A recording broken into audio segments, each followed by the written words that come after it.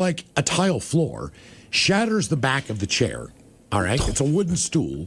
He shatters the back of it, picks himself up, jumps up real quick, spills beer all over the place. Now you're like, don't hug me. And I'm like, and all I wanted to do was just sit down and get a beer. And I'm like, we need to get out of here. Like, we need to get you back to the hotel. We need to get you checked in. You just gotta chill out for a little bit, man. And it was just one thing after another that weekend, dealing with this crap. There are more stories. I could keep talking about how much he embarrassed me throughout that right. day. Dinners, you name it. It was just. Is this the same guy that peed in the bar? Oh yeah. Yeah, who else would it be? Oh, that is going to be the guy. No, that was after we got kicked out of the Budweiser bar.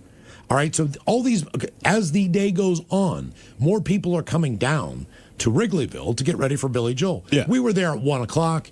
Billy Joel's show starts at, 8 o'clock? Something 7, 8, whenever it yeah. gets dark, because it's the summertime. So we had been there for quite a while, but as the day progresses, the crowds get bigger. Yeah. And more people show up. Now we're in a bar that's basically just elbow to elbow. We've already been kicked out of the Budweiser bar. And we are, we're standing at the bar, and all of a sudden, I look down, because I can feel it splashing on my ankles. Pat's peeing underneath the bar. And I'm like, you have got to be kidding me. So at that time, I had to go to the bathroom, too. I'm walking away from right. this. So I go to the bathroom myself. I come back at that point in time. It's basically the same guy, but in a different suit, with him talking to him face to face, 3 inches away from his face. Just like, in it, like, I'm like, he's going to kill him. Right. This guy is going to kill Pat. And so I walk up and I'm like, are you 86 again? He's like, yeah, man. He's like, are you with him? And I'm like, yeah, and so is Brian, so is Jeff. And he's like, you guys need to leave now. And I'm like, I just got a beer again. This is twice. This is twice within literally a half an hour. Yeah. A half an hour, because he wanted to stop at one more bar before we went home. Then we're still supposed to go out to dinner. Okay. Right. So we end up going, we end up canceling the reservation because he is in no shape to go anywhere. Yeah. We end up at a Chicago beef sandwich place. So, like an Italian beef place. Is it Al's? Is that the famous one? This one starts with a P. All right. It's, Pals. There's one famous one that, like, I don't know. Yeah. I'm just one of those people, when I go to Chicago, you got to go there and get it. All right. But we get our food, we take our trays, we sit down. Pat needs to go to the bathroom. All right.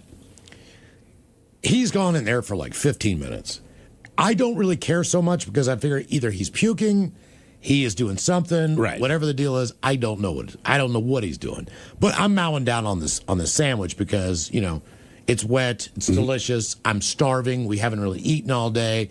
I am not paying attention to the time and what he's doing so much. I'm eating his French fries is actually what I'm doing. So my buddy says, you probably need to go check on Pat.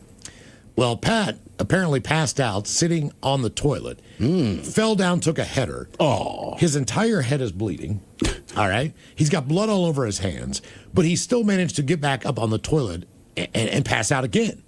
So I don't know if he took a header forward and then propped himself back up. Right. There's blood all over the floor. There is blood all over.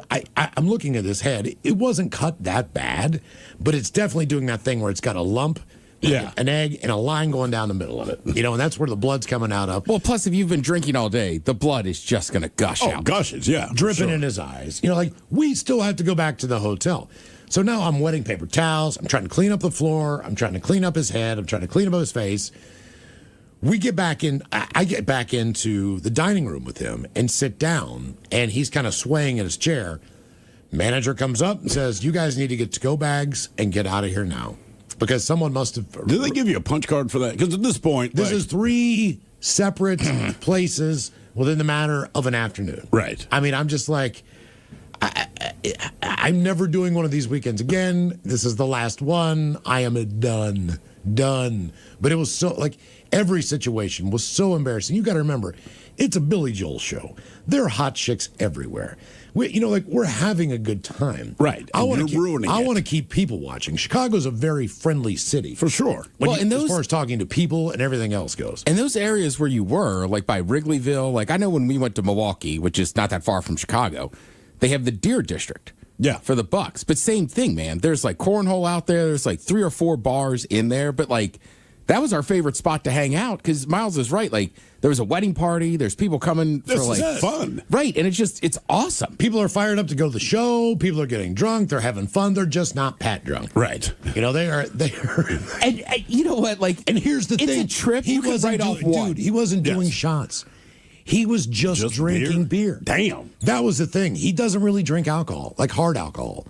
He only pounds beers. How much beer did he drink? That's what I'm trying to figure out. Like, how were you that drunk in the airport just from drinking beer? Yeah.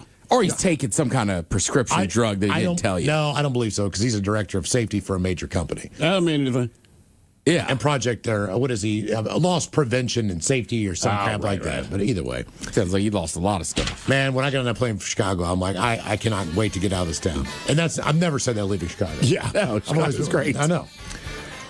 When were you embarrassed for yourself or for someone else? 206-803-ROCK.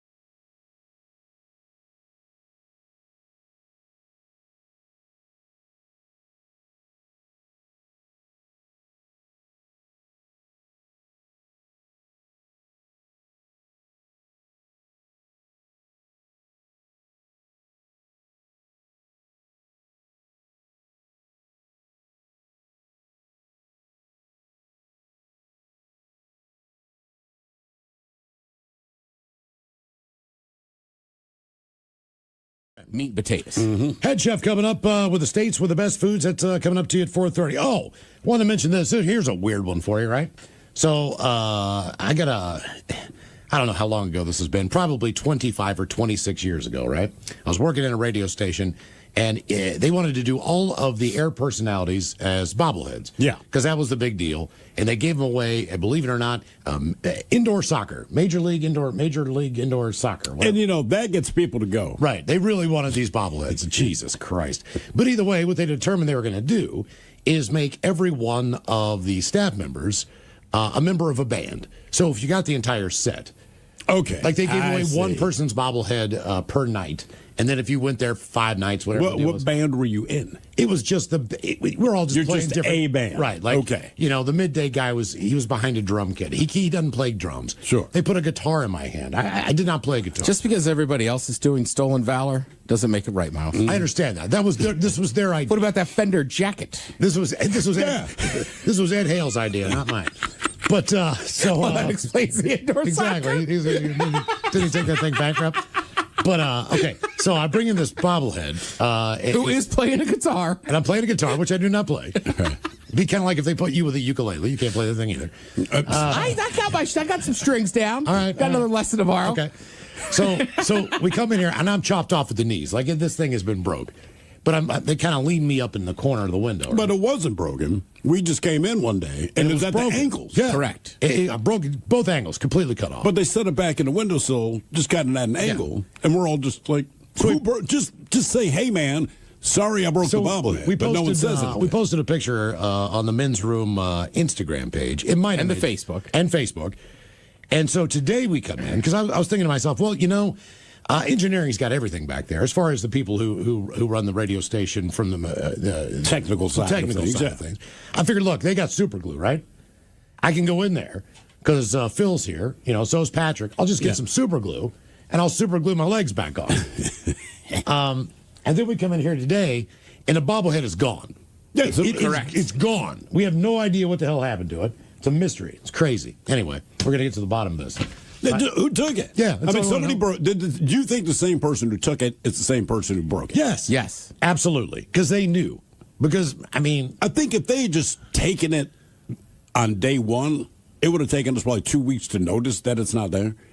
But the fact that it was broken, you couldn't help but notice because he's at a weird angle. Yes. And then today, with it being top of mind, now it's just gone. No, I took a picture, put it back up. It's gone. I'm thinking, it's not there anymore. Well, that's the thing. If he hadn't been broken, like if you broke it and were freaked out and were just going to throw it away, you're right, just throw it away. We wouldn't have known. Why leave him broken and then take it? And then you know that we saw him broken, and then you come in and then you take the whole thing. Because I figured a little super glue, man, I got my legs back. I'm like Eddie Murphy in Trading Places. Like, I can walk. Did it make you sad? Yes. Because I was Did it make you feel emo? I was going to fix it. I was going to fix my leg. Danny. You think so? He's trying to bring you down to that emo feel. Oh, yeah, you're right. Got a little sadness in you. Yeah, I'm like a detective over here. We're going to get to the bottom of this one way or another. Danny's probably like, I have nothing to do with that. He doesn't. No, I know. You think it's Taryn or Steve? I don't know. I don't. They don't come in here. Who would you think it would be? I don't know. Because listen, I really don't have any idea. Normally, on this floor, there's nobody here except us and a few other people. Nobody comes in this room. Some muckety muck was here, so a bunch of people showed up to hear whatever he was talking about, right? And that's the day we discovered it's broken. So basically, our entire staff was here, which means your suspect pool has grown. But when we left here at 6 o'clock last night, and you were here later because you were doing I was an action duty puppet thing. So by the time you left, that thing was still here. It was still here. No one had walked in and out of the studio. Even the cleaning crew had come up. And you guys got out of here late. I don't know, 8-ish, maybe, all right, something so like that. from that time. And the cleaning crew had already been through. Yeah, they come around and do the thing. They basically start at 7. When this show is done, those guys pop out of the elevator. They do their thing. They clean the floor, and then they're out. So they cleaned around while we were doing the puppet thing. Then. I don't think so, man. All right. I don't think so. We're going to get to the bottom of this. Okay. All right, let's get it going on here with the game known as Big Dummy. It is an easy game to play. We spin the category wheel. You're either playing for Team Sober or Team Not Sober. Our biggest dummy this year has been Nick. It took him 10 questions to get one right. And as we do when we play Big Dummy, we like to do a little men's room poll. And the last time we played Big Dummy, we got news of a new pill that shows incredible promise on extending the life of your dog. That is correct. Now, they're saying at minimal, this pill would increase your dog's life by minimally a year. Which is crazy. And it could be a lot more than that. Mm-hmm. So, and it's pretty close to FDA approval. So they did the test. They've actually given 5 times the dosage to dogs. It's like the dog does not OD. There's no weird side effects. Yeah, exactly. So they believe it to be fairly safe. So we're asking you, if you could make one thing last one more year, would it be your car? And as you know, right now, cars are very expensive. Gas is very expensive. If you could just maybe drive that thing one more year, hopefully without a car payment, you'd be doing pretty well. That is what I would do right now based on circumstance. Yeah. Sorry, dog. If you could get one more year out of your car, you would, because your car's just sitting in your driveway right now dead. We might get one more year. I just don't want to have to pay for it. Correct. Next, you would keep your ex alive for one more year. A human being. You would say, you know what? The human being can live for one more year. Yeah, but why? Year. Because they're a human being, and if you could save someone's life for a year, wouldn't you? It's not about, look, if the ex is dying of cancer, maybe, okay. I get the moment. But assuming they're just living their life like I am, like, hey, you got a life expectancy. I'm not giving you another year. Hell no. Okay. Next up, your job. You could keep your job one more year. And with the way the job cuts are going on around the country, yeah, no kidding. Just about any industry you can imagine, job's a very valuable thing to have, and they're not easy to come by. So you could have your job for one more year. And finally, your pet. So your pet could also, obviously based on the pill, last a minimum of 1 more year. And if you happen to follow us on X and Men's Room Live, here's how the voting went down. Coming in last place with only 10% of the vote, you said you would let your ex live for 1 more year. See, man, they're right where I am. That was the last one. Yeah.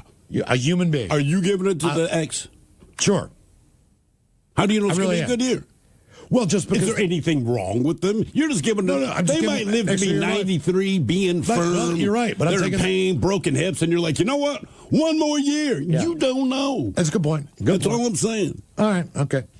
Fair enough. Job came in second place at 15%. Okay. Tied with car at 15%. Number one, overall, you said if you could last one thing for 1 more year longer, it would be your pet at 57%. And that's the good news is because that's what this pill can actually do. Right. So good news, hopefully. We should let them know. People care. Keep your pet around for a little bit longer. All right, this week on the poll, we're going to talk a little bit about Taylor Momsen of the Pretty Reckless. She is awaiting the arrival of superpowers, she said, after suffering a venomous spider bite while on tour with AC/DC. The Pretty Reckless front woman took to Instagram to document her night in a Mexico City hospital after a massive spider decided to take a chunk out of me, she said, and its venom did a number on my system, triggering a rash-like response up her leg. Have you seen the picture of what that spider did to her leg? I did, yes. It is nasty, and that spreading is not stopping. Oh, cool. That's what you always love. They say the former Gossip Girl star shared photos and video from a gurney, thanked the doctors who treated her, joking, "When do my superpowers kick in?" Now, if this sounds familiar, it's because this is the second time that wildlife has gone after her on AC/DC's Power Up tour. Her band is the opening act. In May of 2024, a bat latched onto her leg mid-song during a concert in Seville, Spain. Did you see the picture of that? I did not. It's exactly what you picture. She's standing on stage, kind of rocking out. 9 KISW and KISW HD1 Seattle. All is live on the free Odyssey app. From the Pinky's Plumbing Studio, you're in the men's room. Text the guys at 206-803-ROCK. Our question, when were you embarrassed for yourself or someone else? We go to Walmart. So the story goes, some people wouldn't be caught dead in a Walmart. Others shop at Walmart for convenience of the prices, but they don't want people to know they shop there. I'm not sure why that is. No shame. Just had a bad reputation at first. Now I don't think anyone cares. Yeah. I don't see the shame of the Walmart game. But obviously Walmart says they are now refreshing the look of their own great value products. So the branding is more bright, colorful, and modern looking and less generic. In an interview, a Walmart executive named David Hartman said their research showed that shoppers liked the quality and price of the products, but, quote, didn't particularly feel very proud to display them in their home or with their families. Apparently, they think it's because of the boring labels and not because people don't like to broadcast the fact that they go to Walmart. Now, the new branding will be coming to more than 10,000 items, even food like milk, frozen chicken nuggets, starting next month. The Great Value brand was launched in 1993, and the look hasn't changed very much in over a decade. But nobody has a problem saying they go to Costco. In fact, people actually... When we were in Canada about a month ago, we were there for a volleyball tournament, all right? And so we're friends with most of the parents of the kids on the teams. But one of my son's best friends, they're going to get there maybe 2 hours after we get there. So it's the nature of traffic, whatever. No big deal. We check into the hotel, and where we are, directly across the street, is Costco. So now my son is losing his mind, but neither me nor his mother have a membership to Costco anymore. Yeah. Right? We just let it go. No big deal. Whatever. So, but he's freaking out. But he knows that his friend's mom has a Costco card. So he is now texting with his friend, actually calls her directly, just saying, hey, when you get here, can me and your son, can we go with you to Costco so they can buy all the crap that teenage boys want to eat, right? No big deal. But my son is losing his freaking mind the whole time because she said, yeah, we can do that. So now he's super excited. He couldn't wait. So at some point, he and my wife walked to the 7-Eleven. When they got back, I said, how was that? And he said, it was kind of weird. I said, because it's 7-Eleven. It doesn't matter what country you're in. You went to 7-Eleven. But he's waiting and waiting and waiting. Now he's waiting in the lobby. So our friends get there, and before she even checks into the room, she's like, guys, let's just go to Costco. So it's just her son, and my son. No big deal. I'm like, thank you for doing that. They're gone for like 30 minutes, smoking a cigarette outside, and I see my son and his friend. They walk across the street. I'm like, hey, dude, where's your mom? He's like, oh, we just grabbed the items that we wanted. And she's like, just go back to the hotel. It's probably getting on her nerves. I'll pay for it, and I'll just bring the stuff over. I said, fine. I'll tell you what. You guys go do what you're going to do. I'll wait down here for your mom and help her bring the bags in, since you two gentlemen, that didn't cross your mind. So I'm there for, 15, 20 minutes. She walks across the street. The only thing she's got in her hand is a bag of grapes. I just said, do you have, like, groceries or anything? The boys said, man, they loaded you up with pizza, some kind of chips, I don't remember, blah, blah, blah. She's like, yeah, they did that. And when I got to the register, we did not know this. So I don't remember which way it works. So in the States, Costco is aligned, was it Visa or MasterCard?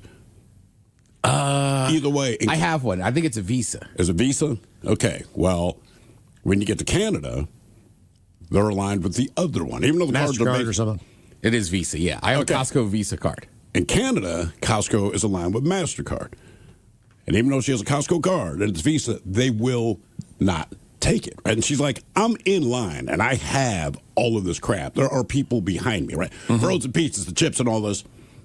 She's like, I'm there for like 5 or 10 minutes. They tried to run it a couple of different times. It doesn't run. She's like, so then the cashier says, well, how much cash do you have on you? We can do cash. She's like most people, I don't carry a lot of cash. She goes, I have $10. So they had to go through all these people waiting and get rid of all the stuff she couldn't afford, and she managed to walk out with a bag of grapes. So she's kind of, and I said, dude, that is so humiliating. She goes, that's not my worst Costco experience ever. Now, I don't want to say where she works, but she works for a multi-billion-dollar company, and she's kind of higher up. So she has kind of a corporate Costco card.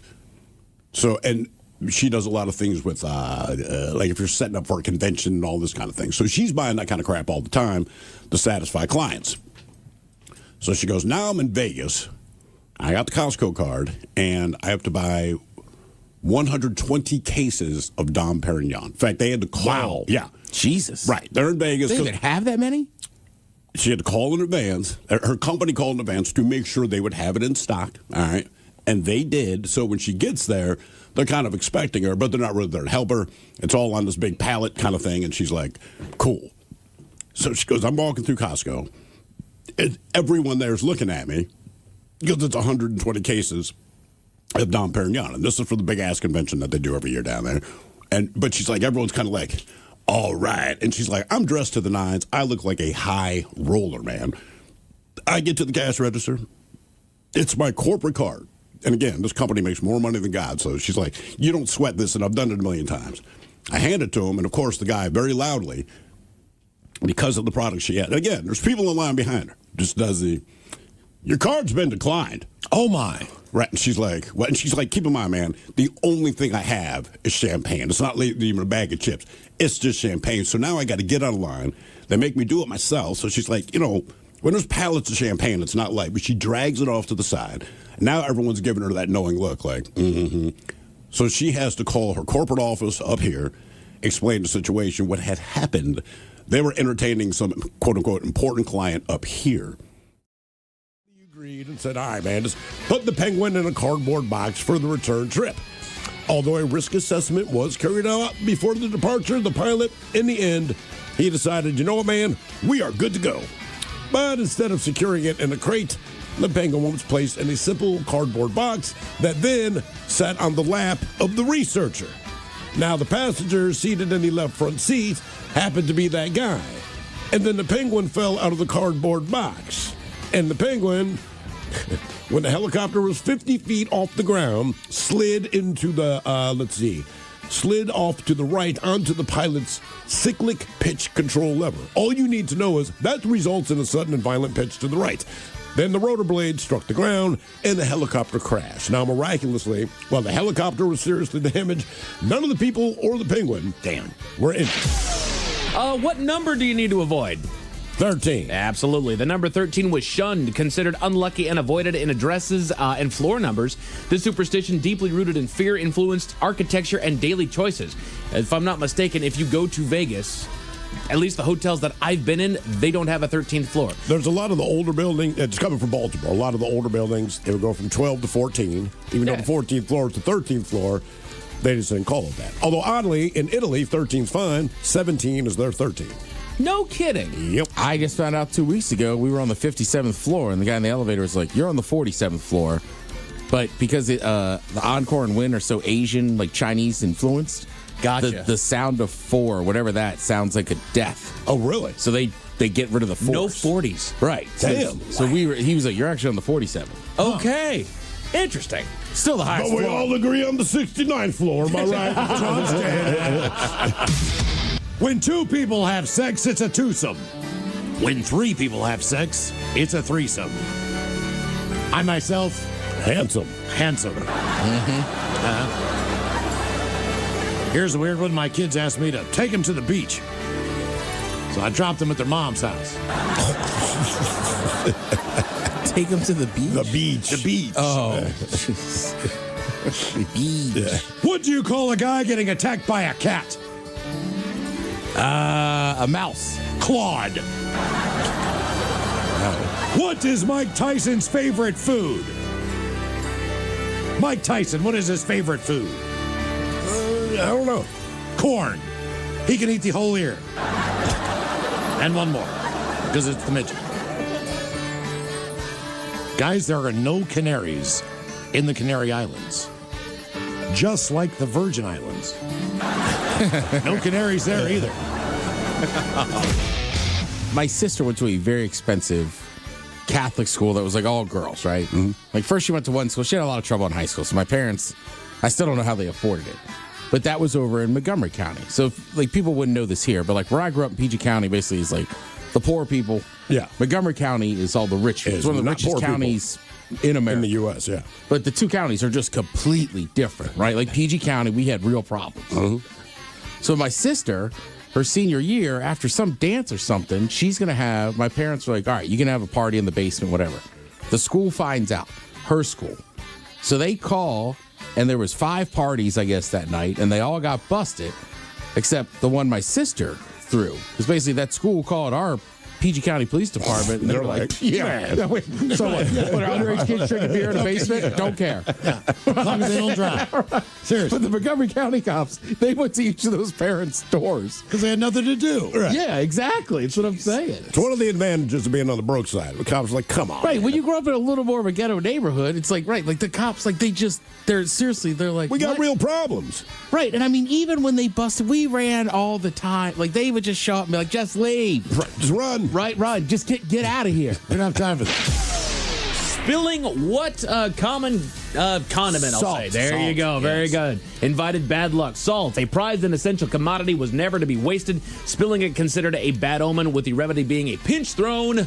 Over your shoulder. Over the left I was going to Left say, shoulder. if you're spilling it, like, then you're just wasting more. Yeah, exactly. Well, no, it's already spilled, so you scoop it up and you throw it over your left shoulder. I got I it. think the idea is that, like, there's a demon over your left shoulder and you, like, hit him in the eye with it. That's all it takes to take out demons. huh? Yeah, that's the all- The Exorcist would have been a very uneventful movie. Like, hey, baby, get some salt. Throw it in that bitch's eyes. That's always been my problem with, like, demonic presences and whatnot and believing that Salt. part of it. There's, they're controlling and possessing you, but salt in the eye that you toss over your left shoulder, that's literally all it takes to take care of them. Damn it, he heard about the salt. Do not open an umbrella Inside. indoors. It was thought to invite misfortune by How do I anchoring get my pleasure on the backside? anchoring protective spirits and disturbing a home's harmony. Yeah, that was a big one when I was a kid. What happened? We actually say it in this room all the time. If you say something that basically you don't want to happen in the future, what's an action that you do to Knock on wood. The knocking on wood was deeply ingrained habit meant to ward off bad luck. After expressing a hope or fear, people would knock on nearby wood to keep negative spirits at bay. Again, that's all it takes. Right. Then why is anyone worried about anything? There's a negative. I'm a demon. Knock on Because the they front don't door, knock dude. on wood. Right. There's a negative spirit that is creeping up on you like, oh, you said it. I'm about to. Oh. Peace. And there's some extra salt, bro. I mean, we'd be kind of screwed in here right now, right? Is this Formica crap or whatever this About to is? say, like, does this count? I always just hit my head. Yeah, we're screwed. 3 times fast. Sherry ordered 70 ship sets of ship supplies from Sheila, but Sheila only shipped 60 ship sets. Sherry thinks Sheila is a very shifty shipper, and she needs to get her ship together. 1. Sherry ordered 70 ship sets of ship supplies from Sheila, but Sheila only shipped 66 ship supplies. Sherry thinks Sheila is a very shifty shifter, and she needs... That's a lot of poop. That is a lot of poop. That's a lot of poop. Ah, I got a loss there in Ted versus the FCC. This one's under protest. Why? It was close. Usually you make it a little clearer. Oh, let me see it. You just highlighted it in the middle of a paragraph, dude. Right, yeah, I did. Okay. Mark that under protest. Flag. Guys, always remember that you always love a woman for her personality. Oh, yeah? And they have 10, so you can pick one. Ooh, I like that. How do you keep an Amish woman happy? How do you keep an Amish woman happy? I Keep don't the know. lights off? Give her 2 men a night. Okay. It's a Mennonite joke. Mennonite joke. Yeah, I don't have a lot of those. 2 muffins are in the oven. One muffin says, "It sure is warm in here." The other one says a talking muffin. Talking muffin. Guys, a friend asked me today if I got a haircut. Yeah. I said, no, I got them all cut. What is a drunk's favorite book? What is a drunk's favorite book? I don't know. Tequila Mockingbird. Okay. Okay, all right. You remember, like, we'd always go to the Knights of Columbus in the summer and swim, right? And, like, the lifeguards always, no running on the deck, no running on the deck. But same thing, like, but I mean, I feel like once a week, somebody would slip and fall and Of course. skin their knee or whatever. So it was like a constant reminder. But you're right. It's hard as a kid not to run, but They have boundless energy. And then certain things are going to happen because, like, this guy's talking about making snowballs at recess, right? So my kids did the same thing. And, you know, he'd always say, like, man, the teachers are pissed because we're making snowballs. And I'm like, look, man, I know you don't understand this, but as an adult, if you're going to let kids go outside into the snow, they're going to make snowballs. That's what's going to happen. 44. If it snows, I go outside and make a snowball. But you have to know that. These are kids. Of course they're going to make. Don't get mad about it. Either make them stay inside or just let them throw snowballs because that's what's going to happen. Come on. Our question, what was the big thing that happened at your school? 206-803-ROCK. That, I don't know. I'm sure you can't do it anymore, but it was always, we used to get in trouble all the time. No more tackle football. Oh, I know. Same thing. But every recess, we play tackle football. Guaranteed. Well, look, we're using the Nerf. And they're like, that's not the point. And now, the men's room legacy continues. Unfortunately, what you're about to hear is real. The members of this radio program are simply not that bright, or what some people would call educated. They are merely stupid. They're not trying to offend anyone on purpose. And all have played doctors on TV. You have been warned and are cordially invited to join the party. This is the men's room. Forget it, man, and get with the countdown. Get with the countdown. Shake this square world and blast off for Kicksville. The trippers, the grasshoppers, the hip ones, all gathered in secrecy and flying high as a kite. This is the men's room with Miles and Thrill. You know what they say, shake your radio more than 3 times, and you're playing with it. You're listening to the men's room. And away we go. Welcome to the 21st Amendment season, episode number 4514. Along with Steve the Thrill Hill, the Ted Smith, and Mike Hawk. And to Hardeman's Road. On tap today, your guess is as good as mine. Categories: the best airlines in America and the states that spend the most on booze. We will play Profile This, plus headlines, the men's room shot of the day, fun with listener emails, and everyone's favorite TV time with Ted. Clack, clack. Drink drunk. All right, here we go. The safari guide who said he'd rather be killed by an elephant meets his fate. Meanwhile, a three-year-old goes on a turkey hunt, discovers his aim not so great. For the first time in 65 years, Nutella releases a new flavor. 2 pilots who make emergency landings here in Washington. True lifesavers. And a farmer in England is on the lookout for some ugly cows. That is all coming on today's very special episode of The Men's Room. And now, here's the question. Hola, bitches. Good day to you and yours. All right, as many of you know, today is 420, the unofficial holiday that celebrates all things weed and weed-related. Now, if you didn't know, started 55 years ago at a high school in California. 20 years later, in 1991, 420 was globally recognized as the day for cannabis culture. Now, while weed is perfectly legal in Virginia, officials there are warning drivers not to drive high today Now, any day is a bad day to drive high, but expect Virginia state troopers to be out in force, much the way they are on New Year's Eve looking for drunk drivers, right? So they're like, hey, we know what you're up to today. We're going to be out there, you damn stoners. Meanwhile, in Tennessee, weed is not legal, neither medically nor recreationally. So if you have 90 pounds of it in your apartment, don't do anything to get the attention of the police, like, say, I don't know, firing your gun at 1 o'clock in the morning. Well, a man there discovered that the hard way after firing his gun at 1 o'clock in the morning and having 90 pounds of weed in his apartment. As you'd imagine, 90 pounds of weed. Oh, yeah. He's in jail now. But look, if you're going to fire shots, maybe fire 14 shots of tequila on a cruise ship. That's what one woman did. Then, well, she fell down some stairs, may have gotten a concussion, possible brain injury, but she definitely injured herself. But that's what happens when you drink 14 shots of tequila. Trust me. Nevertheless, she successfully sued Carnival Cruise Lines for $300,000. Wow. Saying that the bartenders overserved her, and they certainly did, but at some point you have to exercise, I don't know, a little responsibility or accept responsibility that you did not take yourself responsibly. All right, whatever the case, today we're talking about that altered state of mind. Yeah, it's 420, but there's more out there than just weed. I mean, there's hallucinogenics, there's alcohol, there's other drugs. And today, that's what our question is all about in honor of 420. And brought to you by our friends at Advanced Hair Restoration. We want to know, good or bad, what did you or someone else do in an altered state? To be a part of the big show, call 206-803-ROCK. Like the Men's Room on Facebook, follow us on X and Instagram and Men's Room Live. Send your emails to the Men's Room at KISW.com and now watch the show live on YouTube at KISW Rock.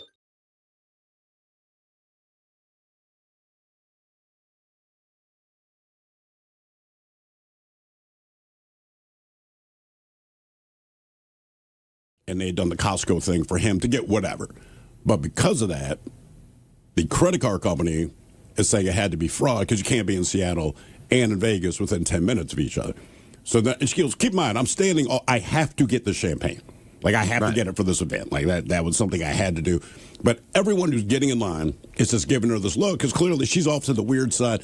There's only one reason you stand off to the side with your shopping cart, and it's because something went wrong with your card. Yeah. Right? And she's like, so I'm telegraphing this, but again, everyone's just looking at the one thing I'm trying to buy, and it's just champagne, which makes it worse. They finally got it figured out, and she managed to get the champagne and walk out of there. But she's like, that was like 30 minutes of complete humiliation.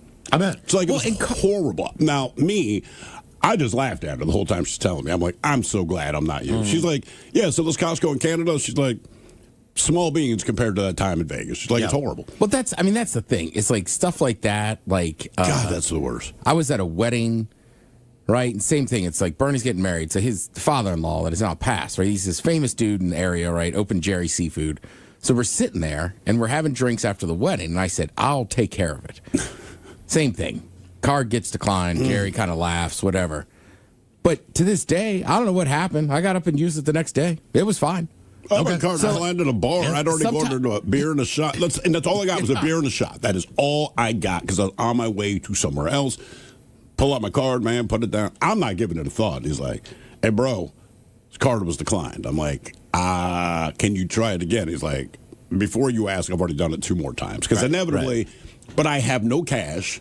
I don't have another credit card. And, like, both of my glasses are empty sitting on the bar. It's kind of a nice play. Dude, I'm like, I don't know what to do. So the guy, he forgave it. He just said, look, man. He goes, I actually believe you, which I appreciate, brother. Thank you so much. And he goes, we're just going to say this one's on the house. And about 2 days later, I ran by and threw $30 at him. But I felt real stupid because other people at the bar are just like, pfft. Look at this guy. Or if you don't, I want to say if you miss like a payment by like a day, they'll shut them down. I don't know what it was. There's a different reasons, and it's not just because you have insufficient funds, but it is so embarrassing. Worst I've seen is I was in junior high school, and I knew a guy named Matt. We weren't exactly great friends or close friends because we lived in 2 separate areas. Our junior high school pulled from 2 very different areas. Yeah, they're just far apart. So, if you didn't live in that neighborhood or whatever, rarely did you hang out with those kids. Sure. He was one of those kids. His dad was a coal miner, and Consol Coal had shut down a coal mine probably 4 or 5 years before this. His dad had been unemployed for a long time. Yeah. His dad was also suffering from a lot of different medical issues. A coal miner. Yeah, and didn't have, probably the best insurance or any insurance, whatever the deal was. So, I mean, I didn't know how bad off it was for Matt, but anyway, so the way it goes is you get in line at the cafeteria, right? You walk through. There was 1 or 2 options, but then at the end, they had like an open refrigerator where you could get in there, you could get a can of juice, you could get these like chocolate milk things, but they were extra. All right. Your food, you did get a little carton of milk. Right. But anything else you wanted on top of that, you had to pay for at the cash register where the lunch lady was at the end. Like you could go to the salad bar and do all these different things. You just had to pay a little bit more, like 50 cents, whatever the deal is. So Matt's in front of me, and I remember it's pizza day, man. And I go through. I've got a lunch card, which basically is like kind of like a credit card for lunch. And the lunch lady swipes it. I walk through, and Matt gets up to the next. He's behind me, and I'm just like getting my utensils and stuff like that. And she's like, "Yeah, you've owed us for a month, Matt. Your family they have to pay. Oh, God, I can't give you. They've cut you off. I can't get you lunch anymore." And I just saw the look on his face. And I mean, it was just awful. It was awful. So, of course, I take my card and I'm like, hey, I will pay for this. I got this on my card. She rings my card and she's like, actually, that was your last transaction for the month as well. You have to re-up on your card. You don't have enough to cover this. And I mean, just the look on his face. And I felt so bad for him. Yeah, you can't not. Because he was so embarrassed and everything. And I was just like, man, there's nothing I'm trying. So then I went and got my other buddy. And then he came up. He had plenty of credit left. So he paid for Matt's lunch that day. But he just kind of went over on a table, sat by himself, was eating his food. Yeah, you're going to feel bad. We just went over and ate with him and hung out. But we're still just like, that was awful. Like, that was just awful. Like, yeah. It's horrible, man.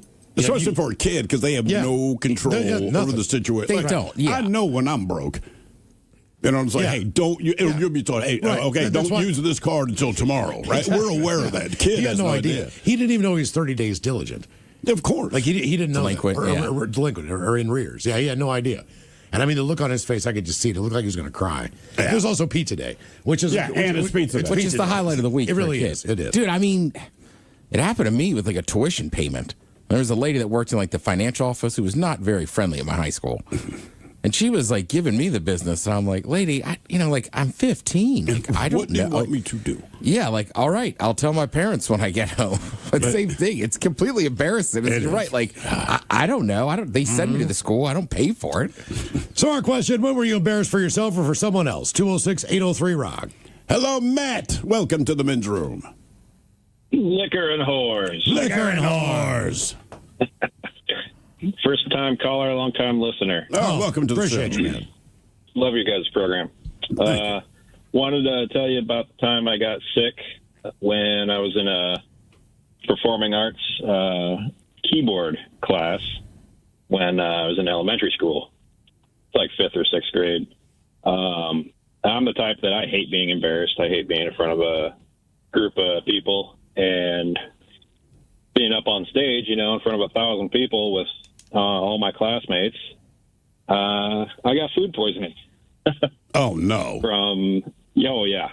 And so we have all the keyboards, all the kids are out there behind their keyboards, and it's probably not 5 minutes into the performance, and it just decides to go up. Did you puke or poop yourself?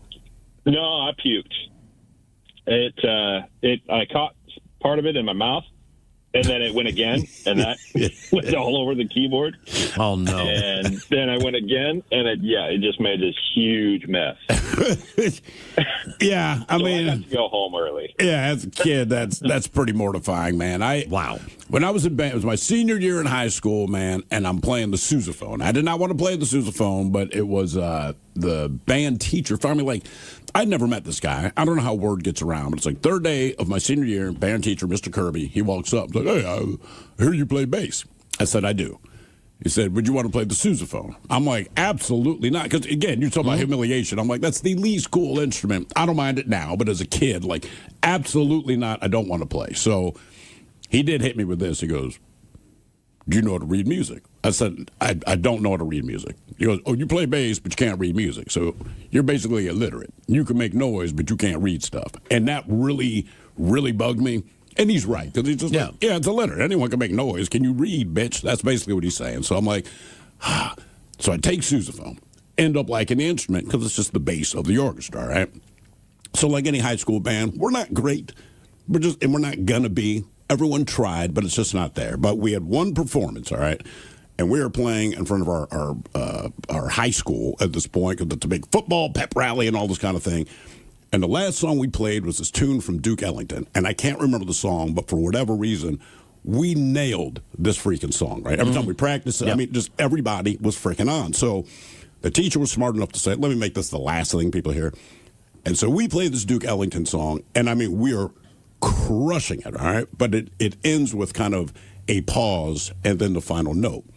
But the most important thing you can do when there's a director is watch them. But I'm not thinking that now because we were just note for note. And I remember I'm kind of rocking, bro. So it ends with kind of like dent, dent, dent. All right, so it's dent, dent. Now, I did not realize the conductor had his hands up because he wants a pause. So he's holding it for everybody. And I start blowing into the sousaphone. What made it worse is instead of just carrying the note, I tried to stop. So you hear dun, dun, pong. But everyone in the band looked at me angry. Everyone in the high school just started laughing. It was such an obvious F up. And I cannot explain how embarrassing it was because my teacher's just mean mugging me like, bro, we had this thing. All you had to do was watch me, which I didn't. But the thing with those pep rallies, you're just sitting there through the rest of this pep rally. And they're talking about the football team and all this stuff, but like everyone in the stands is just looking at me with these smiles. And I'm like, everyone heard this. Dude, they had a band recital in junior high as well. And the band does their thing. The orchestra does their thing. And very rarely did this happen. But there were a couple people who would do solos. Yeah. So one person would sing and play the piano. But it was kind of an open thing, so you'd see different stuff all the time. Lionel Richie, at the time, had the number one song in the country called Hello. Oh, yeah. That's a jam, dude. And a girl who I know, and I'm not going to say her name because we follow each other on Instagram still to this day. Sheila, Terry, She Lisa. goes up there, and ladies and gentlemen, here's... And she's going to sing Hello. And I mean, she stands up there, and I'm like, I never knew she could sing. I had no idea. Yeah. You know, like, this is cool. I had no idea. And she goes... Hello. Oh. Is it me you're looking for? I can see it in your eyes. I'm just like, it's the whole school. I can see it in your smile. You're all I've ever wanted. And everybody's just like looking around. Like, oh my God. This is going to keep going. Like, this is not a joke. This is horrible. Like, I was like, I felt so bad. But I don't think she was fazed by it. That's the good news. Do you think she noticed that? I don't know. I don't know. It was horrible. I mean, when were you embarrassed for yourself or someone else? 206-803-ROCK.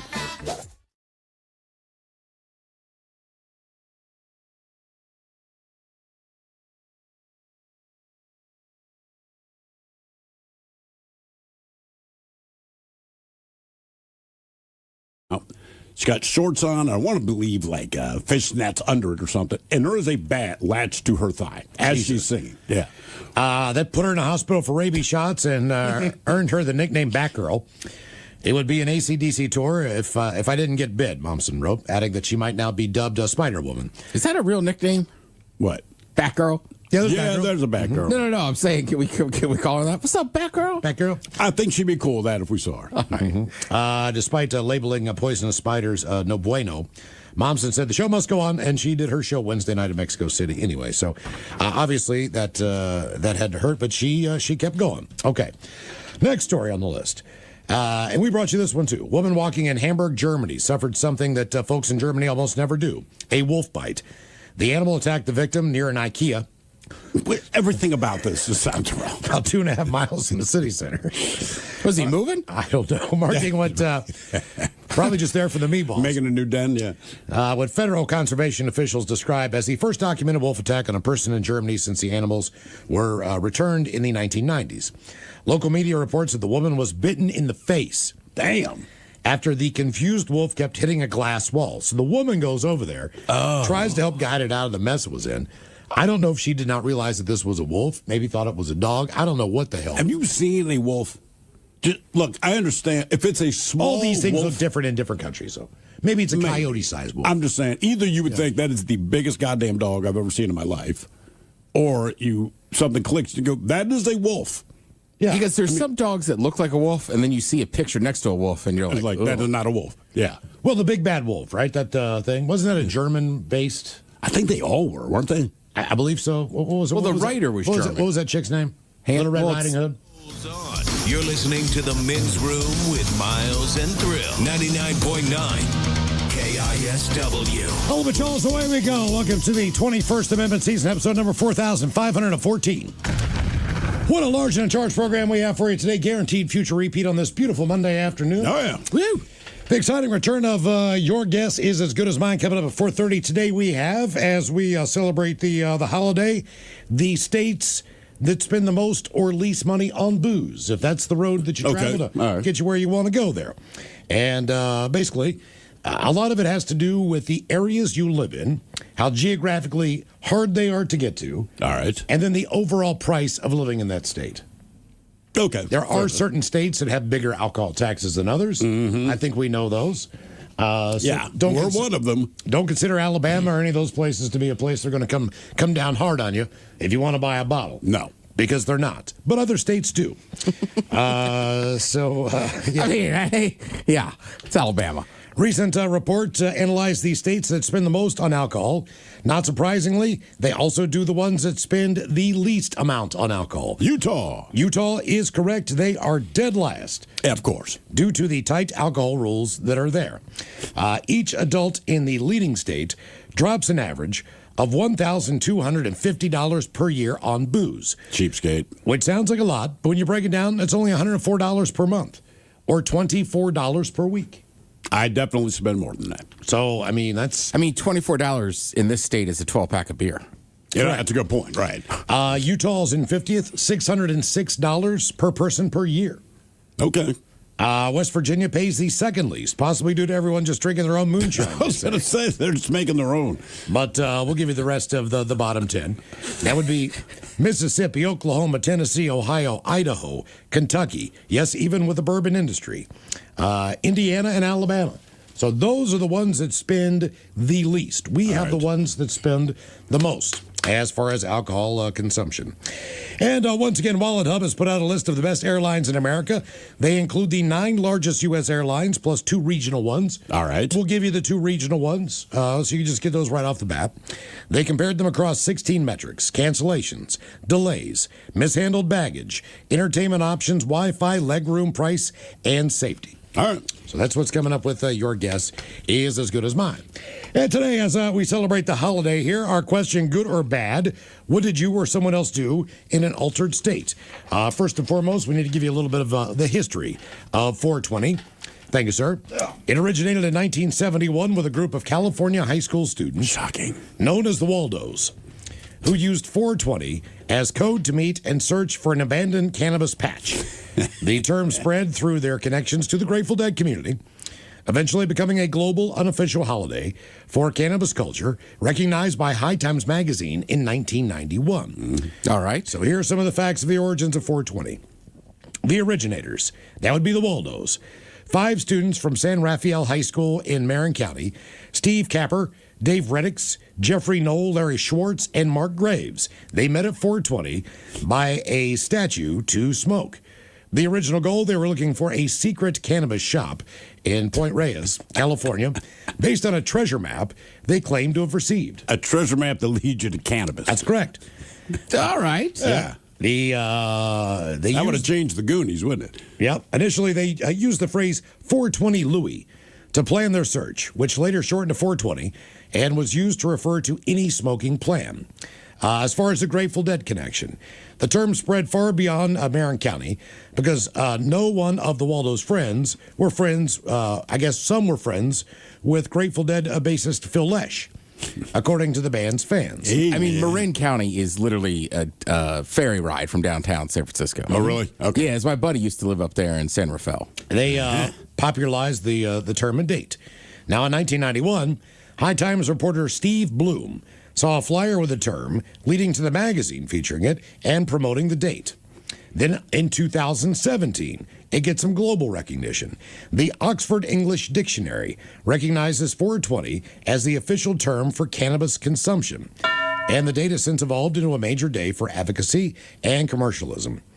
They say it is not a police code for smoking in progress. No. So you know that. It is not related to Bob Dylan or a date with 420 chemicals. Today, 420 is celebrated with major gatherings in cities like Denver, Vancouver, and San Francisco, marking a mix of cannabis advocacy and cultural celebration. Yeah. So that's where we get. That's how we got this lovely holiday. 5 high school kids. I love that. I also feel like with smoking weed culture, it really just depends on what you're doing, right? Like I never heard the term safety meeting, Right. and then people brought that up, and then when I used to golf more, like I would talk about like, ooh, anybody want to go see the swing coach? And you just smoke a bowl by your bag. Right. So I mean, it kind of to me it depends on what you're doing and what term you're going to use. Well, back to but everybody gets it. Everyone knows exactly what you mean, right? Back to the landline phone days. You know, Yeah. when you're talking to people, or maybe you grew up with cell phones, but before the legalization of marijuana, there was, code for everything. Yeah. Everything. But the codes were never. Like, people use code because the idea is in case we're being tapped by the Fed, right? That is correct. That was the paranoia. And I was like, okay, but the codes were so obvious because there was always something green, right? Kermit the Frog, lettuce. I'm like, bro, look, if your stupid friend understands what your code is and you've never talked about this in advance, you don't think the Fed can figure out. Because nobody has a 15-minute discussion with their buddy about buying heads of lettuce. Right, because I'm having a conversation. Broccoli. And you can say, hey, man, I got those heads of lettuce you're interested in. So say they're tapping your line. And I say, all right, well, I got $40 for me, and my buddies came up with another $80. You think anyone honestly think, wow, they spent $120 on lettuce. Listen to those healthy young men. And how many times can Kermit the Frog does not visit you at work. It's just not going to happen. So when you call the job and say, hey, Kermit the Frog's coming in today. No, he's not. We know it's weed. Yeah. The sub shop that I used to get subs, great subs, by the way. They really were. But the weird thing about, what's the best way to describe this? Okay, no matter what kind of sub you wanted, if you wanted a hot Italian or whatever. Where's this sub shop? It's in Morgantown, West Virginia. All right. But all of the guys in there, they had their own pact where they would bring you weed. Sure. Part of the sale, you paid in cash. Back at that time, it was all cash. I don't even remember owning a credit card. Right. Maybe they would take a check. All right. But either way, when it came time to pay for that was a separate transaction that had to be done in cash. Of course. And the way my buddy Brian, who was the manager there, explained it to me, like, look, they had 5 or 6 employees. All those guys either worked in the kitchen, delivered, or whatever the deal is. But it was always extra lettuce. All right. Now, if you ordered a hot Italian with extra lettuce, you would get a hot Italian with extra lettuce, because the people in the kitchen and the delivery driver assumed maybe you actually wanted extra lettuce. Right. All right. Did they? Yes. And this was how they did their science. So the science was, if you order a sub that typically comes with lettuce and you ask for extra lettuce, you are only going to get extra lettuce on the sub, because they don't know. If you order a chicken parm with extra lettuce, now they know. Right, because there's not lettuce on a chicken parm. If you order a meatball sub with extra lettuce, then you're going to get weed delivered to your place. But what happened if... But you had to order those subs. He's going to ask the question I was just thinking. And this would never be me. You but most people want that Italian with weed. Most people don't mind lettuce under sandwiches. So I know I'm the exception, but say I actually wanted a sub that has lettuce, but I also want to buy weed. So it's like, all right, I want to get the BLT or something, right? With extra lettuce. Do I have to just hope that they understand that, yes, I want a BLT, but also I want weed, or am I going to get a BLT with a bunch of freaking lettuce? That was a problem. If you wanted a cheesesteak, they sometimes would put lettuce on there. So you couldn't say I want a cheesesteak with extra lettuce, or a cheesesteak with lettuce. Put lettuce on a cheesesteak. Look, man, it was just, What? Really? Yes. I've done it before. I have too. I didn't even know that was an option. You don't like lettuce. No, I know that. Tomatoes, I just didn't think that lettuce peppers. was ever on a... Really? They had like 4 different I would order sandwiches at this place. Chicken cheesesteak with lettuce and mayonnaise. They had, because they used to have, they had the Philly straight up, with onions, mushrooms, peppers if you want. Yeah. All right, that was one of their steaks. But they had a bunch of different, like they had a steak sub where they would put like barbecue sauce and onion rings on it. All right. And cheese. You know, pretty solid combination when you have it. But that they did. They had 3 or 4 different steak sandwiches that you could get. One was lettuce, tomato, onions, and I think mayonnaise here, or whatever the deal is. Fantastic. So I'd have to order the hot Italian. Just like, all right, look, just give me the hot Italian, extra lettuce. No, now, what happens if a weirdo like me actually just wants lettuce on their chicken farm? Then you're going to get weed. Right. So we go into the problem of I end up with extra lettuce and I want a weed. Ted, meanwhile, gets weed, didn't want weed. He just actually wanted extra lettuce. So if you say extra lettuce, that's an eighth. All right? All right. Extra lettuce, that's a quarter. Okay. And that's as far as they went on the delivery. Sure, yeah. So what if you got a whole head of lettuce? Oh, they didn't go any higher. Probably an ounce. I don't know. We never had that kind of money. But either way, man, and it would. That was my buddy's Brian. His car smelled like he had a Pacer, and it smelled. Jesus Christ. It smelled like French fries. It smelled like grease, oil, and it smelled like weed. Right. You would get in his car. He didn't even know. Of course, he's nose He couldn't blind. smell it. Yeah. I mean, it was just like one of those things where you get in his car, you're like, Jesus, man, I kind of want to go to the sub shop now and get something to eat because your car smells like French fries. But that's how we. It sounds like his car just smells like a house of a 20-some-year-old dude any weekend. That owns a Pacer.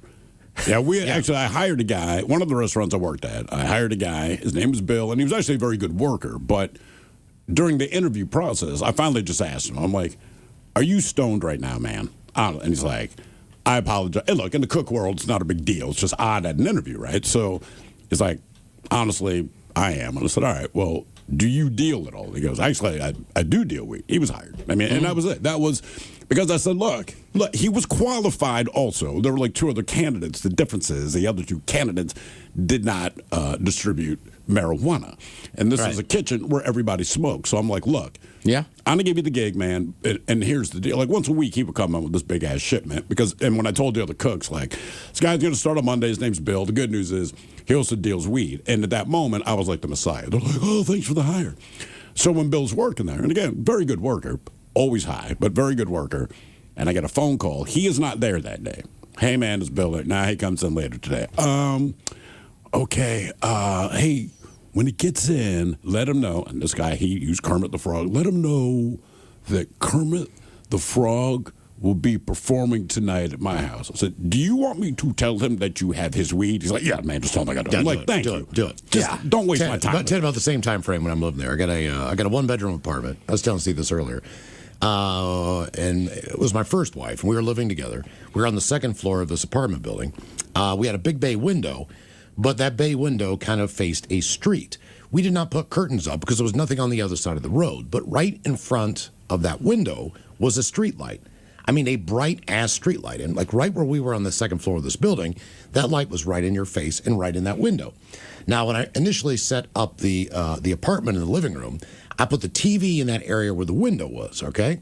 And I remember this after the fact because it was always a pain in the ass. You were watching TV at night, and then all of a sudden this big white glow would come behind the TV, blah, blah, blah, blah, blah, blah, blah. So it was just like, it was annoying. It's an apartment. I'm not going to buy curtains. This is a big-ass bay window. Like, I am not going to pay for this crap. I didn't have that kind of money. I did shrooms with my buddy Brian, who lived next door to us. All right. I think my then girlfriend went to bed early because she had to work or go to school the next morning early. And I got completely just fried on mushrooms. I do not remember doing this. My girlfriend wakes me up in the morning. She goes, hey, what happened in the living room? And I'm like, what do you mean what happened in the living room? She's like, you don't know anything about the living room. And I'm like, no. She's like, get up. And I'm like, do I have to? Can I just she's like, get up. So I walk in the living room. It is completely rearranged. Oh, nice. I have hung up pictures in different places, stuff that doesn't have anything to do with the light. I put the TV in a different corner so the light wouldn't bother. You're just tired of it. I just got, apparently so. Yeah. But it looked really good. You said she liked it, though, right? Yeah, I set it up really, actually. So you're tripping on shrooms and feng shuiing your place. I basically did. I went in there and just don't remember doing it. I couldn't deal with that light anymore behind the television, It was just kind of blinding, It was just, it'd flicker every once in a while. I'm like, I can't take this crap anymore. So I rearranged the entire living room. Have absolutely zero recollection of doing it. You should get a show on, what's like the home channel, HGTV? Yeah. And say, look, I'm not normally, we says TLC. Miles Montgomery. He's not normally an interior designer, but He's tripping on shrooms. He's going to roll into your home, and he's going to improve the flow. I had a big-ass wool rug from, like, India that was in my parents' house that they gave me when they got some new furniture. I moved that around. Like, I moved the couch around. I moved the chair. It would be a fun show to watch. Like, this guy's coming over, but he's high on mushrooms. Right, because I bet you're going to make better decisions. Right. Like, oh, man. Don't talk to him. Right, just leave him alone. We have a hidden camera. Just let him do his thing. Well, I woke up and I walked in there. I was like, Jesus, man, wow, this looks actually pretty good. Looks great in here. Yeah, it seriously does. Like, wow, mushrooms, huh? Our question, good or bad, what did you or someone else do in an altered state? 206-803-ROCK.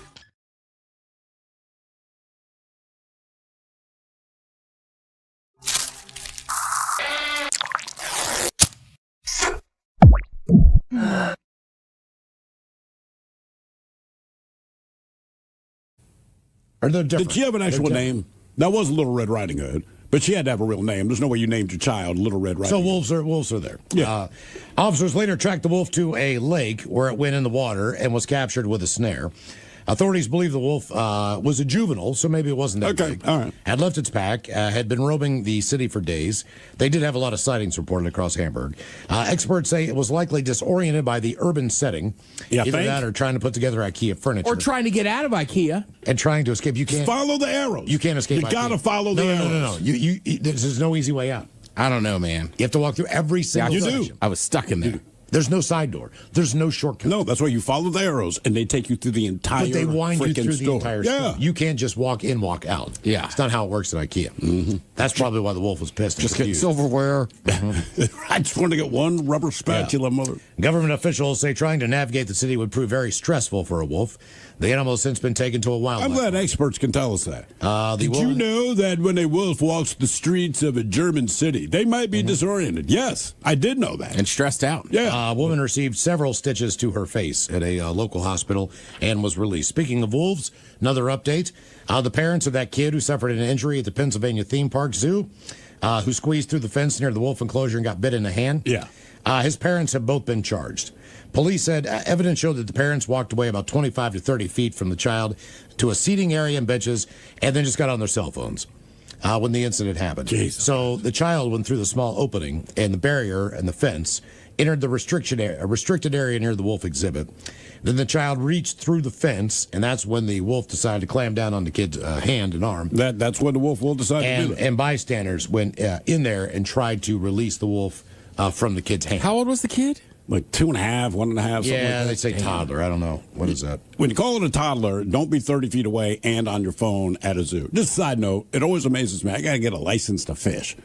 Yep. Anyone can have a child. Yeah, but they filed criminal charges against the parents who live in. I don't even. You give that name. Where is it? You give that town in Pennsylvania a whirl. Do not dump me. L-I-T. It is Lititz, Pennsylvania. L-I-T-I-T-Z. I mean, Lidditz? Yeah. Lidditz? Yeah. I don't know. Either way, let's go Lidditz. Let's go Lidditz. I guess there's another way to say that. Either way, there's your wolf stories right there. So apparently they bite. And finally, this is not good, but hikers in a popular park in Southern California in Ventura County are being warned to be on alert after a local woman died following a rattlesnake bite. A 46-year-old woman was hiking in the Wildwood Regional Park in Thousand Oaks. Around midday, she was bitten, airlifted to a nearby hospital. She was in there for 5 days. She did not make it due to the venom toxicity. But isn't this the case? They didn't know that she'd been bitten, so they kept hiking or something like that? I believe she knew she had been bit, but this was the time where you're supposedly being able to hike there, and it's safe. But because of the warm weather, the rattlesnakes have been coming out of hibernation a little bit earlier. Sure. So they don't. They say like typically, you could wait until I don't know, late May. Typically to not pay attention, I guess. They said the snakes don't know that. The area has seen an unusual spike in rattlesnake activity. 4 reported bites since March 14th, compared to 9 in all of last year. Where is this at? Because of the warm forecast, Ventura County, California. Batista's bite was the first of 2 in the area in a week. The Northgate area of Seattle. A teenage cyclist who fell off her bike was bitten March 20th. She survived after receiving the anti-venom. I'm moving. A 25-year-old man in Orange County died earlier this month after a February bite. The CDC reports that out of 8,000 bites and people who are bitten by venomous snakes annually, around 5 die. So you can be bit by a snake, but the chances Of you dying are real low. they're pretty low considering. 5 out of 8,000. I mean, it depends what bites you, but with the rattlesnake, just get medical attention. There's also the sense of urgency involved as far as how quickly you can get the anti-venom. So our men's room poll today, you're going to be bit by one. Are you taking the venomous spider? Are you taking a bat? Are you taking a wolf? Or are you taking the snake? Vote now if you follow us on X at Men's Room Live.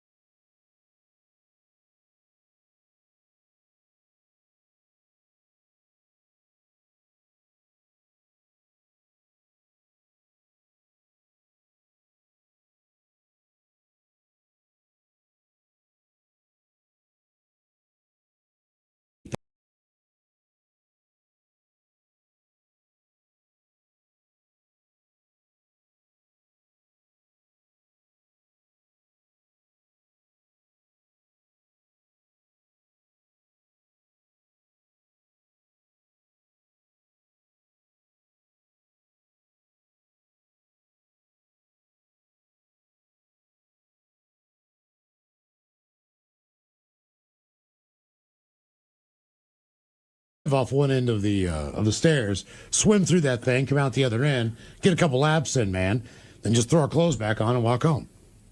Yeah, I actually don't have a problem with that. No, like, all right. I mean, in theory, you shouldn't. Well, But like, you're not doing anything. You weren't peeing in it. You know, I mean, just, we turned out the lights.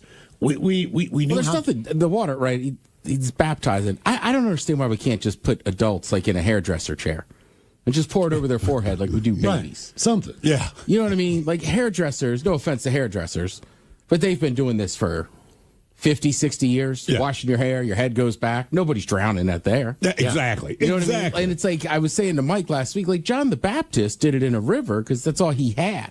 Wow. You were right. He didn't have I mean, a it's pool, 20 man. I'm just like, we don't dunk babies full under. Like, I don't know why we have to dunk adults fully under. Like, just pour it over their head. I'll Yeah, tell you why what, not? You know, like other than sex, okay? You know, sex is pretty good. But there's a few things that feel real good in life. And you guys get screwed on it all, man. Because I'm telling you what, when some chick is just massaging down on your scalp, washing your hair when you're getting your hair cut, man, it is orgasmic. Yeah, I miss those days, It's Miles. one of the greatest things about getting a haircut. Hey, a friend of mine is some told me chick just massaging about a your head scalp. spa.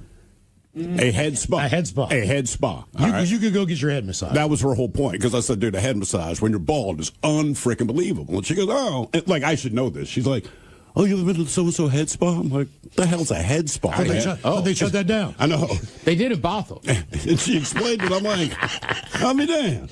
And so she literally goes there. She's Well, like, I feel bad for you guys now. But she goes, I don't get my hair washed there. I don't get my hair cut there. She's like, I go there, and she has a full head of hair, right? And she's like, no, they don't do anything to my hair. They just give you a scalp massage. That's it. She's like 30 minutes, and I'm like, ooh, tell me more. Yeah. How does water figure into the story? 206-803-ROCK.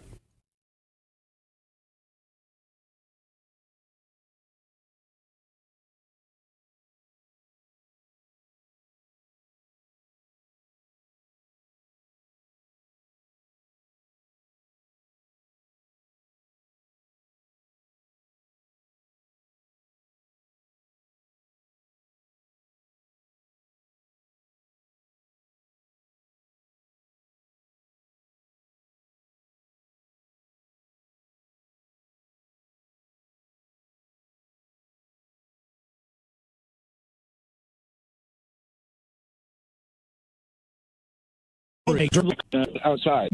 Go out to a more I don't know, general Discreet area, location, a yeah. trash can. But yeah, that was embarrassing, and it was night number one. And now also I have to say, do you have any extra towels? And she's probably wondering, well, where's the towels? She knows. If she But, is changing the SE sheets, Also, it's hotter than God. The hotel room that I was in, it was on the ground floor.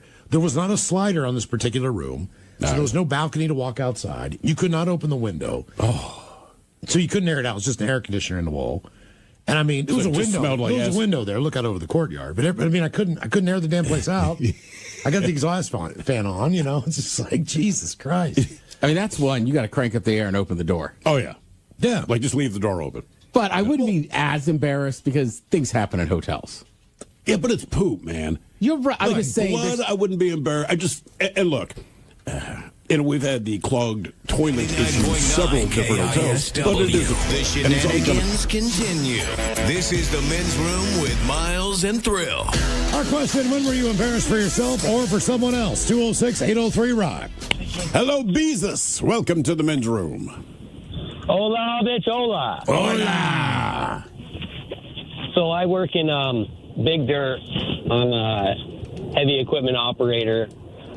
And if anything knows anything about construction, you know, it's pretty big ego. You know, you got a pretty big ego. And I'm getting pretty good on a 6-wheel off-road haul truck. And I'm hauling loads all morning. It's about 8:30, 9 o'clock in the morning, so the sun's still pretty low in the sky. All right. Hello? And his phone just died. Oh, no. Okay. Yeah, We'll call Beezus. back if you get a chance. Yeah, that was a little slow fade. Yeah, exactly. And And he's gone. Here we go. The headline, I was deeply ashamed of my 8th grade photo. Then it went viral and millions of people saw it. When I posted my 8th grade photo on TikTok and Instagram a few weeks ago, I expected to get some laughs out of my family and friends, maybe even a couple of strangers. I did not expect the photo to be shared hundreds of thousands of times or to be seen by over 20 million people. Damn. The photo features me in 1989, smiling hopefully at the camera, with a curtain of long brown hair covering about a third of my face. I practiced the look for weeks in my bedroom mirror with the goal of using my hair to cover my lazy eye in my annual school photo. I felt like my lazy eye, known medically as amblyopia, Sure.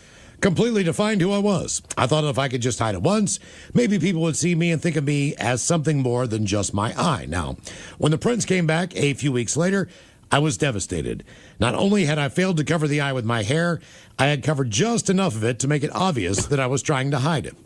A portion of the iris peeked out defiantly from behind the drape of hair. It is a pretty bad picture. Like it was photobombing my own photo. The boys who bullied me daily in homeroom class saw the photo and flailed about as their desks in fits of laughter. So I showed my mom. She told me I looked beautiful and immediately slid the picture into an 8x10 frame and placed it on the mantle in the dining room. It's just what you wanted your mom to do. Now, a few days later, I hid it in a drawer and rearranged the photos that had surrounded it. She noticed immediately and asked me why I'd taken it down. I told her I never wanted to see it again. Well, last month, I decided to start posting comedy videos to TikTok and Instagram. The mighty 99.9 KISW and KISW HD1 Seattle. Always live on the free Odyssey app. From the Pinky's Plumbing Studio, you're in the men's room. Text the guys at 206-803-ROCK. Here's where the alcohol kicks in. The man who's accused of driving his blue Mustang through a gate at the airport at Daytona Beach and trying to get on planes has been indicted by the federal grand jury.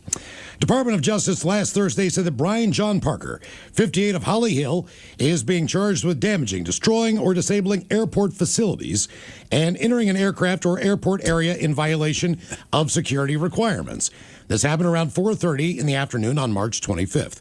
Parker and his blue Ford Mustang plowed through a gate at Daytona Beach International Airport. According to the sheriff, he was highly intoxicated when he ran the gate and headed toward the Embry-Riddle area of the airport.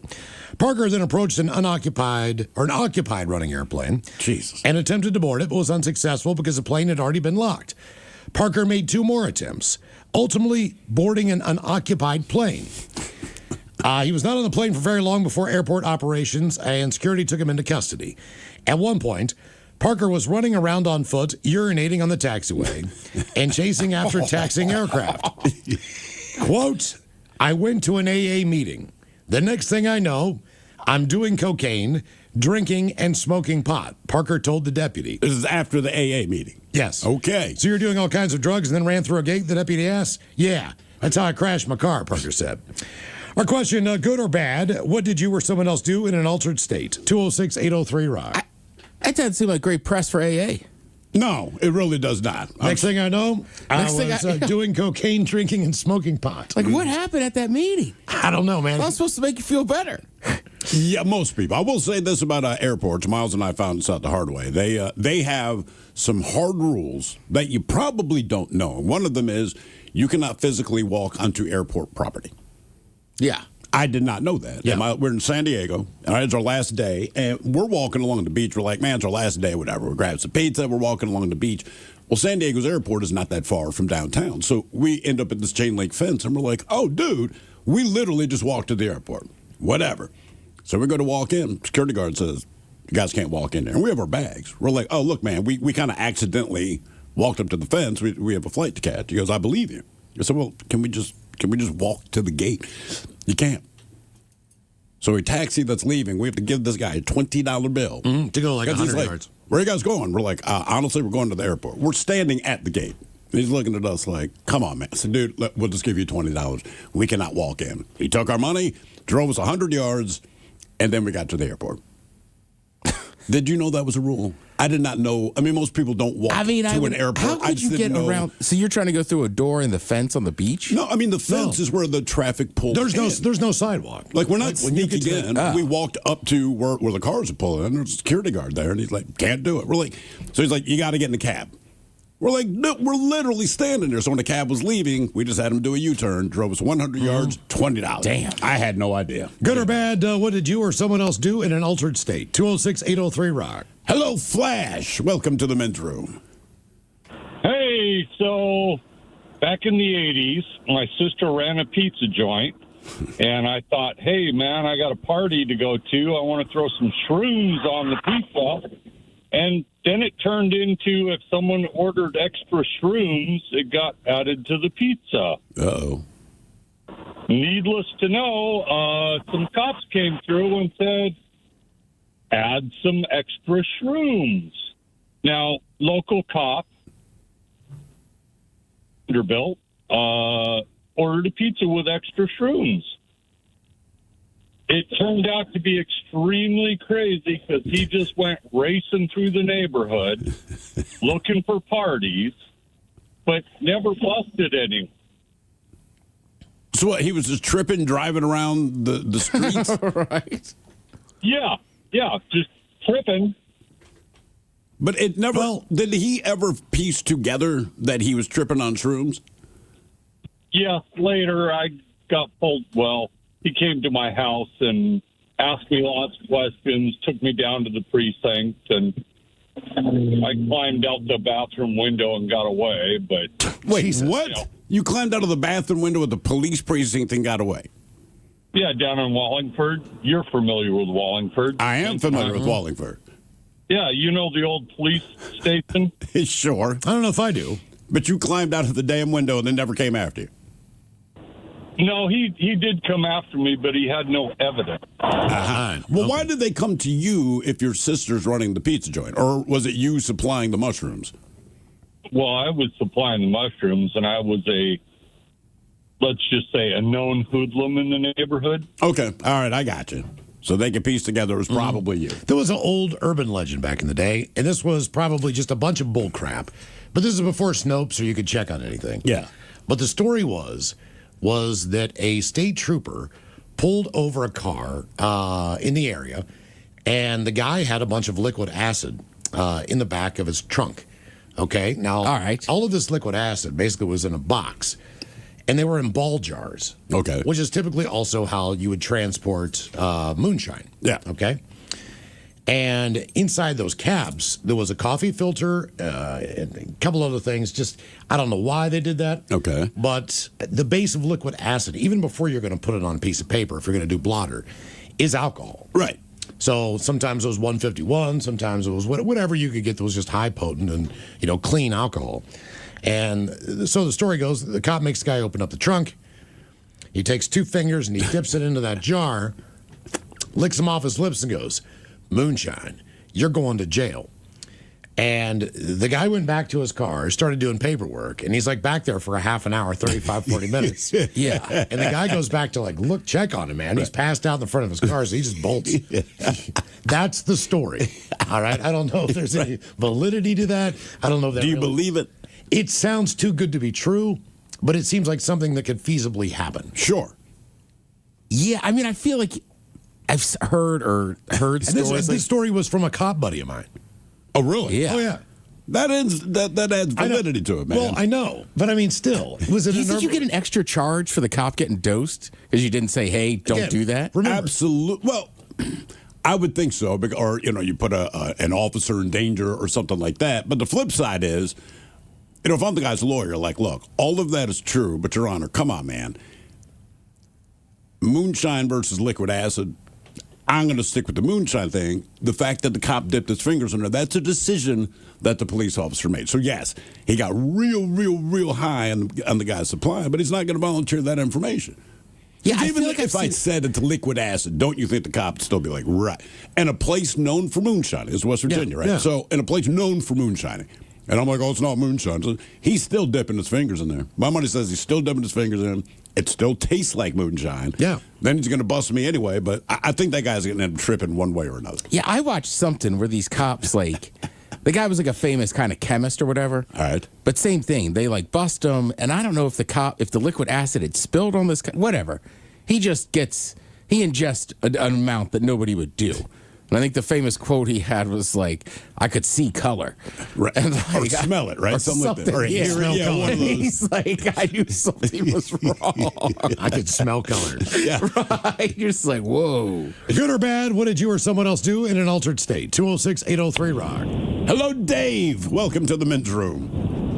Hey there. Hola. Hola. First time caller. Listen to you guys like the last 16 years since I moved out here from Detroit. Just want to say I love you guys. Oh, thanks, A little man.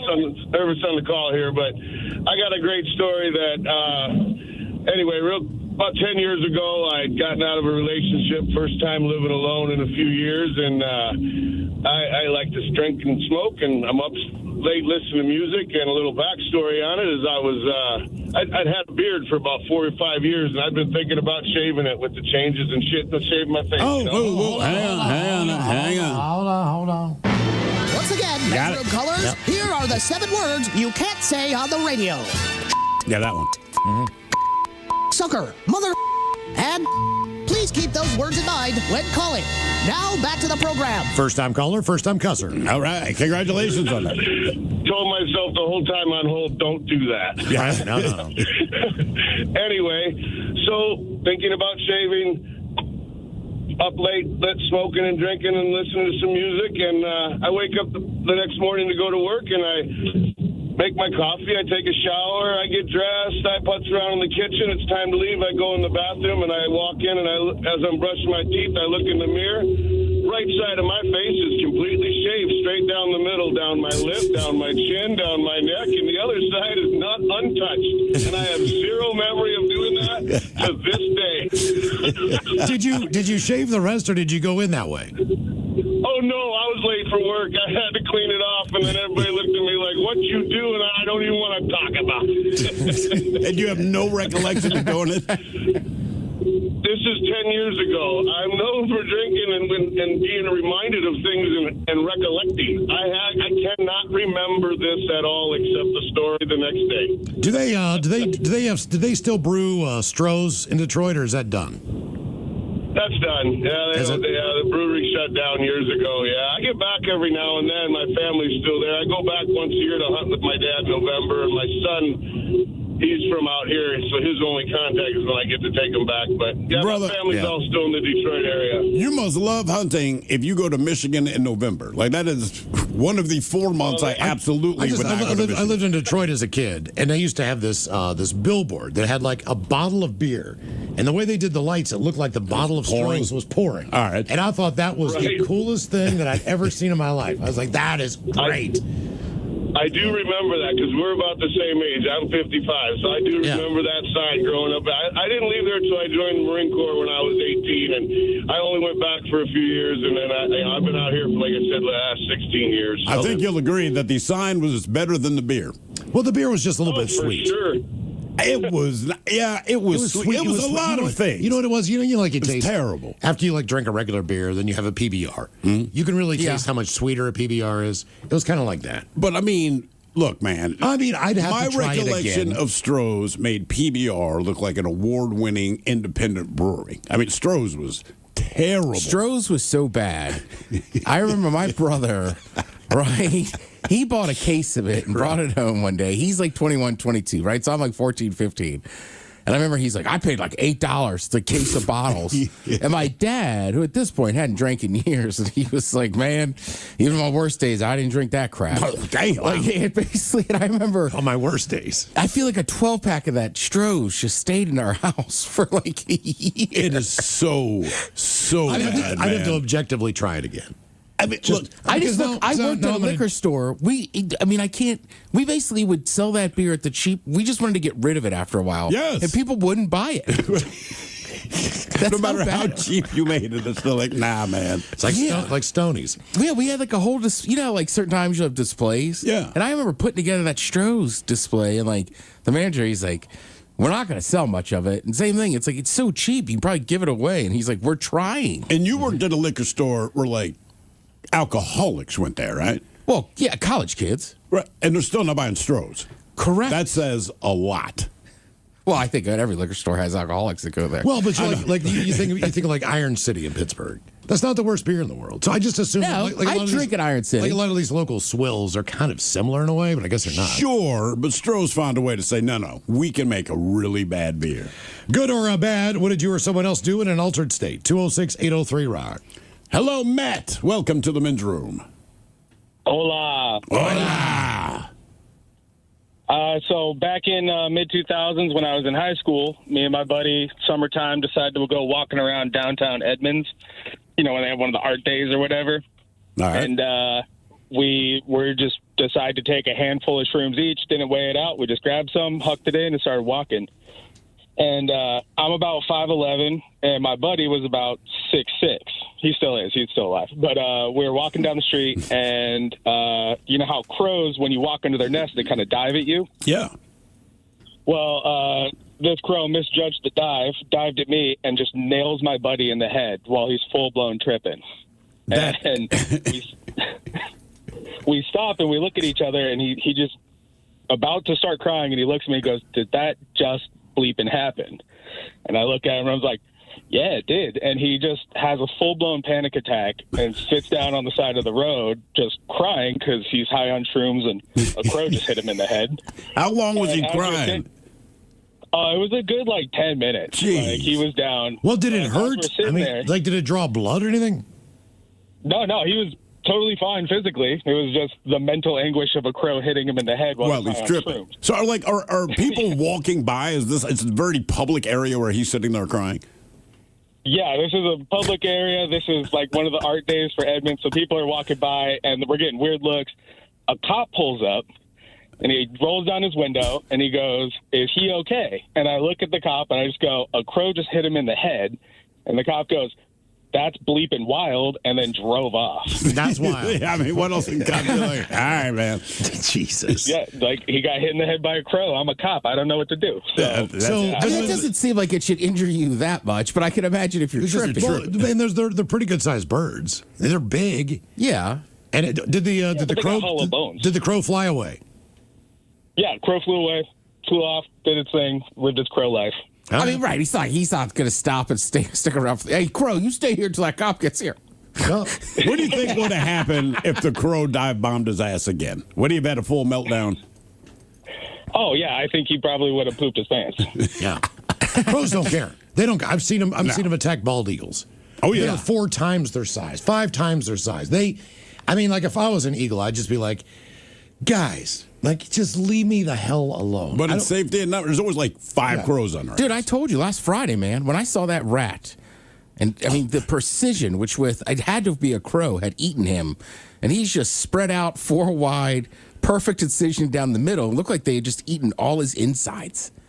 And it was so good, but it had to be a crow. Did they eat? I don't know, man. When we saw, what was it, a pigeon smashed into the window in here? Yeah. A seagull threw that thing up within a half hour, 15 minutes. But it's all about the guts. Like there's nothing about the skin, nothing with the feather. They want the guts. I did not realize the birds were into eating guts. So I saw that, and we're watching them do it. I'm like, my God, man. Yeah. The saddest part about that one was when the blood tear fell out of its eye. We were the last thing you saw. Yeah, that sucks. Because we're looking at the pigeon? Yeah, because we're standing over him. We go, "You okay, buddy?" And his eye just closed. Yeah, the blood ran filled. out. Yeah, we're like, "Oh my God!" Last night on Earth, it's us two over going like, "Hey man, what's up?" Yeah. What a sucky way to end. Yeah. I mean, that is. That's kind of awkward for everybody involved. Oh, yeah. Good or bad, what did you or someone else do in an altered state? 206-803-ROCK. Thanks for making The Rock a part of your lives for 55 years. Visit the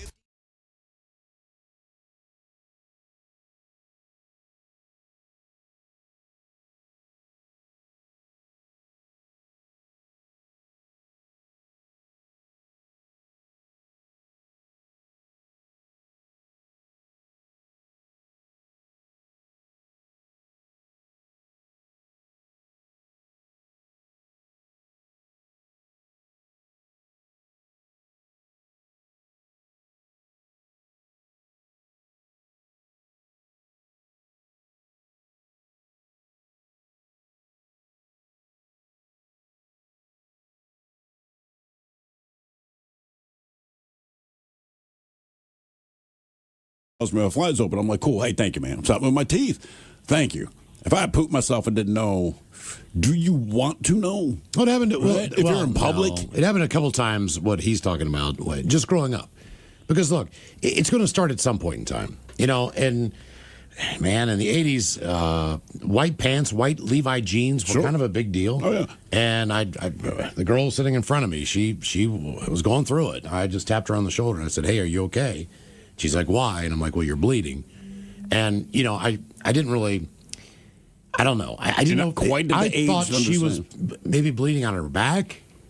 Like, I didn't really know. I was maybe 13 years old, 12 years old. Yeah, you don't know. So I wasn't really.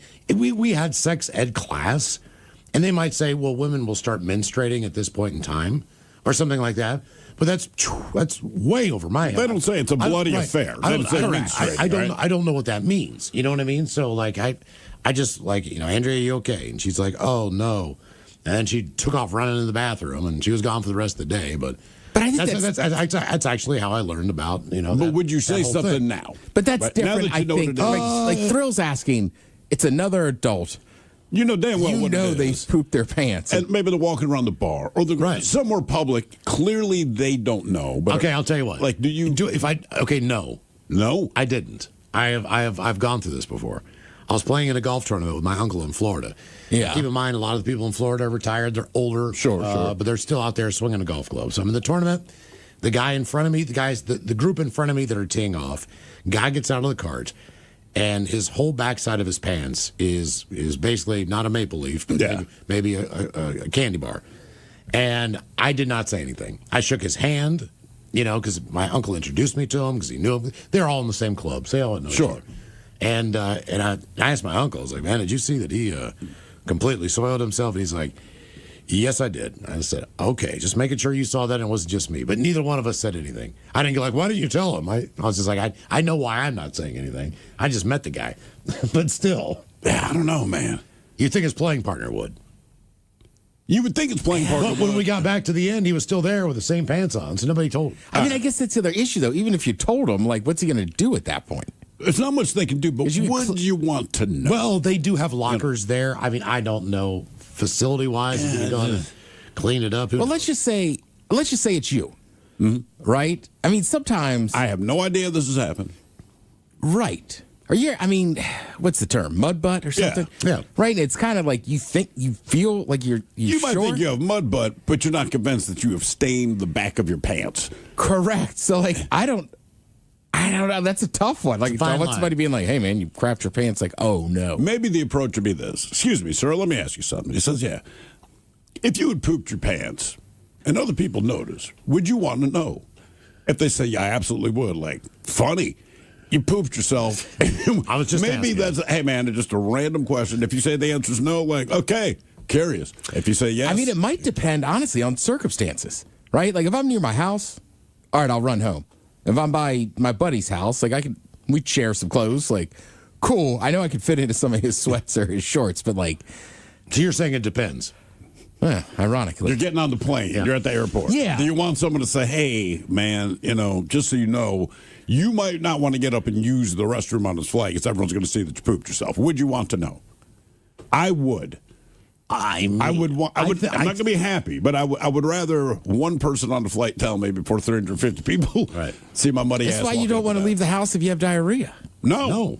When were you embarrassed for yourself or someone else? 206-803-ROCK. Hello, Steve. Welcome to the men's room. Hola, bichola. Hola. So I'm on this church field trip for the youth group to Lake Tapps, and we're standing on the dock, but we're all in our street clothes. And there was this girl that I kind of had a crush on, of course, that I wanted to pretend push into the lake. Only I did the push catch part wrong, and I ended up just pushing her into the lake. And of course, she wasn't too amused, and none of the other kids that were in the group were that amused either, because they threw me in too. So I got second baptism in my street clothes. So yeah, it was pretty embarrassing and stuff, and I ended up not going to that church anymore, but that worked out because, during football season, I'd rather be watching the Seahawks than going to church. Did you stop going to that church because of that incident? Yeah, I have to say that was the main type of thing because, I was the jerk who pushed a girl into the lake in her street clothes, That is bad luck. Yeah. How you live and you learn, man. Yeah, no matter the intent, that's a bad look. Yeah. I was at there's an amphitheater in Baltimore that's down on the Inner Harbor. This is the same place where Ted at one point in time ate David Crosby's salmon during the CSN show or whatever it was. Also, the greatest recovery in my life because you left and I took your front row seats. And I did not see a step. And to this day, I don't know how I almost fell over. I mean, it felt like my face almost hit the concrete. All right. And I made it just to pull up and not fall. And this one guy just sticks his hand out and I high-fived it. And walked back. Nice. Yeah. So I'm up there. This is a different show. I believe it was the Doobie Brothers or the Guess Who, somebody like that. One of those bands. But we're up there with another girl that I worked with who in the morning and another dude. And so I get up on the mic. And as soon as and it's the summertime, it's this outdoor summer concert place. And as soon as I get on the mic, my female co-host comes up and she takes my pants, which were, just shorts. And at the time, I wasn't really big on wearing underwear because it gets swampy and hot in Baltimore. Yeah. So I was not. And she pants me, man. And I'm sitting there with my hand on the microphone, and I look down. It's a sold out show. There's, what does that hold? 3,500 people, maybe somewhere in there. 42, yeah. I was gonna say, I think it's closer to 5,000 people. Okay, 5,000 people, yeah. Not only that, but I'm on a screen behind me. Oh, even better. I mean, all three of us are up there, so it's a wide shot. So it's not just like me from the chest up. It's all of us up there. And I'm just standing there, and there's other screens, and they have screens on the outside too. So I'm looking, I'm like, I gotta bend over, pull my pants up, and I just pulled my pants up, and kept on going. What else can you do, man? But my face was beat red. Thank God this was before the prolific camera phone. Yeah. Oh, we'd still be watching it now. Definitely was. Yeah, that happened nowadays. Well, thank God it was a hot day. That had that going for me. So you look a little better, right? I look better than I normally would, than being, in a cold environment. That kind of helped, but it still was just I'm sitting there. I'd be pissed. I mean, my pants are around my ankles, and I had the microphone in my hands. I'm trying to figure out how to pull them both. And so you hear it with the mic. Yeah. As you're pulling up your plus, you got to remember, when she pants me, man, it's still buttoned. They're still zipped up. Right. So, to try to put them back on, I got to, unbutton, unzip, you know what I mean? Just to get them around my hips, my ass. So it took a little time to even just get readjusted. Did the crowd cheer? Cheering and laughter, yes. Yeah, okay. They loved it. I mean, I would have been hot. But I didn't stay for the show. I was like, I'm leaving. Oh, did you? Oh, I left. I don't blame you. I was like, I'm getting out of here. I'm not hanging around to find out what the comments are. Right. When were you embarrassed for yourself or someone else? 206-803-ROCK. Hello, Jim. You know her. I do, right? Yeah. Jim, welcome to the men's room. Hola. Hola. How you guys doing today? We're doing good, Jim. It's Positive Friday. All right. I like to hear that. Anyway, my story. Me and my cousins. I'm the youngest. There was four of us, and we decided to go streaking. All right. So we we're across the street from this hotel. The idea is to run across the street, run through to the back of the motel. Excuse me, not hotel. Jump in the swimming pool, swim across the pool, get out, run back to the back fence line, jump a fence, go through the neighbor's garden, another fence, and then into my aunt's backyard. So we all get undressed and we start running. Of course, I'm the youngest out of all four of us, and they're ahead of me. They jump in the pool, they get through, and I trip and fall and just really mess my shin up real bad, and I'm bleeding. There's this lady sitting back there. She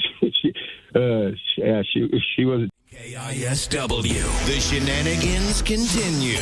This is the Men's Room with Miles and Thrill.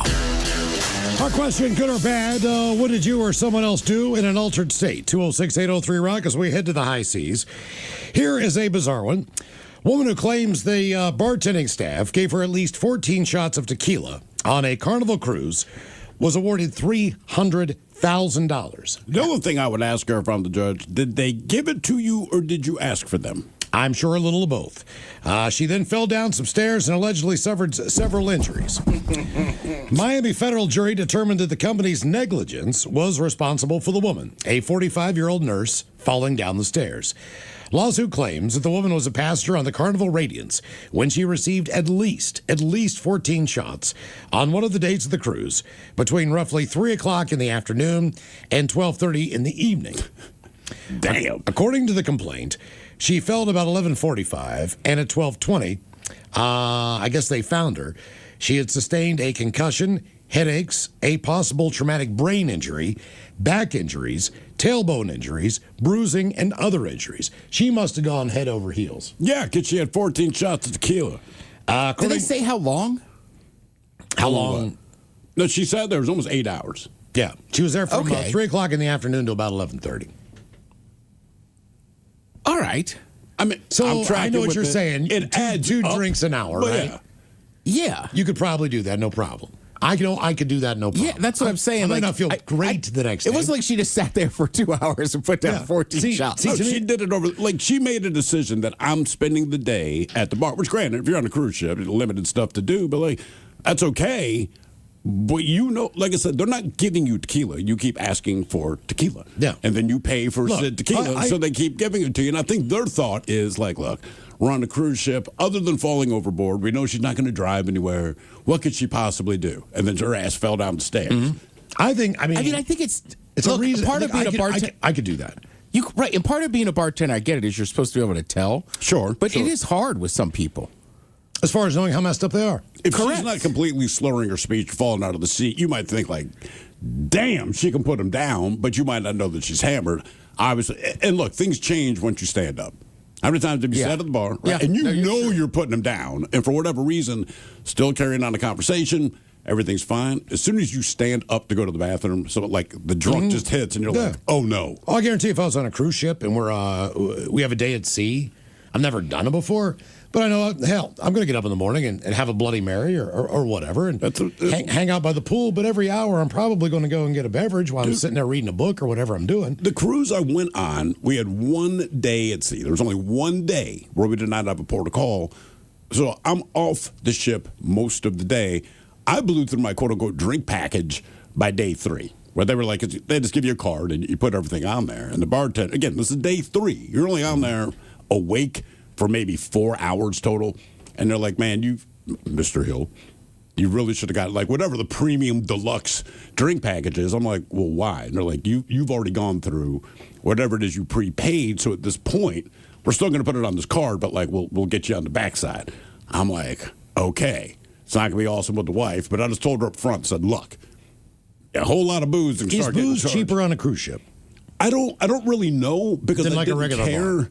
because I just handed them the card and like I said, it was covered with whatever we prepaid. And then after that, they didn't tell you the price.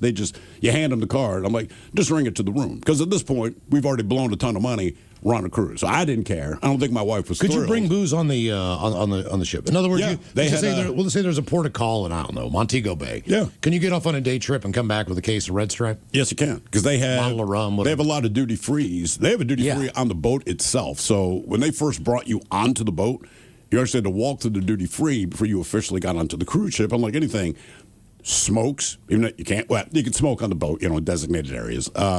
All kinds of booze. I mean, they had booze for days, so I think I may have gotten a bottle of Jack. But I know a lot of people were just loading up on all the booze, and you can go into your room, drink your face off. Pour a drink, walk around. They do not care, man. But my point is, so our last day on the cruise was the day that we were just at sea. I spent a lot more time at the bar because, again, there's literally nothing There's else nothing to do. I mean, you can go to the gym for an hour. After that, I mean, you're just eating and drinking and hanging out by the pool, right? That's literally it. And even when you're at the pool, I'm hunkered down at the pool, they still walk around like, would you like a drink? And it's like, even though the bar was like 8 feet away, I'm like, sure. No. So you're just drinking constantly. According to the woman's lawyer, jurors saw 30 minutes of missing surveillance footage from the moment she left the casino bar until someone discovered her unconscious. How do you watch missing video footage? At the bottom of the steps there. Stare at the screen for 30 minutes while there's nothing there. Now, during the trial, her attorney contended that the bartenders on the cruise ship should have stopped serving her as soon as they clearly saw that she was drunk. Additionally, he claimed that in order to maximize profits, Carnival deliberately designs its vessels to ensure that there are alcohol serving stations in every nook and cranny of the ship. It's part of what you pay for. Cruise ships are huge. And they're on vacation. Yes. Yeah, you don't look. Cruise ships are massive. I found to be a benefit that you could kind of get a drink within striking distance of your cabin. I mean, even people that don't really drink that much tend to, on vacation, will have a couple drinks. Yes. You know what I mean? Like, so it's like, yeah, of course the cruise ships have bars everywhere.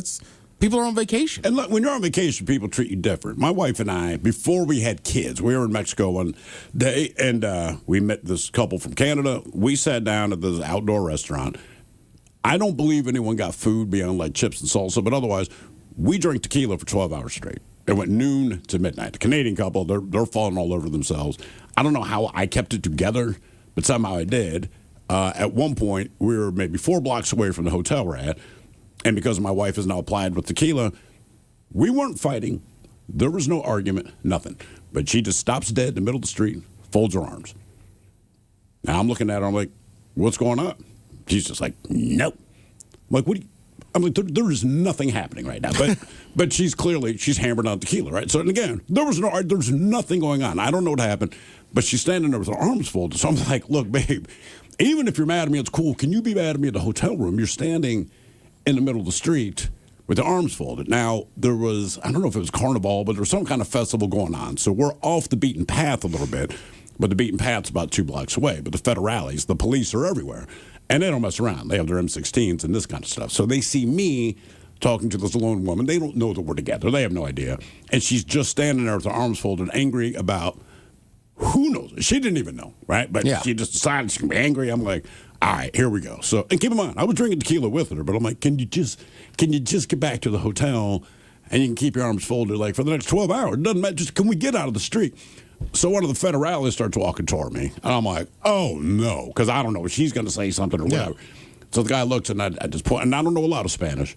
I just said, señorita es loco. All right? Basically, said, my wife is crazy. Yeah. And the guy got the biggest smile, just kind of waved us off and walked away. Eventually, we made it back to the hotel and created a baby. But to this day, she laughs about it. She's like, what was I mad about? I'm like, nothing. It was weird. We had a great day. You just stopped and folded your arms, and it was just the tequila, but I don't know what it did that we had to stand there for 20 minutes. You would not move. You would not talk. Just arms folded in the middle of the goddamn street for no reason. Well, the woman on the ship, she admitted her responsibility, but she's still sued. Oh, come on. Proving the overservice of alcohol is often difficult, as many people believe individuals should be solely responsible for their own consumption. The woman's attorney said she admitted her personal responsibility. However, the core issue was Carnival's refusal to accept any corporate responsibility for serving someone who was clearly intoxicated.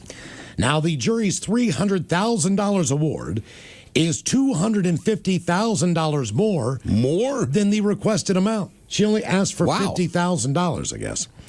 Carnival Corporation said in a statement that it respectfully disagrees with the decision and will appeal and seek a new trial. They say taking on a corporate giant like Carnival is a massive undertaking, and I have enormous respect for my client's resilience through this 18th month litigation. This case highlights the inherent dangers of all-inclusive drink packages, which encourages excessive consumption and pressure underpaid servers to prioritize tips over safety.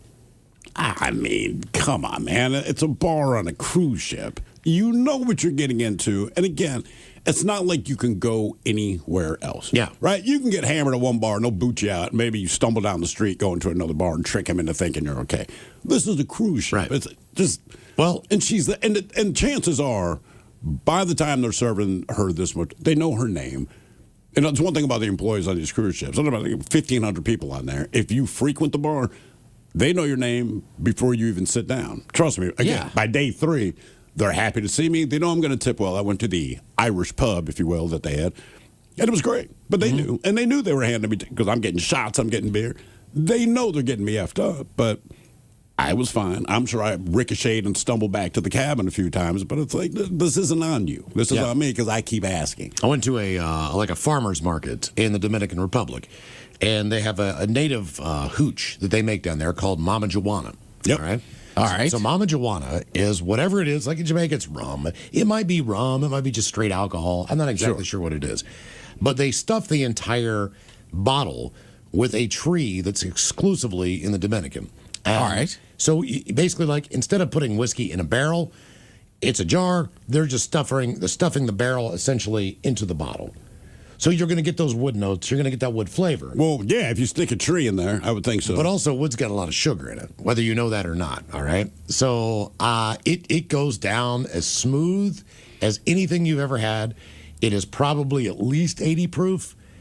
And because of the fact that there's wood in the bottle, you really kind of don't know. You know how much you're drinking, but you don't realize how potent it is and how much you've had.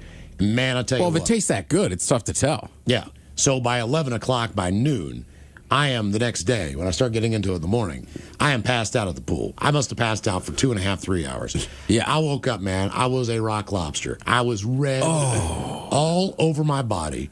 I mean, you could press into my skin and it would just turn white. Right. And then when you put your finger away from it, it was just like bright red. I was like, oh, man, I am completely effed on this. So basically, I ended up pouring the rest of that bottle out because I was like, man. You poured the rest out? Yes. Because we already had an all-inclusive drink ticket package. Why in the hell did I buy this thing? I just bought it because I thought it was cool because the bottle had all this wood in it. And it was filled with alcohol. Yeah, does it supposed to have like psychedelic properties or just booze? I don't believe so. Maybe it does, but I don't. I'm just asking if there's wood in it. But it was the traditional hooch of the Dominican, but they did not serve that at any bar. This was just what the locals drink. This is their equivalent of moonshine. But you could sell it at the farmer's market and everything. I had a stamp on it, as far as the local person who made it. But man, oh man, that was one of the worst decisions I've ever made on vacation. That absolutely. Well, when you get sunburn like that, it ruins it. We thought, but also when you're talking about how good it tastes, right? Like, how many times, like I've done it, where you have a cocktail or somebody goes, "Hey, you got to try this," and you take a sip and you go, "This is dangerous." Because you can't taste the booze. I know now. Yeah. Now, but that's definitely something you figure out with age. Same thing, like, ooh, that's delicious. I will not have any of that. Correct. And the other thing is, when it goes on, I don't know how potent it is. Like I don't mind getting drunk, but I don't want to be smashed after 2 or 3 drinks. And especially those high sugar ones, because that's when you get thrown out of places. Yeah. You're not really asked to leave. You are escorted out. One thing we did learn in Mexico, this was years later, we're in Mexico City, and we sit down to the bar, we order shots of tequila. And the bartender looks at us and he says, look, I'll do it if that's what you guys really want, but I'd rather not do that for you. We're like, what are you talking about? And he goes, that's a very American thing. He's like, tequila in Mexico is sipping. It's sipping, but it's also kind of the bottom rung of the spirits. He goes, we're all about mezcal. And I'm like, well, what's the difference? He goes, just the taste is a little different. But he said, and I swear this to you, he goes, one, traditionally, you don't order a shot of mezcal. You buy the bottle, we hand it to you, and then you guys pour your shot. So we said, okay, we're down with that. And when the wife is in on that, I'm like, cool. So, but he said, here's the thing. You're going to get messed up. You're going to get absolutely smashed because you guys are going to finish this bottle before you leave. But, so when you wake up tomorrow, just drink a pint of water. And I'm telling you, you're not going to have a hangover. Now, to be fair, I did not believe this man, but I now had the green light to drink an entire bottle of mezcal at a bar, right? Reasonably priced. So I'm like, cool. So my wife and I split it, and he was right. We got absolutely hammered, right? We stumble home, and I do not believe his theory of the hangover, but I'm like, whatever. It was a good time. We wake up the next morning, honestly, we both drink a pint of water. We were fine. Yeah. And he just said it's the lack of impurities in mezcal versus tequila. So now we both kind of avoid tequila and we'll drink mezcal. Because it might mess you up. You're going to have a crazy night. But, sir, you wake up the next day, dude, drink a pint of water. It's like nothing happened. Well, that was the same thing. Now, granted, you can't, we added alcohol, but that's the thing with like those beers in Germany because they have purity laws. So the beers don't have nearly, like our beers could stay on the shelf forever because all the stuff they put in there. Yeah. And I get it, but you can't have that there. So like when we had that long ass layover in Chicago, like I was BSing with this guy and he was like, oh man, I think he put down a crazy number of those liters of beer. And I was like, how are you okay? And he's like, look, I don't usually drink like that. But he's like, because it's so, there's not all the garbage in it. He's like, you don't wake up nearly as hungover. And that's the amazing thing. So obviously alcohol gets you drunk. Alcohol leads to the hangover, but there's something about all the garbage that you put in, whatever kind of spirit you're going to have, that makes it worse. Because again, you do wake up and you're like, oh my God, I'm hungover. But one glass of water, you're like, I'm all right, man. Dude, I think the worst thing that you can get in trouble with is flying and then getting delayed. To me, that is just a recipe for disaster because I'll show up to the airport an hour and a half to hour 45 minutes early. Yep. I will almost always get breakfast. I will almost always get a Bloody Mary or a couple beers or a couple shots or whatever. Typically, I will get a couple drinks on the plane. I do remember one that was just awful, man. I think I was flying to my brother's. So it's always family. If it's friends, I don't care. But when you're flying into where your family is, man, you got to be a little different. You got to keep it together to some degree. So flying to Chicago, headed to Pittsburgh, all right? So get to Chicago, go to the bar. I'm talking to this woman who is beside me at the bar. Where are you going to? Flying to Pittsburgh. Oh, are you on my flight? And I'm like, yeah, blah, blah, blah, blah. Delayed, all right? Now we're at the bar for another hour and 15 minutes. We get delayed again. It's another hour. I think I grabbed a little bit of food, but I mean, the beers are just going down. We're having a great conversation. We're talking the whole deal. Get on the flight eventually. After like 2.5 hours and a delay, the flight is from Chicago to Pittsburgh. It is not a full plane by any stretch of the imagination. I am sitting in business class. I get a drink. The girl who I'm sitting by at the bar walks up to use the bathroom beside me. She's staggering up to the bathroom. I mean, like holding on to the seats and stuff. Now she sees me. I am in the window seat. There's nobody beside me. The aisle across, the seats across from me are empty as well. I think maybe one dude was behind me. Yeah. It was not a full aircraft. I'm in business class. There's just nobody sitting up there. So she's like, hey, I'm going to come up. And I'm like, all right. And so she like goes and gets her carry-on. She's walking down the aisle. She pops the thing. I can see her like staggering and crap, trying to throw the bag in over where I'm sitting. She sits down like a thump like that. And she's like, I got to puke. And I'm like, oh, come on. Yeah. I think just all that activity. And I'm like, you got to puke? And she's like, yeah. I've never seen someone throw up in one of those vomit bags on an airplane. All right. That was my first attempt. Granted, to her credit, she did not spill a drop. All right. She filled that bag up, though, man. That's what I was going to say, man. It was like a liquid bag. I mean, it was all fluid. And I mean, she's sitting next to you. She rifled through one. I mean, I could smell it. I was just like, Jesus Christ, woman, you like, I am trying to keep it together. Then we get to the Pittsburgh airport, man, and I'm just like, I am hurting. And it's my brother who's going to pick me up from the airport, or my sister, one of the two. I can't remember at this point in time, but I just remember them saying, like, Jesus Christ, man, like, you were hammered. I'm like, well, the flight got here 3 hours later. Yeah, what else is there to do? What else did you want me to do? I'm just sitting in O'Hara, which, by the way, as far as food goes and bars go, that is one of the worst airports in the country. Really? There's just like one bar per terminal kind of thing.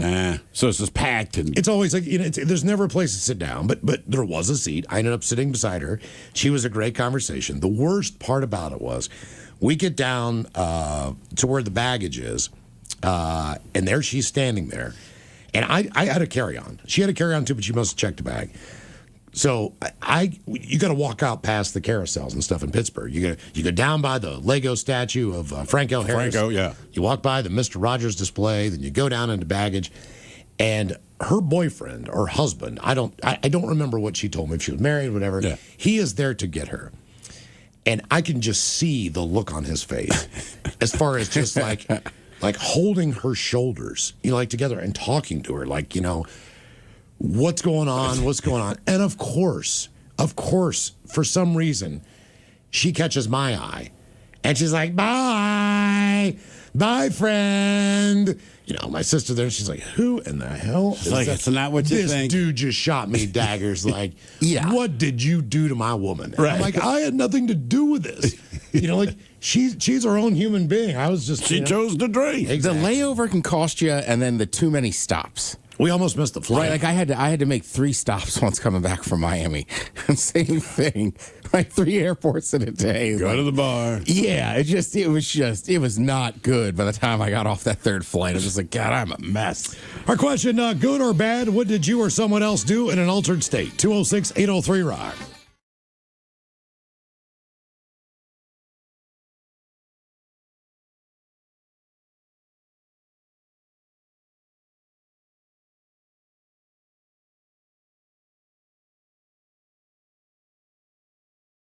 Too happy about it. But anyway, her husband he couldn't stop laughing. He goes, get the kid a towel. And she's gone getting me a towel. The guy goes, man, he was a veteran I take. But anyway, he goes, man, with friends like that, you sure don't need any enemies. I wouldn't want them in the foxhole with me. Anyway, they left me there. And, I was so banged up I couldn't walk hardly. So how long did it take you to get back to the aunt's house now that you're banged up and got a towel wrapped around it? Probably about 15 minutes after that. They insisted on taking me, and I said, no, I'll make it. So I went ahead and jumped the 2 fences, or jumped the fence, went to the garden, jumped the other fence, ended up with the ants. Well, they all laughed at me, and it was pretty embarrassing. Good times. Yeah, good times. Yeah. Do anything naked, it's more embarrassing. At least 5,000 people didn't see you. When were you embarrassed for yourself or someone else? 206-803-ROCK. Hello, David. Welcome to the men's room. Gentlemen. Hola. All right, I can't believe I'm telling this story, but I'm telling it. So I was laying on the floor with my daughter, watching a movie, having some popcorn, and I coughed. And when I coughed, I really hurt my back bad. I mean, I couldn't get up off the floor, nothing. And so I get there, my wife gets me up. I'm like, this really sucks. Next thing you know, it's like a week later, and I still can't stand up straight. And so I'm like, there's something really wrong. So I go in and see my doctor. Oh, let's take an x-ray. Oh, we just think it's the muscle. Don't worry about it. It'll loosen up. Here's some muscle relaxers, And, of course, they gave me some Oxycontin. Nothing is even affecting my back pain. I still can't stand up straight. And about week 3, my feet start going numb. And I can't feel my feet. And I'm like, this is an issue. And so week 4 rolls around, and I start losing all my feeling below my waist. And I'm like, that's it. I'm a big, tough guy, but this is ridiculous. So I go in, I see my doctor again, and I said, here's what's going on. I'm losing the feeling below my waist. And they go, okay, we'll get you an MRI. So next day I go in for an MRI. I do the MRI at like 11. And I get out of the MRI. The doctor comes down and says, okay, who do you need to call? And I'm like, call for what? Well, you're going into surgery right now because you have a herniated disc and it's crushing your spinal cord. And I'm like, yeah, that's not good. And I've been telling you that something's wrong. So, cool. So I call my wife, and we go to Tacoma General. And I don't know what was going on that day, but they had us in a room with really small gurneys with, just curtains around them. Yeah. But you couldn't fit 2 people in there, right? So, and you could hear everybody talking. And there's got to be 25, 30 people in there. And I'm in pain. I'm not a good patient when I'm in pain. And so I'm laying there, and this male nurse comes in and goes, hey, how you doing? I said, not good.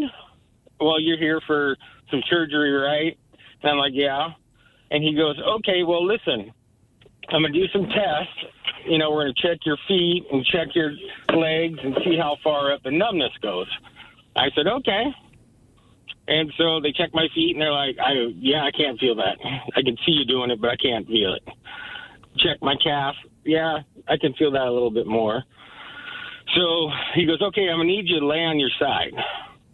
And he puts his hand on my hip. And I'm laying on my side, and he goes, I need to check your rectum. And I'm like, wow, why are you talking so loud? You know, I can reach out and touch the person next to me in the bed. And he didn't say why I was going into surgery or anything. It was just, I need to check your rectum. And I'm like, dude, okay. And by this time, I'm getting very upset because I don't care what they do. Just make the pain stop, right? Sure. My wife at the time I look up at her like, oh, my God. And she is hysterically crying, laughing, okay, because she knows everybody can hear what's going on. And I'm sitting there just going, this is not good. And she goes, it's okay, honey, it's okay. Why? She's crying. So the guy goes, okay, you might feel a little pressure. And he goes up like 2 or 3 levels in his voice when he says that. And I'm like, dude, shut up. Just do it. Just get it done. I don't care. And sure enough, he has his hand on my hip, and then, you know, he checks my rectum and pulls out his fingers, and he goes, yeah, you're a little loose. Oh, God.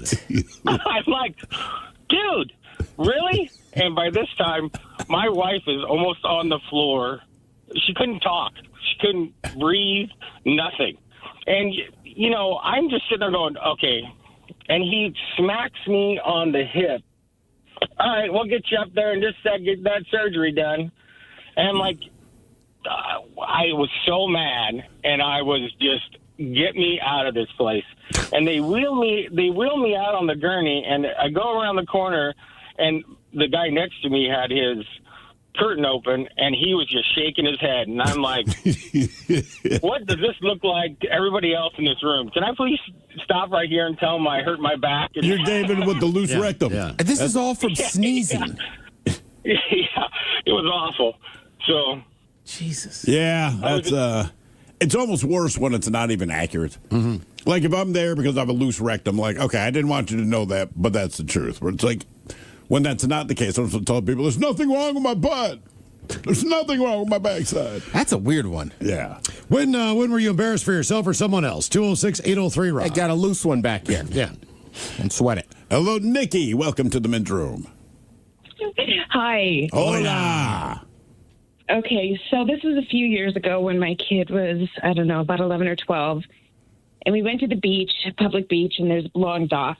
And her and her little friends run up or down to the end of the dock, and there's this kid behind me. And he's probably, I don't know, 6'1", 6'2", big kid, good-looking, mixed kid. And he's clucking like a chicken behind me. And each time I kind of turn around, and I'm like, what is this dude doing? And, you know, so he keeps doing it. And I turn around, finally, I'm so irritated. And I go to push him in the water, and he's fighting it. And he ends up going down on the dock, and the dock had, like, that tar paper on it. Yeah. And so he skinned his knee, and he started to cry. And then he starts to lick the blood. And my kid runs up, and she's like, Mom, he's a special needs kid from my school. Oh. Pushed over a special needs kid. Damn. Yes. And I'm like, this is some bull. No, he's not. But he's in full tears and looking around. I'm like, well, where's his caregiver? And then his little sister is in the water, and so she gets out, and I don't know. It was crazy. Everybody at the beach was looking at me like I was a monster. The mean woman that you are, pushing over the special Had you seen him, Nikki, had you seen him swimming before this happened? No. And it still seems bold just to push somebody in the water to begin with. No. He was clucking behind me. No, I hear you, but not everybody on a dock knows how to swim. He was in shorts, and that's it.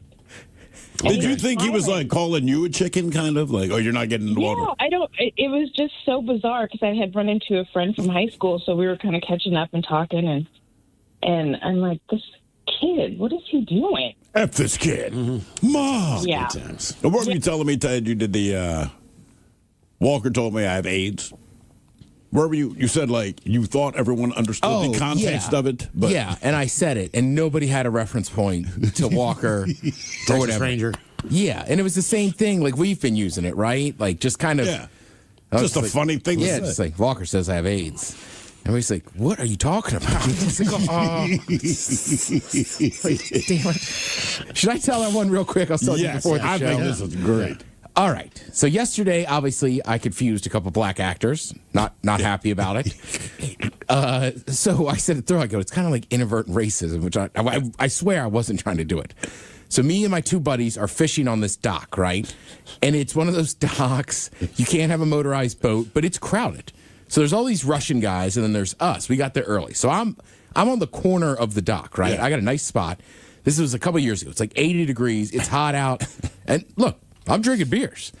So I'm not really looking at the guy next to me. And sometimes I will joke around with people I don't know and go, this guy knows. And people are like, what are you talking about? Like, it's a funny joke. So my buddy catches a fish. And I go, hey, man, we should just cut that up right now and get some sashimi. Everybody loves sashimi. This guy does. And as I look back at my friends, they're kind of like, ooh, no. There's only one Asian guy on this dock. And I had just nonchalantly been like, this guy loves sashimi. He gets it. And the guy, when I looked up, he's kind of nodding. Yeah, I do, actually. My buddy's like, dude, like that was, I was thinking it was really embarrassing. Super racist without even trying to. Yeah. Like, I assume he loves it. This guy knows. This guy loves it, man. Ask him. He's probably got a crew chief on him.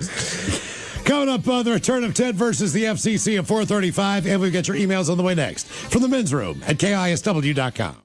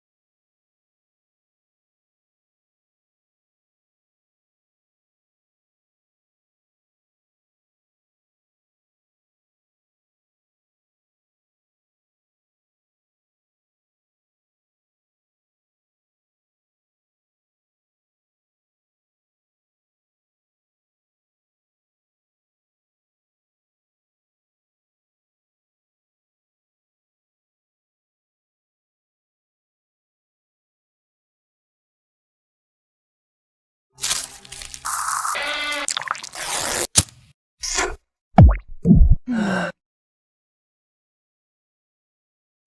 mighty 99.9 KISW and KISW HD1 Seattle.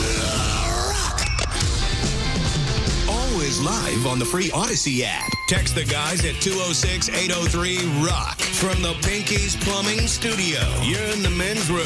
Join us for a day hitting the small ball. The KISW Miles Montgomery Golf Classic is presented by Pinky's Plumbing, going down Monday, June the 8th at beautiful Redmond Ridge Golf Club up in Redmond. This year, we're going to hit the greens of Redmond Ridge for a day packed with golf, laughs, few beverages, and a little bit of mayhem with the KISW crew. Some Nerf bullets. Hopefully, again, maybe another hole-in-one off of a toilet this year. The grand prize. Maybe. Tickets to Guns N' Roses for your foursome with the Black Crowes in Vancouver, August the 29th. That includes your Amtrak tickets. Also includes your hotel room for the night. So those foursomes are available. There's a few left at KISW.com if you'd like to sign up and join us for a day. Hopefully a beautiful day like today. I'm hoping so, man. Me as well, man. All right, our question, good or bad, what did you or someone else do in an altered state? 206-803-ROCK. Hello, Greg. Welcome to the men's room. Hola. Hola.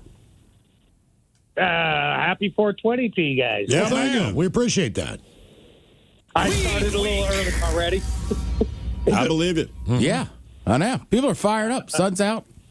Hey, this is a good day for 420, man. Is it, though? What do you mean? I feel like 420, if it was piss and rain, it wouldn't matter. It's right, you're just smoking weed, watching a movie. But now you're outside. It's like day drinking, right? Like drinking is drinking, but somehow if you're drinking during the day and it's sunny outside, you're just happier doing it. I just feel like today, you sit down in your backyard, man. It's nice. Typically, I'll crack a beer or whatever. Today, the first thing I'm doing, I never do this. Get home, I'm doing smoke a bowl real quick. Yeah. I mean, why not? Happy holidays. Get a session. Exactly. That's always my first thing. When I get a cigarette and a bowl, just really. All right. There you go. Okay. Smoke a bowl and take a walk. Nothing wrong with that, man. Greg's on it. Hey, so I got a story about my buddy Lazarus. All right. It's not his real name. That was his nickname, and it was fitting for him.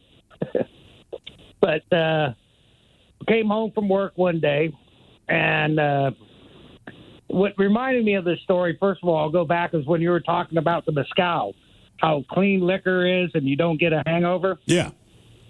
That's what got me on this, made me think about this story. So we got back from work one afternoon. We're going to go. It's a Friday, I believe. I usually didn't work on Saturdays, but Friday. So Lazarus is there at our house. Good friend. We lived in a house with a couple buddies. And he's got a bottle. They just got back from Nevada, and this is in California, had a bottle of Everclear, which wasn't legal in California or whatever. They didn't sell it. You had to go there to get the real Everclear. Yeah, I want the authentic Everclear. You know, the one that'll kill me in 2 hours, yeah. Yeah, so everyone's already said, I walk in, they go, Lazarus just took a shot off the Everclear. Straight out of the bottle, just drank it. I go, no way. You guys are nuts. I go, I got to see this. And because we used to take it and put like a capful in our beer or, make a small cocktail. Yeah, exactly. Sure. But not a shot. Yes, a fine cocktail of Everclear and beer. Yeah, but I'm not. Well, that's like a depth charge, Yeah, I mean, look, it'll get you going. You're not wrong. And so he took it and did it again and just glug, glug, glug. I mean, I couldn't believe it. And, wow, we're all amazed or whatever. And we had a beer, but we're supposed to go over later to a buddy's party. He just got in his a new house they rented. So we're going to go over there, and Lazarus is going with us. We knew he wasn't driving. He's riding with us. Right. So we stop at McDonald's first to get a hamburger. We get in there, and he orders his burger. I think he gets a cheeseburger or something. And before we even get out of the lobby, he looks at his burger, opens it up, and says, "This is F&S," and throws it up against the window of the place. Okay. And I was going, well, let's get out of here. That seems kind of sacrilegious. McDonald's cheeseburger and me are friends. Oh, I like them. I mean, I ate mine. We just took off and ate them on the way over to our buddy's house. And Lazarus is the most mellow person you've ever met. He's like a total hippie guy. This is back in the 77, 78. Total hippie, mellow guy. So we get over to my buddy's house, and we get there and we walk in, and this is the first time he's been there. He's met my buddy before over at our place. But we walk in the door, and he still seems to be walking straight, but he's getting kind of bizarre in the way he's acting.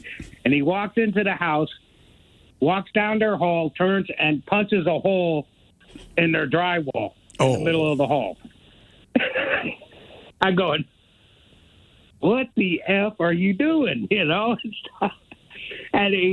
we're trying to tell our friend, oh, well, he did this. And he walked back outside and he passed out in some juniper bushes.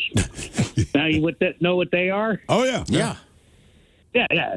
Like those things that they're like pine, but they're low. When he fell in those, and we just left him there for the night. I think that's the right move. Well, we're waiting there. We tell our buddies, we explain this is not, and he knows he's not like this or whatever. But we kind of partied, and so finally we go out there. We got to leave. It's like 2 or 3 in the morning, and we find him in the bushes, and we drag him out, put him in our car, and drive him back. We get him back at our place, and then drag him inside and let him go to sleep and whatever. And we get up in the morning, and he's just wide awake, just up fine. He's wondering why his hand's a little sore. We go, but he had no hangover at all. And we told him what happened. He felt so bad after that or whatever. Well, I'm sure he did, man. Yeah, so he went over there and fixed their wall afterwards, but no hangover at all. The worst thing he had was a sore hand. From Everett. That is impressive from Everett. Yeah. That story, it reminds me, and we've told this before, but we were working in Baltimore, and we had a big event one night. But before the event happened, CBS Radio explicitly had sent out an email saying, hey, no drinking at the event. Was it a singles night or something like that? Something like that. Like but a they did dating thing? Or They did it at Raven Stadium, right? So basically, they rented out we're not on the So field. it was but- like every station in that cluster. Right. So I want to say there's 5 stations there. And I mean, thousands of people show up for this thing. And you have the entire concourse is going around the stadium. But again, they put out the memo like, hey, no drinking at the event. So we decided we would circumvent that by drinking a little bit before the event. Now, Miles and I drank a little bit before the event. And the 3 of us rode down there. But Ted rolls up to my place, and what was it, gin? Like a super big gulp-sized cup full of like gin and tonics or something. Was it gin and Correct. tonics? I mean, so in my defense, I did have one drink. You but did it was have out of one a drink. It was like 32 ounce cup. it's like one of the biggest big gulp cups I've ever seen. But Ted's sucking it down, and the thing is, so we're all just kind of getting ready to leave. But we're at my place, and you sucked this thing down, and you seemed absolutely fine. All right?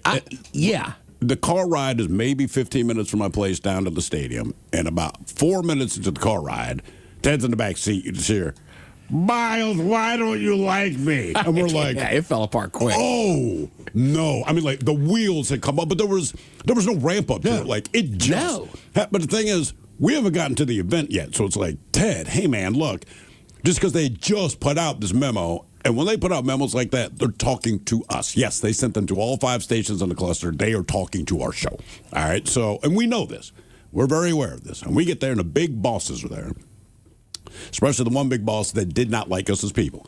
So he's roaming around, and this is the first time they're doing this event. And we're just like, we have to get Ted away from him. So big boss is kind of hobnobbing with, muckety mucks. So we kind of drag Ted away, and we're walking around the concourse of this event. And for the most part, Ted's okay, but every time Ted saw a coworker, people that were on the air, it got bad quick. Like, oh, Ms. Important over there. And we're just like, oh my God, dude, like keep it together. So we circle around this thing, and somehow we avoid Big Boss for the most part. But at one point, Miles says, hey, I'm going to take Ted home. I'm like, yeah, man, just get his ass out of here. So Miles leaves. I'm at the stadium. Big Balls makes a beeline toward me. And he's kind of smirking, but he's like, hey, a lot of the coworkers are saying that Ted seems hammered. I'm like, I've been with him all day, dude. He seems fine. He's like, he's looking at me, and he's like, they said he was acting drunk. I said, oh, dude, I don't know. He took like an allergy medication. I think he's having an adverse reaction. And his quote to me was, do you think I'm stupid? My response was, yes. But the thing is, since he did not physically see you, he can put it. But the thing is, Miles is going to drop him off, and Miles is going to come back. And I'm at this stadium about an hour and a half, almost 2 hours, just thinking, like, what the F is Miles doing? Just drop his. So I'm getting pissed. And then Miles gets back. And what was your story? Because I immediately came up like, bro, I've been trying to run interference with so-and-so. Because we ran into somebody, one of the bosses outside. this was even worse. So this is all the part I did not know was happening. So I'm basically holding Ted's hand, walking, and the way the stadiums are, they're kind of similar to here in Seattle. There's Camden Yards right beside M&T Bank Stadium. Yeah. So I've got Ted held up by the shoulders. He went to use the bathroom on the side of Camden Yards. It's a brick-looking building, but this is like a warehouse. It was been there for a long time. So he starts peeing on this warehouse. And then right as I look up, there is our other boss, and he's walking toward us. Now, I'm holding on to Ted's shoulders. And remember, do not be drunk at this event. But when Ted went to pee, his pants fell all the way down. All the way down. Yeah. So, like, they're on the ground. Like, a 4-year-old at a urinal. Right. A 3-year-old at a urinal. So I see Passion, his wife, walking up. Right. I'm like, I rip his pants up real quick, buckle him up, man. I'm like, okay. I said, just do not say a word.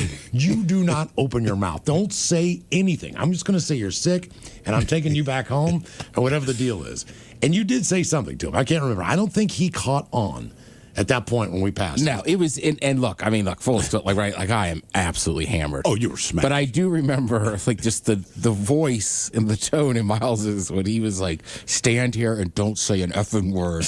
We've got to get." And Miles tells the story better than I do, but it's basically like, if there's one moment where I just stood there and didn't act like a jackass, this was the 1 minute. Was it. That had to be the only moment. The only minute. Right. Okay, so it was crazy. So then we start going up Martin Luther King Jr. Boulevard in Baltimore, and Ted's going to have to throw up, and I'm like, look, man. So I reach in the back of my car, and I got a hat, and it's a West Virginia hat, right? And I'm like, look, Ted, I don't care. Just throw up in this hat. Yeah. Do not throw up in the car, man. I was like, you do not, because he kept reaching for the door handle. So keep in mind, Martin Luther King Jr. Boulevard in Baltimore is about a 50 to 55 mile an hour speed zone. Mm-hmm. It's not like block. It's a highway. And it's what, like 8 lanes? But there are red lights on it. It's kind of more like, I guess, Aurora. So I'm like, please, just don't, just throw up in the hat, man. So we get to this red light turns red, and I look over to Ted, and he's gone. My door's open, and he's sprawled out on the middle of a 55 mile an hour highway on his back. And I'm like, oh man, Ted, get up. So I pick his ass up, I shove him back into the car. He's like, my phone, man, it fell. I was like, where did it go? He's like, underneath the trunk. So I look, man, and there it is, like right in the middle. And it's raining. Right. That's right. It was raining. I've got it was awful. Yeah, I've got like not a suit, but like a button-up shirt on. Yeah. Like a decent. It was like an event. So I like spider crawl underneath my car, and I barely reached this damn thing, man. It turned out it broke anay. I'm pretty sure your phone. Oh yeah, it definitely broke. It smashed and broke. But I can stuff you back in the car. I put the childproof locks on my car, drive Ted back to his apartment, and then. He's like, man, I can make it. I'm good enough. I can walk in the door. I've got it. I'm like, are you sure? He's like, yes, man, because I got to get back there, man. Like, I need to hurry back. But we were in front of the apartment, brand new, nice apartment building. Yeah, it was a great spot. Yeah. And then I think something else happened after I dropped you off. I can't remember if you knocked on the wrong door. I got up in my apartment, and my buddy Ryan Sutton, like, I don't remember this. He just said, he goes, man, you came in. He goes, you stood there. He goes, you took you 10 minutes to get in the door. He goes, finally, I just opened it. Like, what's up? And then he said, I just stood in front of the sink and kept putting my head under the faucet, drinking water. And then went like, I love you, man. And then you just went to sleep. I love you, man. Right, that was it. I remember Ted called me the next day, and he's like, hey, man. I'm like, you all right, bro? He's just like, hey, Thrill, man, did I do anything stupid yesterday? And I probably laughed for 5 minutes straight. My brother... Yes, everything you did was stupid, but I think we ran enough interference. You shouldn't get in trouble because there's a rumor that you were absolutely ridiculously plastered, but none of the bosses actually saw it.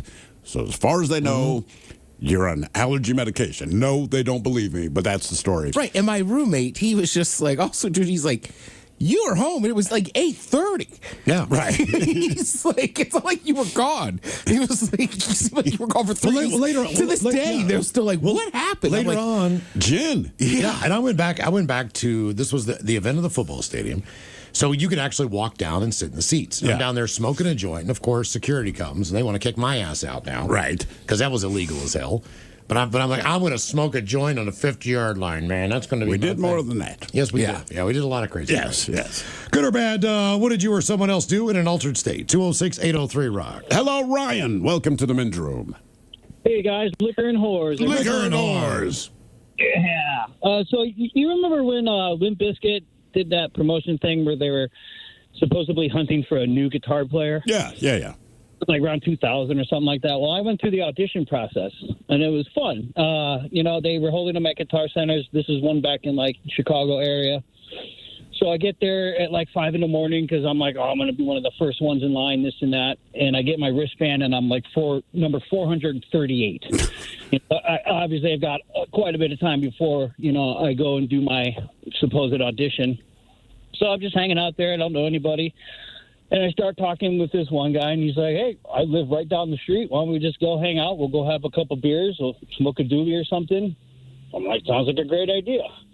Well, after the third time of doing that, because we were waiting there for so long, we were annihilated. just annihilated. We had no idea. Like, we almost forgot to go back to the audition.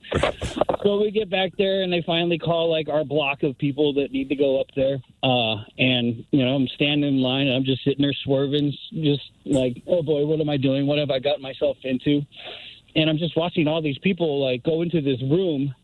And then I guess, after, a couple seconds or so, they're just storming out. They're angry. They're swearing. They're this, they're that, or they're crying, whatever it is. Well, I guess Fred Durst and the manager were in that room, and they had a kill switch. And if they didn't like what they were doing, they would just kill you in the middle of it and tell you to get the heck out, without even saying anything. So people were sitting there waiting for hours, and they're just like, nope, we're done. Get out. So I finally get up there. I'm thinking to myself, I'm done. There's nothing I can do to do anything. And I just start playing something. And I don't know what the heck it was that I was playing. And after about 30 seconds, I kind of just stopped and looked up at Fred Durst and the manager. I'm like, do I keep going? And they're like, yeah, this is kind of cool. So I hung out, danced for a minute, talked story with Fred Durst and the manager. Obviously didn't make the band, but, it was a cool experience. And being at the level of inebriation that I was at, I was amazed that I actually pulled it off. It didn't look like a complete... I'm impressed. Yeah, I am too. Yeah. You probably weren't nervous anymore. Yeah. Well, we initially did the first round to cut the nerves, but after the third round, we're like, whatever, we'll take on the world at this point, Little confidence. Absolutely. All right, still to come, your guess is as good as mine. Our categories with the best airlines in America and the states that spend the most money on alcohol. We also have your emails coming up next in the men's room at KISW.com.